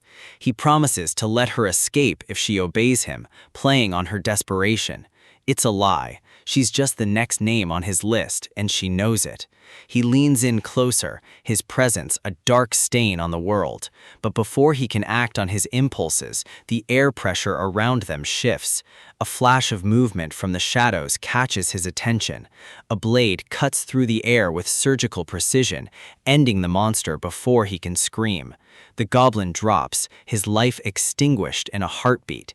The cage door is sliced open, and a blur of blue and silver dashes through the camp. The woman watches in shock as her tormentor is erased by an unknown protector. Suddenly, a massive whistling sound echoes from the sky above. Something is falling, trailing intense fire and mana-charged smoke. The goblin guards look up, shielding their eyes from the blinding glare. It looks like a flaming bowling ball hurtling toward them at terminal velocity. Panic sets in as they realize their heavy defenses are being bypassed from the sky. The first impact is devastating, obliterating a key anti-aircraft gun position. The explosion rocks the entire university campus, sending goblins and gear flying. Another soldier barely has time to wonder what happened before the next blast hits. Smoke rises from the hills as our hidden sniper begins his systematic demolition. A metallic hand reaches for another projectile, moving with practiced efficiency. Bedivere has arrived, and he's brought his own unique brand of long-range artillery. He's not using a traditional bow. He's launching enchanted spheres that pack the punch of a tank shell. Lancelot forgot to mention one small detail about our newest ally. Bedivere is missing his left arm, a wound from a past life that should have ended him. He was once a genius archer, but a jealous superior cut off his arm to destroy his talent. Instead of breaking, he mastered the art of the slingshot and spear throwing using only a leather strap. He didn't just adapt, he became a legend, earning his place among the highest order of knights. His precision is unmatched, even with a handicap that would render most warriors useless. He loads another sphere, the air humming with the energy of Camelot. With a single powerful motion, he launches the projectile into a high arc. The sphere streaks across the sky, a meteor of pure destruction aimed at the heart of the enemy. It finds its mark with surgical precision, taking out the remaining defensive nodes. The goblin commander watches from his office, his face pale with realization. He can see his army being dismantled piece by an invisible force. His men are being crushed, and his plans for the ritual are going up in flames. The ground shakes as the bombardment continues, turning their fortress into a death trap. He turns to flee, but the shadows in the room are already moving. Lancelot has entered the room, his heavy armor clanking with the weight of impending judgment. The commander realizes too late that Camelot's knights aren't a group that amateurs can hope to defeat. Automatic Mana Stone collection is active. Having a dimensional account means I don't have to lift a finger to gather resources. The notifications are relentless. 5 stones, 8 stones, it's constant. The speed of the system is almost overwhelming. I'm hitting numbers I never thought possible this early. Up in the sky, a signal flare cuts through the clouds. The mission is progressing according to plan. A massive explosion rocks the distance. That's the signal. The anti-aircraft guns have been neutralized. Lancelot and his order are proving to be more efficient than I could have ever hoped for. Even the military officers are stunned. They're starting to realize these knights are basically a walking special forces squad. It's time for us to move. We can't let them have all the fun. While we prepare to move, Bedivere is wrapping up his own tactical objectives elsewhere. He's taken out all the targets and fired the signal, but he's hit a bit of a snag. The map Lancelot gave him is covered in scribbles and strange marks. Communication has never been their strongest suit. Navigating a modern city is a nightmare for an ancient knight with no sense of direction. He's completely lost. Back at the command center, Lancelot isn't wasting any time with pleasantries. He lands a heavy blow on the goblin commander. The commander hits the floor hard, realizing too late that his rank doesn't mean anything to Lancelot. A heavy boot pins the creature down. The interrogation has begun. Lancelot isn't interested in games. He wants to know who taught them the loophole method and where they are. The goblin's red eyes flare with recognition. He's hiding something big. The commander's laughing. He thinks he has the upper hand because he serves something greater. He reveals a name, Tonatiuh, a colossal entity that supposedly makes even an 8th rank look like a joke. He reaches out, still trying to grasp for some form of power or escape. Lancelot has never heard the name, but he doesn't care about myths. He wants actionable intel. The commander claims he doesn't know the full plan either, but he's not hanging around to be executed. He manages to roll away, using a burst of speed to put distance between him and the knight. He darts toward the exit, desperate to reach his subordinates outside. He leaps through the glass shards flying everywhere as he makes his break for the street. The crash echoes through the courtyard. He's out, but he's not safe yet. He hits the pavement hard, rolling to his feet while his guards scramble to react. The commander is injured, but his focus is entirely on getting away from the monster in armor behind him. His ankle is twisted, bone cracking under the pressure of the fall, but he forces himself to stand. He screams for his bike. He needs speed if he wants to survive this encounter. His soldiers are panicked. They've never seen their commander this terrified. Lancelot emerges from the building with cold, calculated precision. Running is useless. The soldiers rush forward to buy their leader time, throwing themselves into a fight they can't win. They raise their weapons, but they're trembling. They know exactly what's coming. Lancelot acknowledges their loyalty, but mocks their stupidity. They're just fodder. One of the goblins takes aim, his finger hovering over the trigger. He thinks his numbers give him an advantage. Lancelot's eyes glow through his visor. He's seen enough. The goblin smirks, thinking they've adapted to this new world better than any human. A blur of steel cuts through the air. The soldiers don't even see the blade move. Lancelot thanks them for grouping up. It makes clearing the area much more efficient. Blood sprays the air as the formation collapses in a single stroke. The survivors are left gasping, their confidence shattered in an instant. The sound of steel and bone is the only thing left in the courtyard. The commander is panting, watching his men die while he waits for his escape vehicle. He looks up, realizing he's been cornered. There's nowhere left to run. He looks at his remaining guards with a desperate, hungry look in his eyes. The sound of helicopter blades starts to drown out the screams. The government army is arriving. The pilot sees the chaos below. It's a war zone down there. The commander realizes the army is here to finish what Lancelot started. He knows what he has to do. He looks at his subordinate with cold intent. Without warning, he plunges his hand into his own soldier's chest. He's devouring them. Blood drips onto the floor. This is the loophole, forced evolution through sacrifice. The sound of crunching bone fills the air as the commander absorbs the life force of his men. Lancelot watches the horrific transformation, his blade ready. He knows what's happening. I arrive on the scene just in time to see the commander gorging himself on mana stones. The sight is revolting. He's trading his humanity for raw power. He's crushing the stones and consuming them directly. It's a desperate, dangerous gamble. Lancelot identifies the threat. The commander is forcing himself into rank 8. The commander's body swells, muscles tearing through his uniform as he becomes a literal monster. He's lost all semblance of a goblin. He's now a hulking beast of pure aggression. I ask Lancelot about his own rank. He's a rank 7, but he doesn't seem worried. The beast roars, its presence radiating a sickening amount of mana. It charges with blinding speed, a massive muscle and rage aimed directly at us. Lancelot steps back. He says this doesn't require his involvement. Bedivere can handle it. From the roof, a figure appears.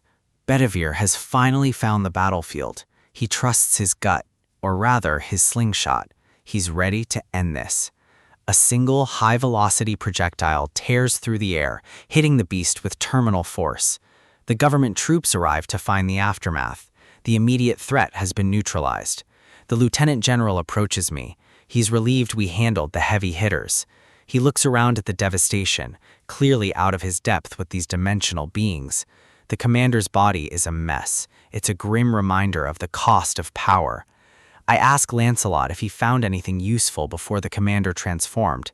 He mentions the name Tonatiuh again. It's a name that keeps coming up and we need answers.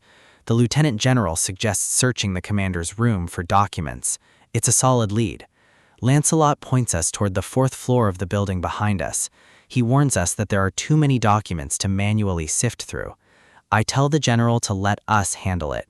We have tools they can't even imagine. I call on Pax. I need a full catalog of every military document and map in the building. The system begins calculating the cost for the data extraction. Over 5,000 documents. The cost is 120 mana stones. It's a bargain. I give the order to proceed. Efficiency is the only way I'm going to find my family. Pox hits a snag. 2 documents don't match the military category. I pull them up. These aren't standard military orders. Dimensional being application forms. This is how they've been boosting their ranks. Lancelot explains the difference. One is official. The other is the loophole method the commander used. The official document is rare. It shouldn't even exist on Earth yet. According to the form, you need mana stones and a dimensional account to register officially. I realize I'm the only one who actually meets those requirements. Lancelot suggests I register myself. It's a chance to solidify my standing in this system. The official route means I won't turn into a monster. The form adopts to the language of the user. I take a deep breath. 1,000 mana stones is a steep price, but I have plenty to spare. I sign my name.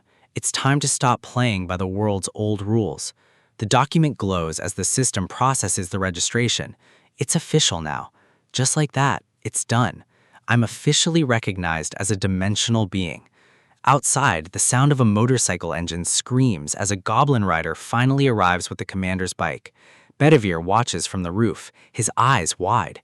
He thinks he's looking at some kind of mechanical horse. Over 40,000 military documents. I don't have the luxury of time to sort through them all right now. Lieutenant General Yu will handle the intel.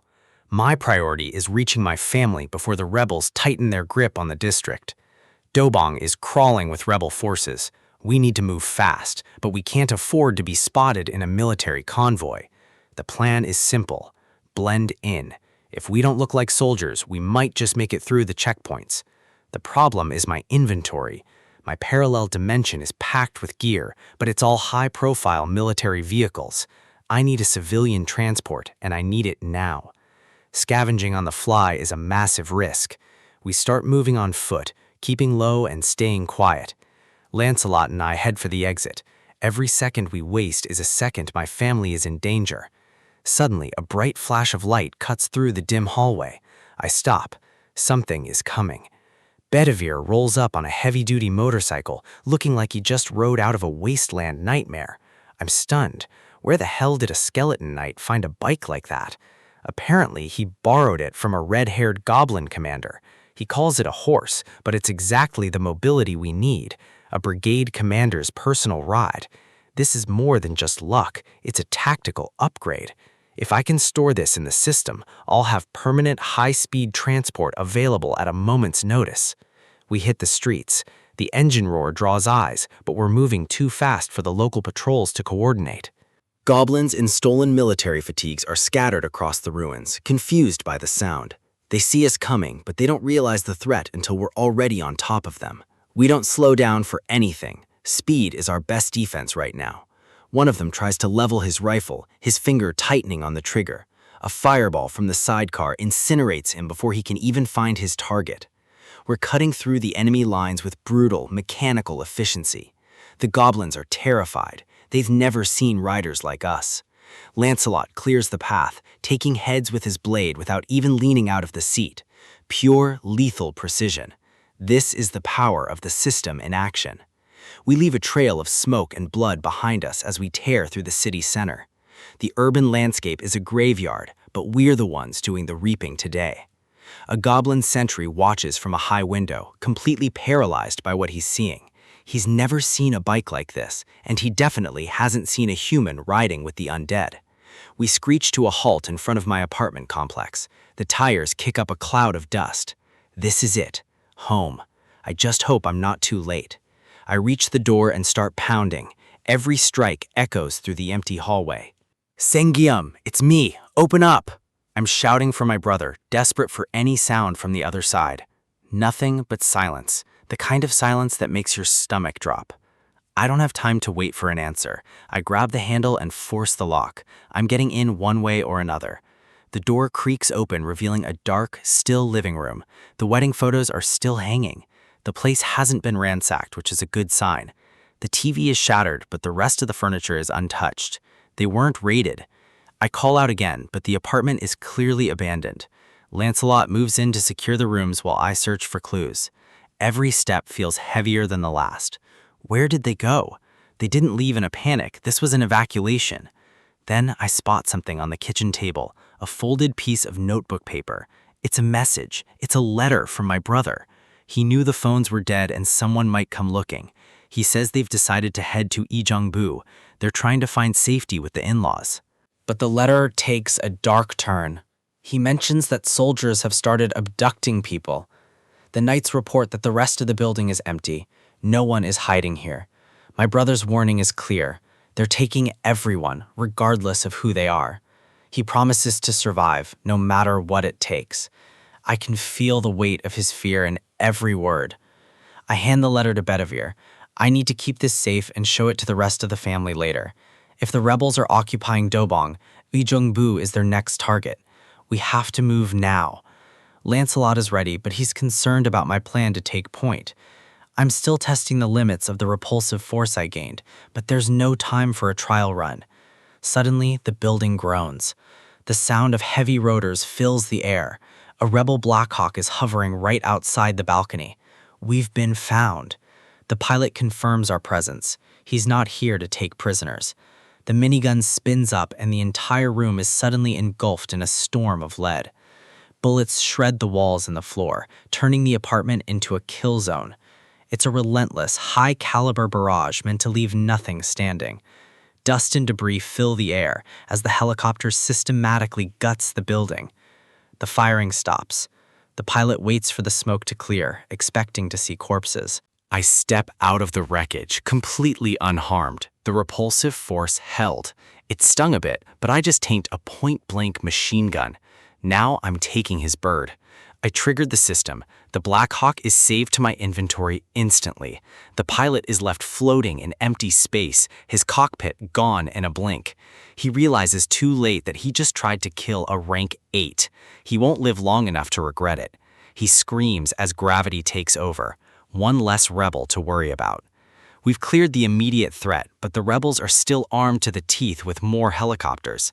I just have to hope my family is staying one step ahead of these monsters. Meanwhile, across town, the Goblin Command is losing its patience.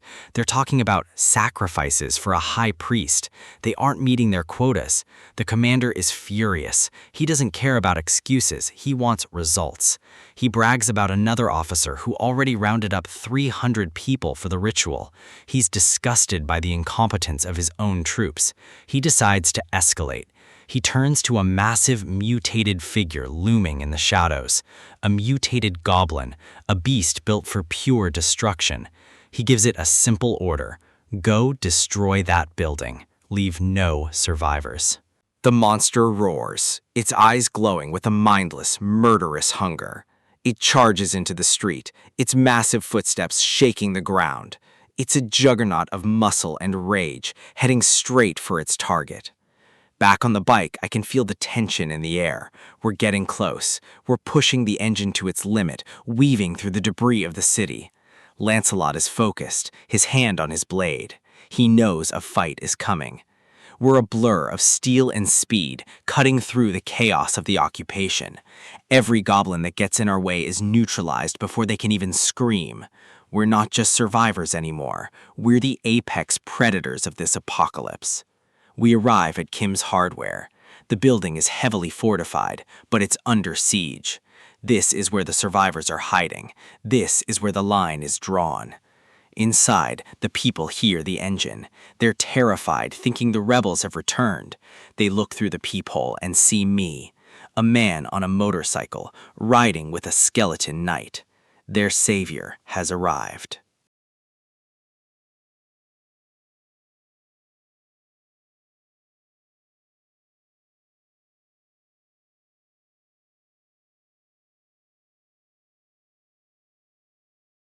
In this world, survival isn't just about the strength of your sword or the depth of your supplies. It's about the people who give you a reason to keep swinging. My mother always told me that all things in life, good or bad, are made possible by people. I didn't fully understand that until everything fell apart. I raised my children with that same philosophy, teaching them that love and connection were the only currencies that mattered. I watched them grow into their own lives, celebrating their victories and shielding them from the world's harshness. I once had a dream of building a home big enough for the whole family, but the cost of the education was a wall I couldn't breach. Despite the setbacks, they grew into fine young adults. Our future looked bright, filled with the warmth of a family that stood together. Then the creatures appeared. The sky turned to blood, and the world we knew was consumed by a nightmare we weren't prepared for. We were lucky to be running a hardware store. It gave us the tools and the steel we needed to turn a simple shop into a fighting chance. But survival is a slow, grinding hunger. We had to ration every scrap of food, every drop of water, never knowing when the next monster would find us. When our family members finally found their way back to us through the chaos, it was the first time I felt like we might actually make it. They arrived covered in the dust of the apocalypse, but they were breathing. That was enough. My daughter-in-law had awakened an alchemy ability. She kept us from dying of thirst, pulling water from the void when the taps ran dry. Then the monsters started wearing uniforms. Soldiers with goblin-like features began patrolling our streets, looking for more than just a fight. They were kidnapping civilians, dragging them off to God knows where. We were effectively isolated, trapped in a cage of our own making. I spent every night clutching a sledgehammer, staring at the door and hoping my children were still alive out there. That's when the system pinged, a sound that shouldn't have existed in a dead world, offering me a way to protect what was left. I awakened as the architect. Construction wasn't just a failed dream anymore. It was a tactical necessity. I gripped my hammer with a purpose I hadn't felt in years. If the world was going to be a fortress, I was going to be the one who built the walls. I reinforced Kim's hardware, turning it into a bunker that no scavenger or low-level beast could penetrate. Steel sheets, barricades, reinforced shutters. I used every resource at my disposal to create a safe haven for my family. But the soldiers returned, and they brought a giant, a monster that made my reinforced walls look like paper. I watched from the shadows, sweat dripping down my face. I knew the store wouldn't hold against that kind of brute force. I realized they weren't just loitering anymore. They were here to level the place. I told Seongyum to take everyone and run through the back passage I'd built for an emergency. It was a blind tunnel, a desperate hope that it led somewhere safer than a collapsing building. I tried to give them a smile, a father's reassurance, even though my heart was pounding out of my chest. The impacts outside were getting closer. The building groaned under the pressure. We were out of time. I prepared to hold the line, to be the shield my family needed one last time. But then, the sound of the monster stopped. The air went still, heavy with a new kind of tension. I stared through the gap in the steel, trying to make sense of the sudden silence. My family huddled together, their whispers filled with the terror of the unknown. I told them it wasn't a monster. It was Jungyum. My son had arrived, and he brought a skeleton knight with him. Jeongkyam stood before the barricaded storefront, looking at the fortress his father had built in the middle of a war zone. He saw the steel sheets and the jagged barricades, realizing that his family hadn't just survived, they'd fought back. The weight of the journey, the battles fought to get here, it all culminated in this single moment of relief. I opened the heavy shutters, unable to believe that my youngest was actually standing there. He looked the same, yet entirely different. There was a power in his eyes that hadn't been there before. The rest of the family peeked out, wary of the armored shadows standing behind him. But the moment our eyes met, the warrior vanished, and he was just my son again, bursting into tears of pure relief. He dashed toward me, the trauma of the apocalypse momentarily forgotten in the warmth of a reunion we all thought was impossible. I couldn't breathe. I thought he was gone. We all did. He ushered us into his world, promising safety, food, and a place where the monsters couldn't reach us. He activated a portal, a shimmering gateway into the heart of his warehouse.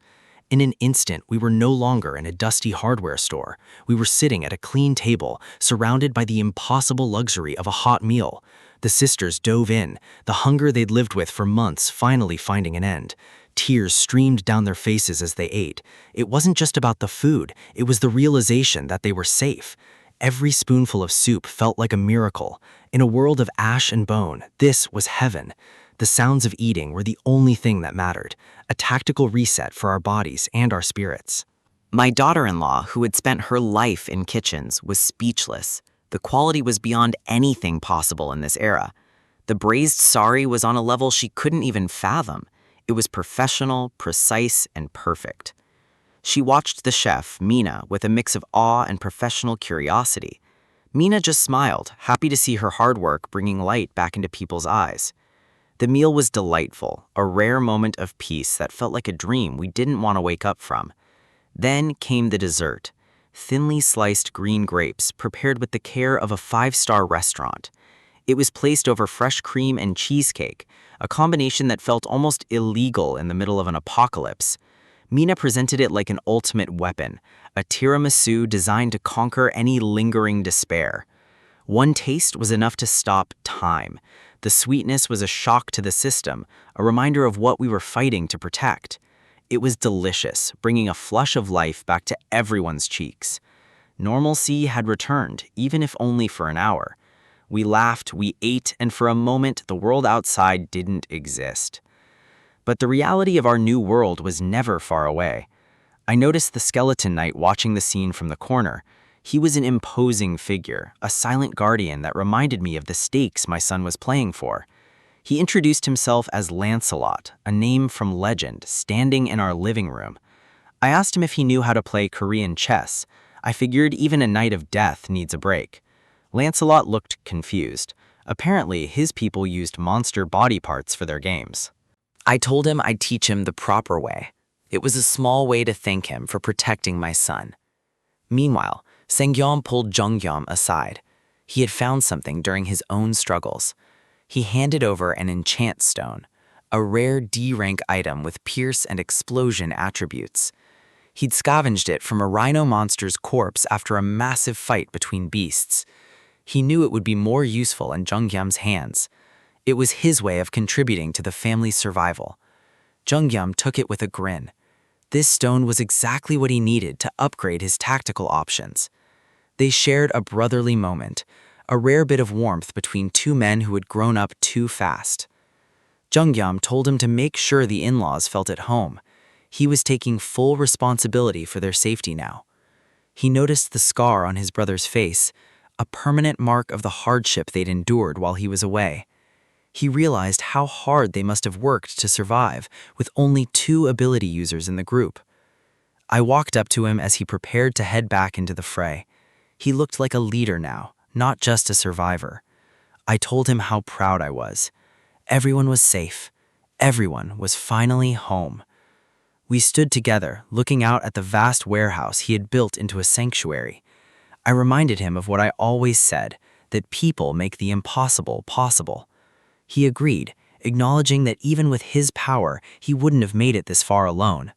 He chuckled, a sound of genuine peace that I hadn't heard since the world ended. He started thinking back to the beginning, to the strangers he had helped along the way.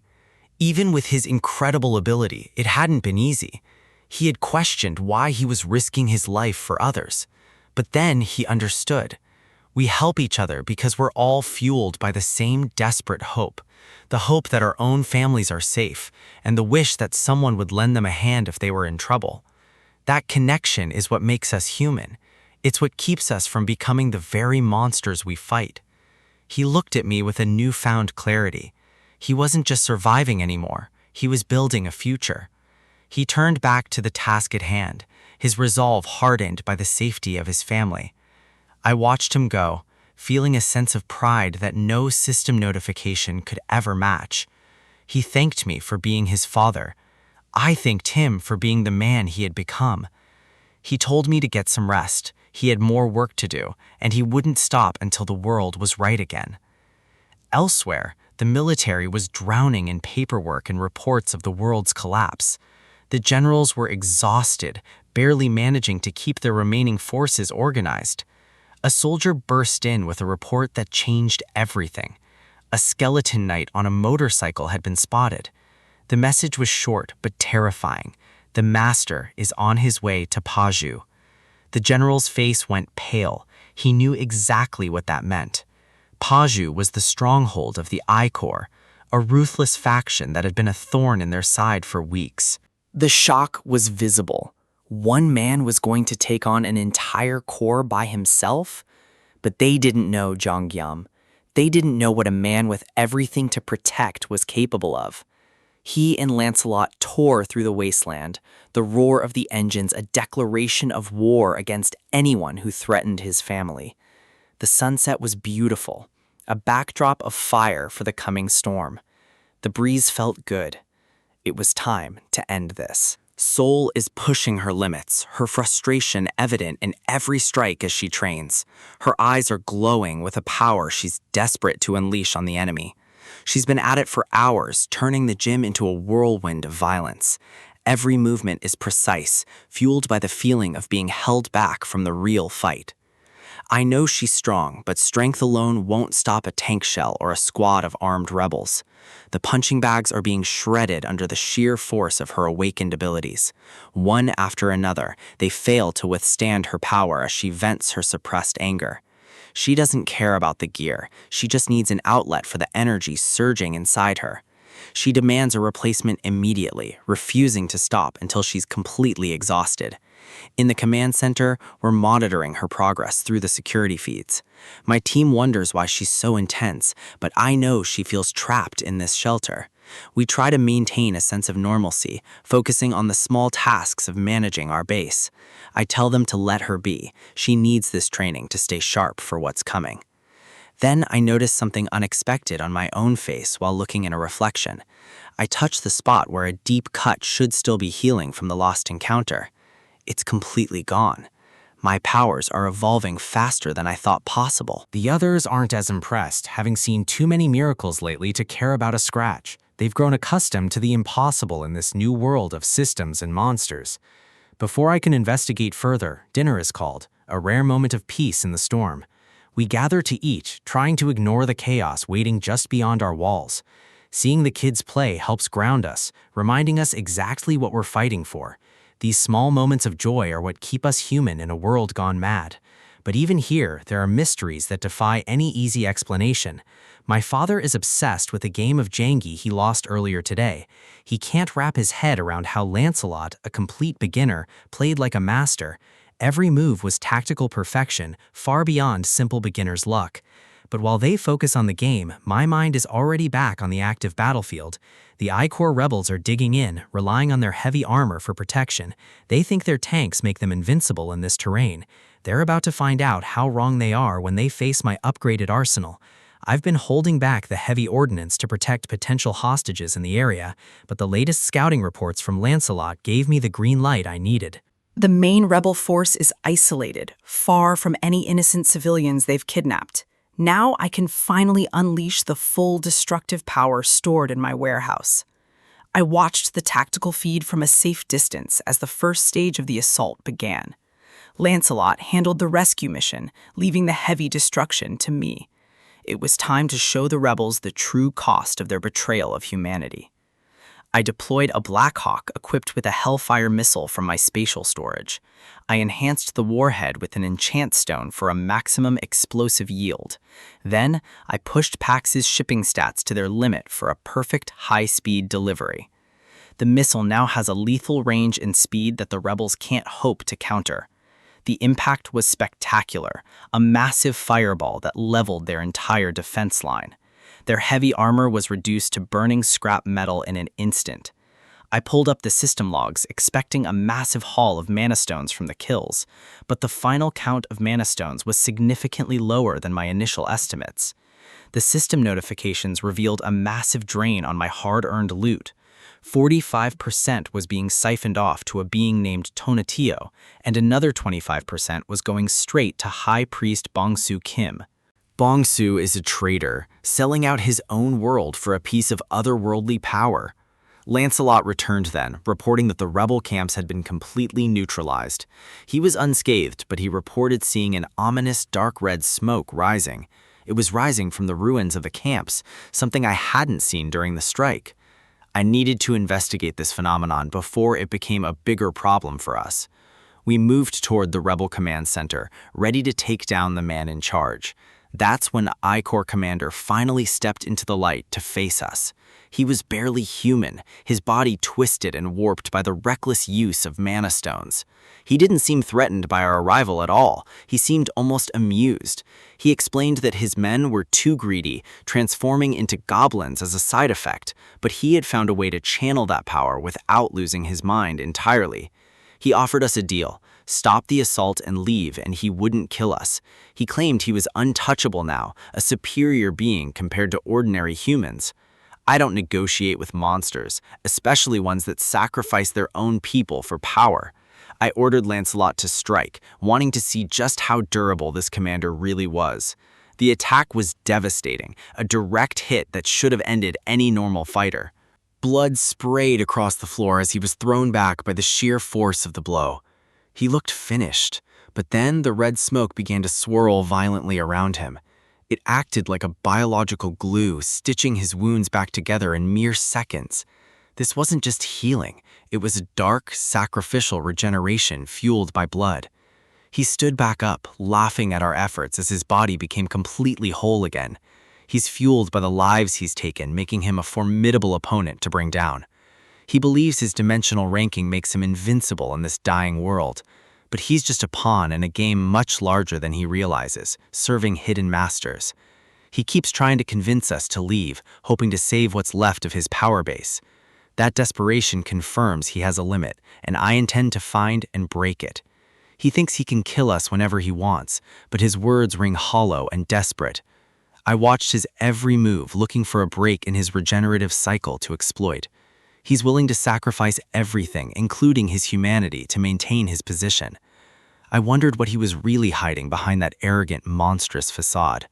Whether he can be killed or not, we're going to find out the hard way, right now. If I can't break his body, I'll have to find a way to stop that foul smoke. I looked up, and the scale of the problem became terrifyingly clear to me. The red smoke wasn't just at the camps, it was filling the entire sky above us. The air grew heavy with a presence that made my skin crawl and my pulse race. A massive, burning eye opened in the heavens, and I realized the real threat had arrived. The sky is bleeding. That's not just a visual effect, it's the weight of a high-ranked being pressing down on this world. My heart is hammering against my ribs. I can feel the overwhelming pressure radiating from the horizon. This is the true power of a sponsor. It's a level of strength that defies survival logic. Bong-Soo Kim stands there gloating. He thinks he's reached the pinnacle because he's backed by something ancient. He claims Lord Tonatiuh will descend through him. He's nothing more than a meat puppet for a higher power. That grin is the look of a man who thinks he's already won. He's offering me mercy as if I'm the one in danger. Lancelot doesn't wait for a reply. He moves with a speed that blurs reality, his blade finding Bong-Soo's neck in an instant. My knight doesn't care about gods or sponsors. To him, Bong-Soo is just a goblin overstepping his bounds. The head falls and the body hits the floor. In any other fight, this would be the end, but Bong-Soo's laughter continues even as his head rolls. Black smoke and red energy begin to knit the flesh back together. He's right. As long as he's linked to Tonatiuh, he has infinite lives. He's a glitch in the system. The shadow of the god looms behind him, reinforcing his immortality. He mocks Lancelot for even trying. Lancelot stands firm. He doesn't need to understand the mechanics of immortality to know his objective. His loyalty is his only directive. If a threat exists to me, he will continue to strike until it ceases to be. Bong-Soo charges again, his body surging with the borrowed power of a deity. He thinks he's unstoppable. The monster darts forward, confident that no blade can truly kill him.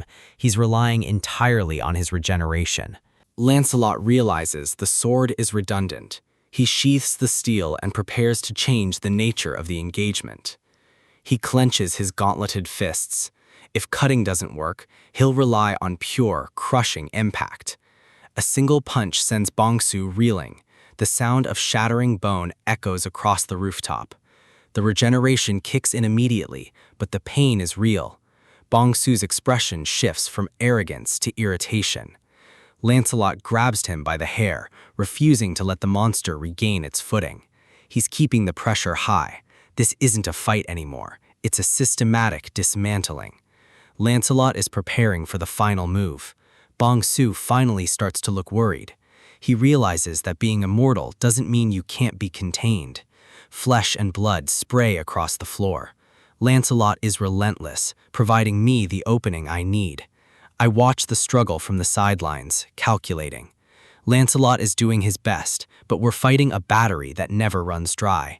If we can't kill him here, I have to change the battlefield. I need to sever his connection to Tonatiuh. That eye in the sky is the source. I need to put Bongsu somewhere that influence can't reach. There is only one place I control that is completely isolated from this world's system, the parallel dimension, my warehouse. I remember what happened to the others I sent in there. It's a risk, but it's the only tactical advantage I have left. I command Lancelot to toss him my way. It's time to test Bongsu's immortality against something truly terrifying. Lancelot hurls the monster toward the glowing rift. Bongsu screams, but it's too late to stop his momentum. He disappears into the void of the warehouse. The system recognizes the transfer immediately. Inside the warehouse, number 2 is just trying to enjoy her snacks. She wasn't expecting company. The system blocks the unknown energy of the god from entering the dimension. Bongsu is officially cut off from his power source. Number 2 isn't happy about the intrusion. Her eyes narrow as she looks at the pathetic creature that just crashed into her home.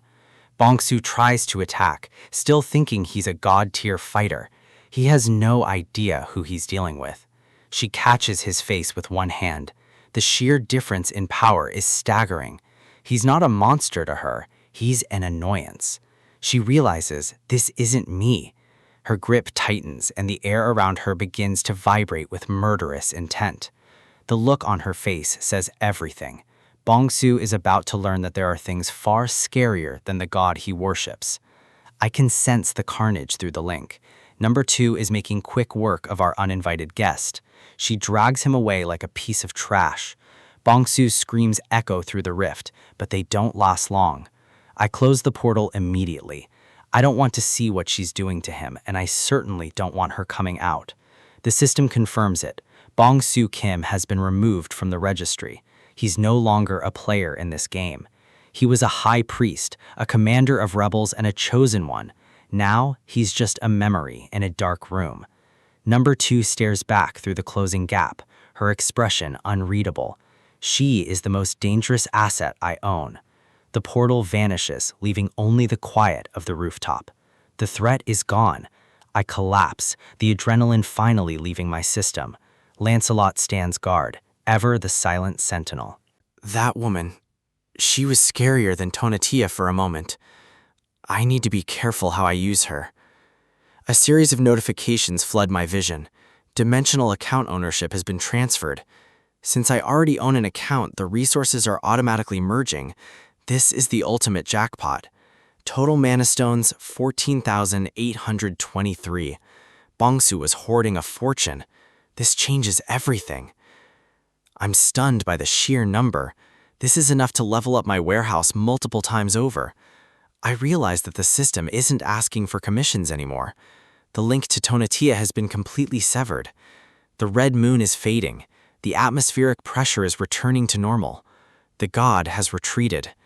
Lancelot confirms my suspicion. By isolating Bongsu, we broke the anchor that allowed Tonatiuh to manifest here. I sink to the floor, exhausted. I thought I was going to wet my pants. Surviving by the skin of my teeth is becoming a habit. I didn't even throw a punch, but I feel like I've run a marathon. Mental strain is just as draining as physical combat. I hear a familiar voice calling my name from the distance. The military has finally arrived. I look up as they breach the rooftop. It's the backup I was hoping for, though they're a little late for the main event. The soldiers are out of breath, having climbed all those stairs in full gear. They look more relieved to see me alive than I am to see them. Captain Kwan is at the lead. He's brought everyone he could muster. He was genuinely worried we wouldn't make it. I tell them they're right on time. There's no point in telling them how close it actually was. They look at the mummified remains of the rebel forces on the ground. The sight is grotesque, even for seasoned soldiers. They ask what happened to the high priest. I just gesture toward the empty air. He's gone, and he's not coming back. I watch them rummage through the area. It's been a while since I've seen standard military hardware in action. Captain Kwan begins his report over the radio. He's confirming the neutralization of the I-Corps base. The rebel forces are confirmed dead, mummified by whatever dark ritual Bongsu was performing. The area is officially secure. The commander orders them to stay on high alert and prioritize civilian rescue. The immediate crisis is over, but the cleanup is just beginning. Kwan looks at me with a new level of respect. He knows that without me, this mission would have been a massacre. I give him a tired smile. I did what I had to do to survive. The fact that it helped the military was just a bonus. He bows deeply to me. It's an admission of gratitude and a sign that he recognizes my strength as an individual fighter. I try to wave it off. I'm not used to this kind of formality, especially from a career soldier. He admits he was foolish to try and recruit me as a standard soldier. He realizes my value far exceeds any rank they could offer. The military completely underestimated my caliber. They focused on what was good for the army, not what was appropriate for an awakened of my level. He calls their incompetence inexcusable. It's a rare moment of honesty from someone in his position. But then he asks for a favor. Even though he has no right, he wants to know if I'll still help them when things get dire. He's fully aware of how shameless it is to ask, but the world is falling apart and they need all the power they can get. He talks about the people suffering out there, those who have lost everything and are trembling in fear. The government and military are currently powerless to protect everyone. They need a hero, even if I don't want to be one. I reach out a hand. I'll help, but I'm setting the terms. No deals, no contracts, and certainly no enlisting. I make it clear, I have no plans to join the military. Whether or not I offer my help will be entirely up to me. I want that understood before we move forward. I value my freedom above any rank or benefit they can provide. Captain Kwan grins. He's happy to take whatever help he can get, even if it's on my terms. We shake on it. It's an informal alliance between a rising powerhouse and a struggling military force. He thanks me sincerely. This handshake marks a turning point in how the authorities will treat me from now on. He tells me to wait while he makes some arrangements. He wants to ensure I have access to military assistance whenever I need it. He speaks into his radio, addressing all military personnel. He's making a formal announcement. To recognize my contributions, I'm officially granted the honorary rank of colonel. It's a move to ensure every soldier treats me with the proper respect. I'm caught off guard. I didn't ask for this, and I certainly didn't expect to be promoted while sitting on a pile of rubble. The soldiers immediately salute me. I can feel the blush creeping up my face. This is incredibly embarrassing. I tell them to stop, but they're committed. I might not be a soldier, but to them, I'm now a superior officer. I walk away with Lancelot, trying to escape the awkwardness. We have other things to worry about, like finding Bedivere. I remember that I have a product recall ability. It worked on number 2, so it should work on him if he's in range. I check the system, but a notification pops up. He's outside the maximum range. He must have wandered off quite far. I guess the recall only works if they're nearby. It makes sense, but it means we have to go find him manually. Lancelot offers to fetch him, but I decide we'll head there together. I can use the travel time to invest some of those mana stones. I spend 10,000 stones to level up the parallel dimension. It's a massive investment, but I need the warehouse to grow as I do. In the distance, I see the military handing out supplies to civilians. They're finally doing their job, giving people some hope. While they handle the rescue, I wonder what Bedivere is up to. He's a scout, so he's probably found something interesting. In a nearby building, Bedivere is sifting through paperwork. He's found something called an application form for higher beings. He's pleased with himself. He knows these documents will be valuable to me. He's scouring the area with precision. He's found multiple documents in Bong-soo Kim's office. This isn't just a rebellion, it's a systematic plan to sell out the human race.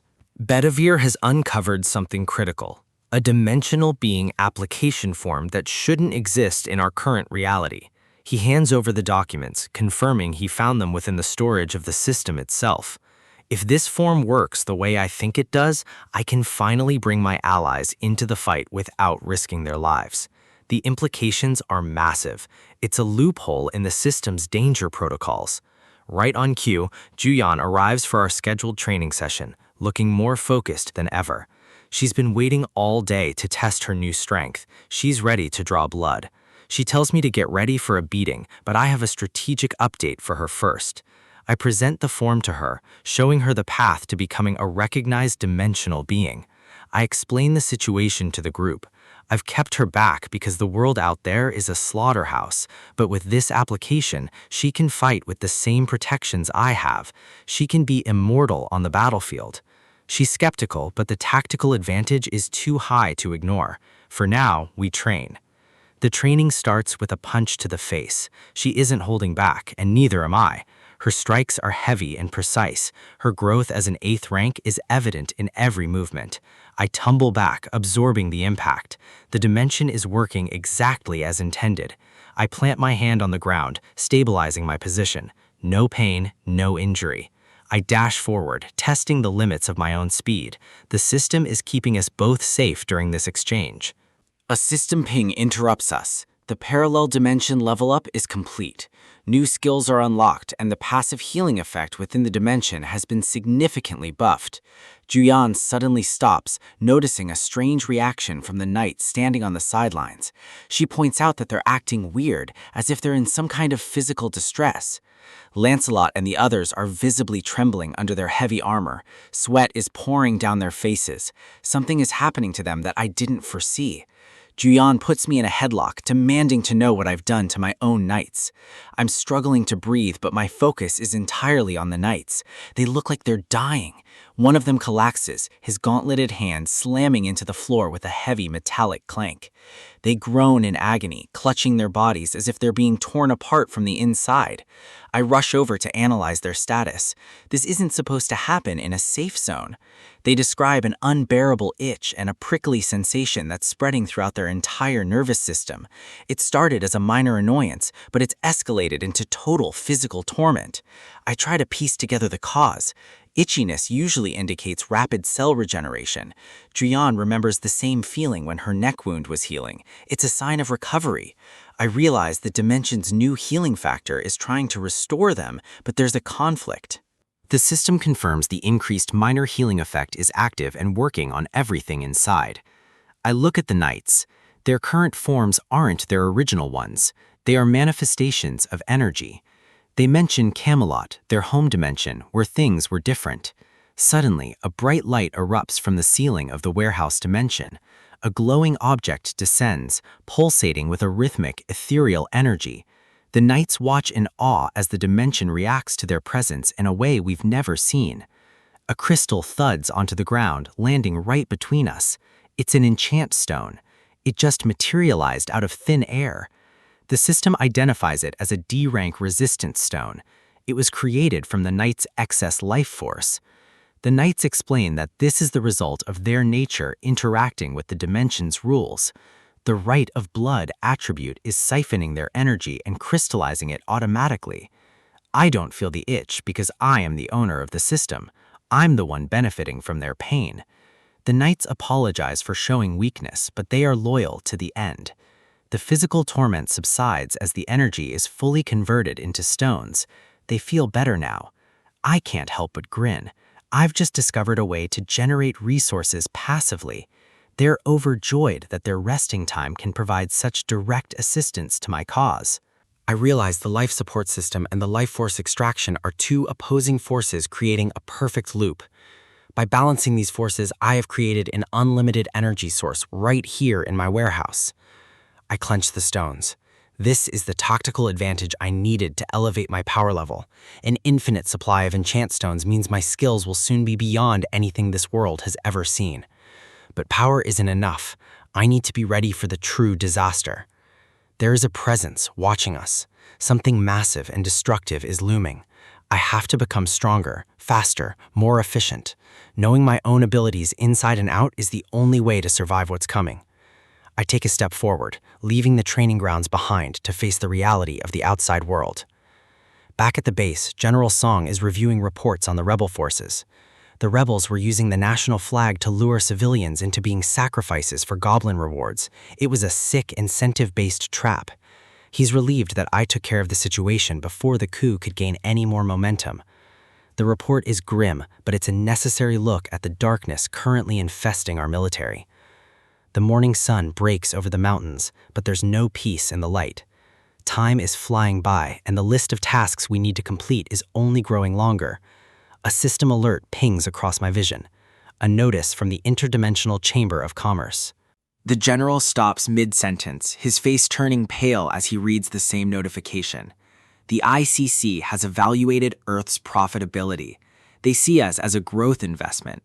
They've identified thousands of blessings from exploration and cases of reverse growth against free merchants. An official bidding war will commence across all regions of Earth in exactly 7 days. If the external dimension wins, permanent gate portals will be established. We lose our autonomy entirely. It's a declaration of war disguised as a business transaction. My team is furious. They see this for what it is. Aliens toyed with our world like it's a game. They're asking what gives these beings the right to invade us and force us into a bidding war. The anger in the room is palpable. We are being treated like slaves for some interdimensional profit margin. I try to keep them focused. We can't afford to be emotional when the survival of the planet is at stake. The way they talk about development projects in bidding wars makes it clear we are nothing more than assets to them. Another message pings. This one is addressed specifically to me. I have been designated as the sole representative because I have generated the greatest profit during the free establishment period. If I refuse, the next person on the list will be given the option, but I know I'm the only one who can win. The rules are flashing before my eyes. We have to showcase our profitability potential to win. The room goes silent as they realize I'm the one who has to lead us through this. I have the authority to select up to 100 members to join me in the bidding war. I accept the position. There is no other choice. The general is shocked, but he knows my capabilities better than anyone. I confirm to him that I am the sole representative. The city's fate is now in my hands. I've already secured my family and the knights. I have 80 slots left for the team. The general grabs my hand, his voice shaking with relief. He was terrified of who might take this role. Knowing that I'm the leader puts him and the rest of the high command at ease. He reaches into his uniform to provide me with the military's top secret data. It's a list of ability users compiled by the Joint Chiefs of Staff. He wants me to pick the best of the best. He offers me 80 elite warriors to fight alongside me against the upcoming invasion. I take the notebook, but I already know I don't need a small army of ability users. I tell him I only need one person, the best marksman available. I access the saved intel on our enemies. I need to know exactly who we're bidding against. The Emeth Dimension. They worship a goddess and use divine power for weapon production. Their soldiers are armored in gold and light, looking more like angels than invaders. But their mercy is a death sentence. Their divine mace is meant to strike us down. If we're going to win this bidding war, we aren't just fighting monsters anymore. We're fighting a holy army. The Templars of Emeth have arrived. They carry a radiance that feels more like a threat than a blessing, signaling the start of a conflict we aren't supposed to win. They believe themselves to be agents of divine justice, sent to cleanse what they deem primitive. To them, we are nothing more than barbarians in need of a violent correction. And that correction is delivered at the end of a divine mace. This is the enemy we face in the upcoming bidding war. The system confirms the matchup. It's official. The Mth Dimension Bidding War roster is set. Their roster is stacked with rank 8 fighters. On paper, they outclass us in every tactical category. But I've learned that the system rewards those who know how to exploit its rules. An hour before the kickoff, both sides take their positions. A barrier keeps us separated, giving us one last window to prepare. The core of the conflict is the Gate Core. It enters the field with the MF forces and begins a 12-hour countdown to hatch. To win, we have to destroy it. If they manage to protect it until the timer hits 0, we lose everything. I break down the condition for victory to the general: destroy the core or die trying. Looking at our own roster, the gap is clear. Most of our fighters are only rank 9. We'll have to defend against their elite rank 8 attacks while simultaneously pushing to reach that core. The general is visibly tense. He knows the odds. He understands why I asked for the best marksman available. He asks if our weapons will even work against rank 8s. I just grin. I didn't spend my last night resting. To survive this, I had to become stronger. The only way to do that was to master my own abilities from the inside out. I needed a tactical advantage that could level the playing field for my troops. I focused on my parallel dimension lab. I upgraded it, allowing for advanced simulations of enchanted products. Now I can check the specs of new items and test them out before I waste resources actually making them. The goal was simple: design a weapon powerful enough to kill a rank 8 but easy enough for anyone to use. I experimented with different enchantments: electric shock, pierce, and resistance. Finally, I assembled the perfect combination: an enchanted K2C1 rifle paired with specialized 5.56 mm ammo. The first few attempts were failures. The rifles literally burst into oblivion from the sheer firepower of the ammo. I used durability stones and worked through every combination to find the breaking point. The solution? Rifles that can handle exactly 3 shots before they're spent. We just have to pile them up in mountains. The week of preparations was grueling. Our marksmen trained until their movements were purely mechanical. My father used his architect ability to fortify our base at a pace no normal construction crew could match. The offensive squad used hunted mana stones to push their limits, preparing for the inevitable clash. Sol managed to expand her barrier radius far beyond her own body, giving us a mobile safe zone. And Juyan obtained an area effect upgrade for her healing skills. Our sustainability just went through the roof. The upgrades were better than I expected. Now it's time to put them to the test. The day of the bidding war finally arrives at the National Assembly Proceeding Hall. A portal tears open, signaling the arrival of the Emeth forces. Heavy armor clanks against the pavement as they step onto our world. They march in perfect formation, their weapons glowing with a menacing light.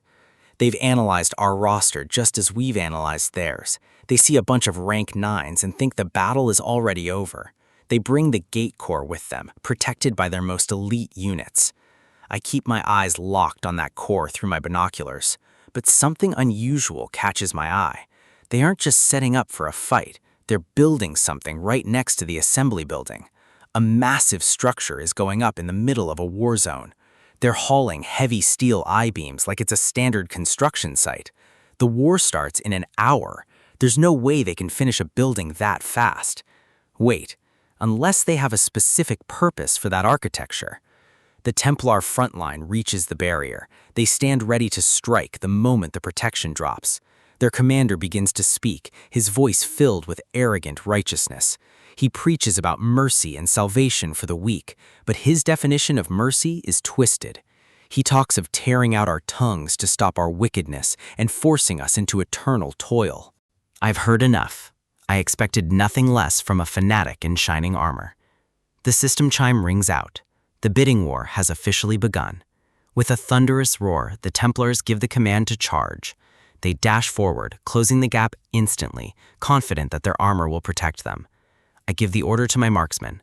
Open fire. The click of the safeties is the last thing the Templars hear before the air is filled with lead. Muzzle flashes erupt from our defensive positions, lighting up the hall. The enchanted rounds slam into the Templars with the force of high explosives. Their advance is stalled as the rank 8 armor begins to buckle under the assault. They're shocked. These rank 9s are pushing back their elite front line. The Templars activate their Emeth barriers, desperately trying to weather the storm. Their leader screams for them to stand their ground, believing we'll run out of ammo eventually. He thinks this is a war of attrition. He doesn't know how deep our pockets are. My troops follow the drill. As soon as a rifle reaches its 3-shot limit, they switch to a fresh one. We have mountains of these rifles. We aren't going to stop. The report comes in over the radio. We've only used 20% of our stock, and the enemy is already pinned. Things are going better than expected. It's time for us to make our move on the offensive end. Lancelot is ready. We mount the bikes, preparing to bypass the front line. The engines roar to life as we prepare to strike deep into their territory. We zoom past the chaos, heading straight for the core. The Templars notice us breaking away, but their commander tells them to ignore us. He's convinced we can't break through the core's final defenses. That arrogance will be his downfall. Holding the line against our marksmen is his priority, but he's losing control of the battlefield. Bedivere leads the way, slinging high-velocity projectiles with lethal precision. He prepares a fireball, the heat radiating off his form as he gathers mana. The projectile is launched, streaking through the air like a comet. It impacts their backup units, turning the street into a graveyard of fire. The explosion clears the path, allowing us to reach the inner sanctum of their construction site. The Templars can't comprehend how their ranks are being decimated so quickly. A series of crashes echoes as more of their units fall to our coordinated assault. I glance back to ensure the perimeter is secure. The infantry is holding. Now, all that's left is to deal with their strange project. The statue is nearly complete, a massive, towering figure of their goddess, Lady Emeth. I thought building this in the middle of a war was meaningless labor, but the speed of the construction is unnatural. It's not just a monument, it's a weapon or a buff station. I call in the Hellfire missiles. We need to take it down before it's fully activated.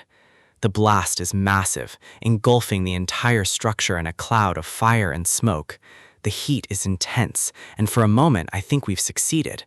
But as the smoke clears, the statue stands perfectly intact. Not even a single scratch. Even my enchanted missiles couldn't dent it. This thing is built from materials we haven't seen on Earth. If it's that durable, it deserves a spot in my parallel dimension. I'm not leaving it for them. The Templar elders are too busy bickering about their divine messages to notice me. They call us filthy, two-legged animals while they hide behind their holy walls. I look past them at their supply cache. Thousands of high-grade steel I-beams. They're arguing about where to hide, while I'm calculating the value of everything they brought with them. Those beams are the perfect resource for my own base fortifications. It's a gold mine. I look at the temporary construction materials warehouse. It's ripe for the taking. I grin and give the command to Pax. Store the entire warehouse and the goddess statue in the parallel dimension. Everything they have is mine now.